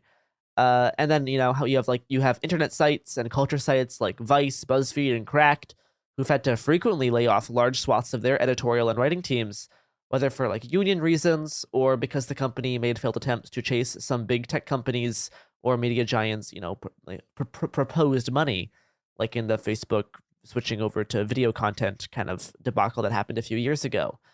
And like, it's understandable why these writers, artists, and journalists are frustrated, because yeah, the work is hard and the salaries are low. Well, the work should be hard. Some people kind of slack off, but for the good journalism is challenging, and salaries typically aren't great. But even if audience monetary support were the solution to making creative and writing industries more profitable again, the kind of anti-piracy folks would still be missing a fundamental point. Is that kind of the pro paywall people want you to get it through your head that journalism is just like other types of things you buy, whether it be food, alcohol, or entertainment. Saying, all these things, Netflix isn't free, Coca-Cola isn't free, right? This isn't journalism's fault. It's just how the world works. You have to buy it to use it. It costs money to make, so you have to buy it to use it. It's just, it's like, it's dumb to think otherwise. This is kind of their framework. But I beg to differ, because enjoying art and worthwhile journalism, I think, should always have the option of being free. Because when information is in the public interest, it should just always be available to everybody, whether or not you've already used up your 3 free articles. Like, this is really important, especially now when there's, the whole war thing happening, and finding like paywalled articles about it is incredibly frustrating.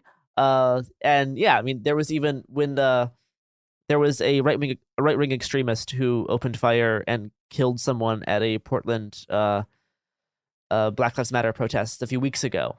That is, still definitely impacting the city because it's still very recent.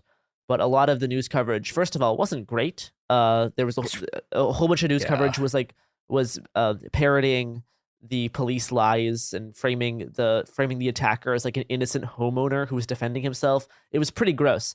But even when the news articles started to like correct their previous grievous errors, almost all of it was paywalled. Like a whole bunch of stuff was paywalled about it, and that's incredibly frustrating. Because this is like, when information's in the public interest, it should be free to access. Like that's like a good moral thing. Like and even and we've seen this before. Back in 2020, when the plague was a new thing, news organizations across the country started to lift paywalls to share coverage of the coronavirus pandemic, which was great. And you can obviously see that once that changed over, a lot of people who were making this happen behind the scenes probably hoped that it would just convince people to become paying customers.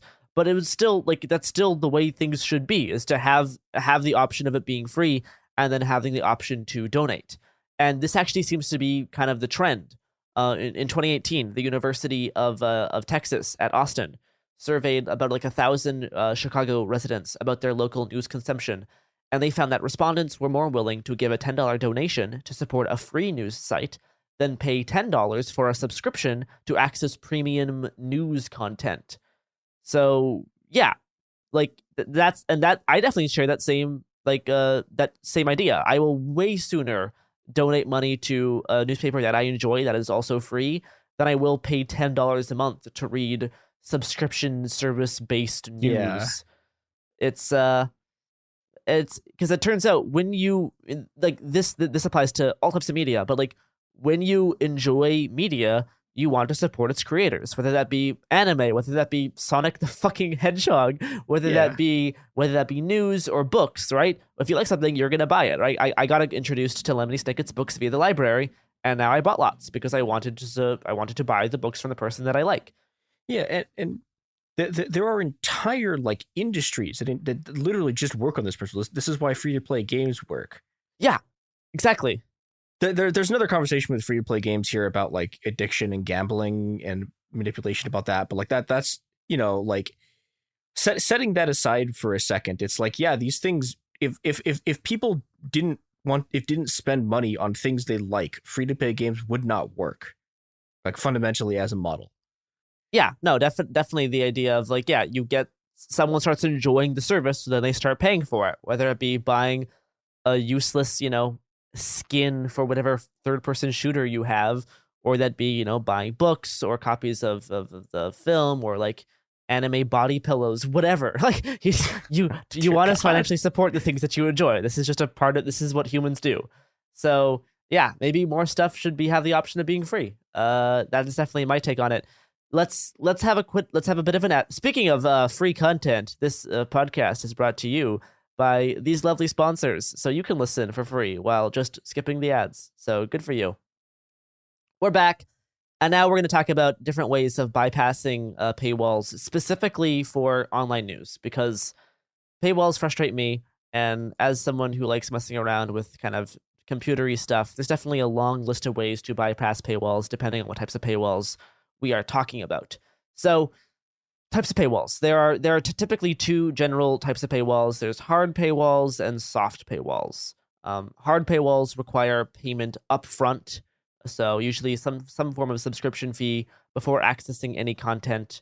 Websites with hard paywalls maybe will let you read like a tiny snippet of the article, but you need access. You need to pay subscription to access the full content.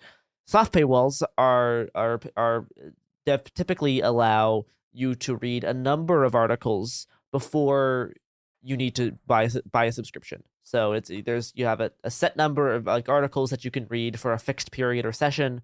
There's a lot of websites operate like this. Most of like New York Times operates like this. A lot of news sites have a soft paywall model, which is great because they're typically a little bit easier to bypass. First method, this works some of the time. It depends on how the website's constructed, but you can try to stop the loading page before it fully loads. It's generally a quick technique. It's effective on several different types of web pages. You have to stop your browser from fully loading the web page as soon as your browser displays the text element of the paywalled content. So you enter a page URL into the search bar, press enter, and then press the X icon or the escape key as soon as you see some of the text on screen before a paywall window pops up. A major limitation of this is that stopping the website may not load all content elements, so it may only render like a portion of the text, or it may like miss out on like files, like images, animations, or videos. And it also depends on the order of which the website loads the page elements. So, for example, if a website loads the paywall first, then this trick won't be successful. Also, you have to be kind of pretty fast in order to make this one work. Typically, this isn't the first way I do it because there's generally easier ways. But if you can do this, then cool. It's definitely a fast one if you can get it to succeed. For soft paywall, so like I will say the stopping the browser from loading is actually successful at some hard paywall sites, because if they do like load a portion of the text to read as like a snippet, sometimes it'll actually load the entire text, but then just block it off with a separate window. So sometimes with a hard paywall, you can actually stop it via this method. So that's always fun. But second method, generally more for soft paywalls, is to delete your page's cookies. So, websites store cookies to track your browser activities, including how much content you've accessed. So blog publishers, newspaper sites can track the number of free articles you've read using the cookies stored on your browser. If you've hit the limit for non-subscribers, if like the limit of articles allotted, then you can delete the website cookies to refresh that counter, and it will possibly reset the limit of articles. You can go to the privacy or security section of your web browser, select the option that allows you to check the cookies and cite for all data, and then search for the website that you're looking for in the cookie management page, and then click remove all. You can do this on like Firefox, Chrome, Microsoft Edge if you want to use that for some reason, Safari, yeah. But this trick may not work very well on hard paywalls because they don't really use cookies for the same purpose. And also you'll have to, if you're doing this for soft paywalls, you have to do it every time you reach the limit. And if this won't work if the website is using other kind of more advanced tools to track your activity, like IP logs, right? So if it's tracking your IP data instead of your cookies, then this probably won't work. So this one, I mean, you should clear cookies every once in a while anyway, just like generally a good practice. But to do this all the time is kind of a bit of work, especially because the next method is typically easier and does the same thing, which is just reading articles inside a private or incognito mode or in the Tor browser. So as explained earlier, not all paywalls are about the same. If a website uses a soft paywall, you should be able to read subscription-based content through incognito or private browsing, because it'll trick the website into thinking you're a brand new visitor, granting you access to the content before it racks up enough views to throw up at the paywall window.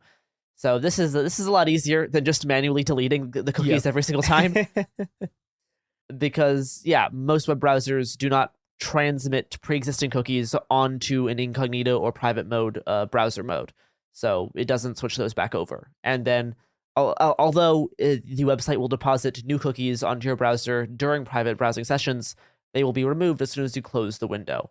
The one bummer is that some news pages are getting wise and actually are programming their websites to be able to detect if they're opened in a private or browsing mode, or even on Tor. And they just won't open. They'll say, sorry, you have to. We've detected that you're using this in private browsing mode to view this content. Boot up a regular browser. Which really sucks for the Tor users, because a lot of people who are using Tor are like, hey, I'm in China. I'm trying to get past the Great Firewall, and fuck you, eat shit. You should have somehow paid a subscription service to us to see information on this site that is literally illegal here. It's great. It's really bad for people who are actually facing government censorship, who need to use Tor to view content. So that is it's what we call a major bummer. A major sucks. A major, oh no, capitalism did a whoopsie. Yep. But this is one of the modes I do most often. It's I can typically get a lot of sites to be able to view through incognito or private browsing. But again, it does depend on what the site is built to do. But by far my favorite method. Oh, I guess I'll mention another one that I don't really use very often is the paywall removal extensions for your browser, which is like third-party browser extensions, which try to automatically bypass paywalls.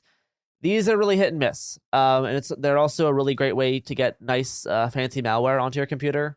So I typically steer clear of this, but there is allegedly a browser extension called Bypass Paywalls for Chrome and Firefox that allegedly has been found to be effective, that allows you to read subscription-based articles on hundreds of publications like New York Times, Wired, Wall Street Journal, Washington Post. It is free, but you have to manually load it onto your browser. And just typically, I'm not a big fan of browser extensions in the first place, so I kind of steer clear of these. But some people swear by them, so maybe they can work. They're not really my thing. But my favorite method is archive websites, specifically archive.is. So there are internet archiving tools that preserve copies of web pages and social media posts for reference purposes. And you can use these tools to access paywalled content and read subscription-based news articles for free, including a lot of hard paywalled pages. Archive.is or archive.is is my favorite one. Also, it functions under archive.today. It depends on what servers they're running at the moment. Of course, there's also the classic and pretty reliable archive.org, which has a nice calendar feature. But it's definitely good to check both of these because sometimes an article will be archived on archive.is really easily and it won't be available on archive.org. Sometimes it'll be on archive.org and not archive.is. I think it's currently the one that's currently live. I think is .ph. It automatically switches usually. I usually just type in archive.is and it switches me over automatically. But yes, there is a few of them. Yeah, you are right. Correct. It does automatically revert to archive.ph right at the moment. So yeah, but these are the ones I use the most because people who have access to hard paywalled content will often archive the hard paywalled stuff so it's available to people without the paywall. This can include the screenshot mode for archive.is and the regular archival method for archive.org. But both these are great, and they're also really good for looking at past versions of the articles. Yeah. So you can look to see how the articles have changed over time. Yep. And so these are great, just research tools. And archive.is is very easy to even upload stuff yourself. Even if you don't have the paywall, it's like even if you're blocked off from reading the full thing, you can try to submit it to archive.is, and there's a good chance I might actually grab an unpaywalled version of it because of how the site works. So just go to archive.ph or archive.is. Enter the webpage URL that you're wanting to access in the designated dialog box at the bottom. Select save. It'll go through a little process, and then you'll be able to select the screenshot mode or the webpage mode and be able to see what type of thing it archives. It's pretty cool. I guess the last thing I'll mention is Outline.com and 12-Foot Ladder. These are web-based tools, but not specifically archival sites. They're generally used to just get to the text of an article via like web page nonsense and bypassing paywall stuff. Unfortunately, websites have also gotten wise to this. So stuff like New York Times and Wall Street Journal have figured out a way to get these sites blocked. So you cannot use Outline.com or 12-Foot Ladder on them.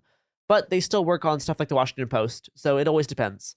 But I definitely generally will prefer the archive.is and archive.org method to viewing any kind of paywalled content. Yeah, and that's kind of my. I mean, I'm not going to explain how to do like regular piracy on the podcast because I don't have enough time.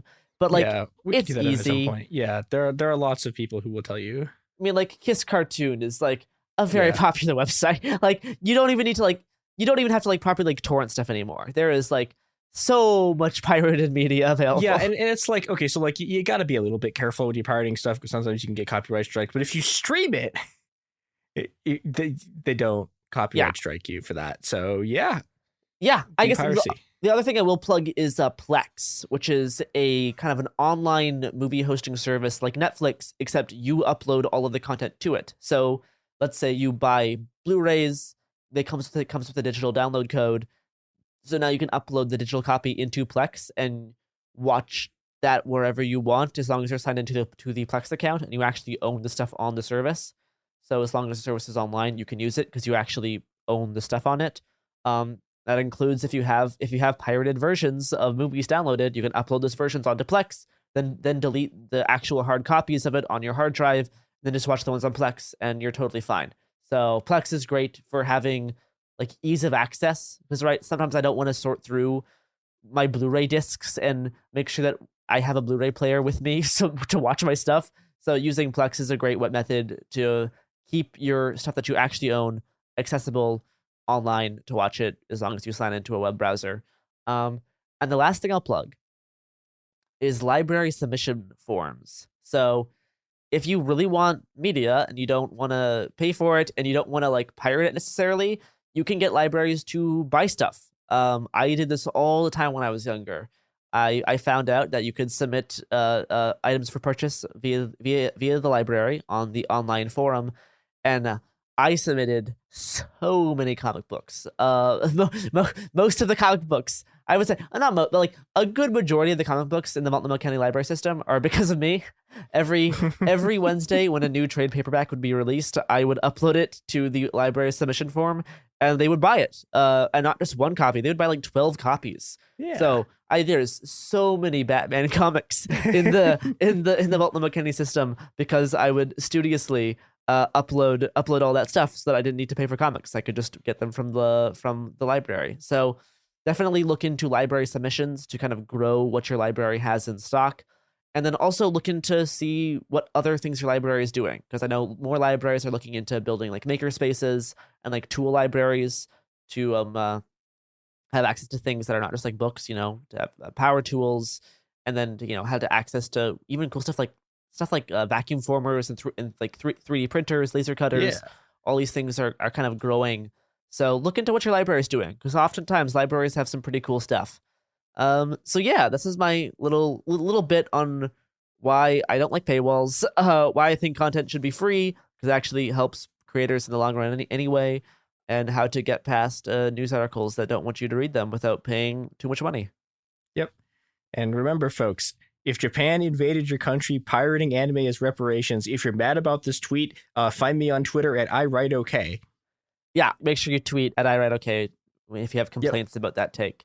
So yeah, that is my little bit talking about piracy, arg, and yeah, I mean, we should. I think it's. I've always held this opinion that I think we can all learn a lot of lessons from Sonic the Hedgehog.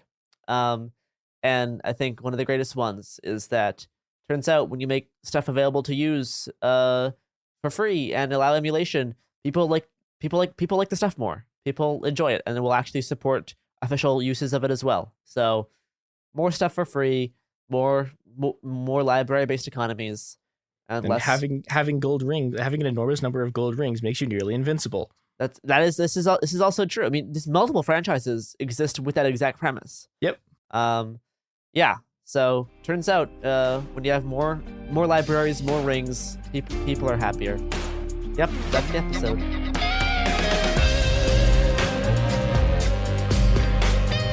Hey, we'll be back Monday with more episodes every week from now until the heat death of the universe. It Could Happen Here is a production of Cool Zone Media. For more podcasts from Cool Zone Media, visit our website, coolzonemedia.com, or check us out on the iHeartRadio app, Apple Podcasts, or wherever you listen to podcasts. You can find sources for It Could Happen Here updated monthly at coolzonemedia.com/sources. Thanks for listening. I'm Amanda Knox, and in the new podcast, Doubt, the Case of Lucy Letby, we unpack the story of an unimaginable tragedy that gripped the UK in 2023.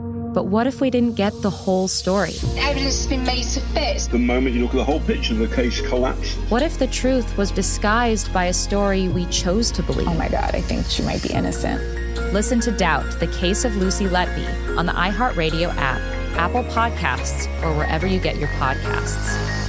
Hi, it's Jill Winterstein, host of the Spirit Daughter podcast, where we talk about astrology, natal charts, and how to step into your most vibrant life. And today I'm talking with my dear friend, Krista Williams. It can change you in the best way possible. Dance with the change, dance with the breakdowns. The embodiment of Pisces intuition with Capricorn power moves. So I'm like delusionally proud of my chart. Listen to the Spirit Daughter podcast starting on February 24th on the iHeartRadio app, Apple Podcasts, or wherever you listen to your podcasts. This is Special Agent Regal, Special Agent Bradley Hall. In 2018, the FBI took down a ring of spies working for China's Ministry of State Security, one of the most mysterious intelligence agencies in the world. The Sixth Bureau podcast is a story of the inner workings of the MSS and how one man's ambition and mistakes opened its vault of secrets. Listen to The Sixth Bureau on the iHeartRadio app, Apple Podcasts, or wherever you get your podcasts. I'm Clayton Echard. In 2022, I was the lead of ABC's The Bachelor. But here's the thing. Bachelor fans hated him. If I could press a button and rewind it all, I would. That's when his life took a disturbing turn. A one-night stand would end in a courtroom. The media is here. This case has gone viral. The dating contract. Agree to date me, but I'm also suing you. This is unlike anything I've ever seen before. I'm Stephanie Young. Listen to Love Trapped on the iHeartRadio app, Apple Podcasts, or wherever you get your podcasts. This is an iHeart podcast. Guaranteed Human.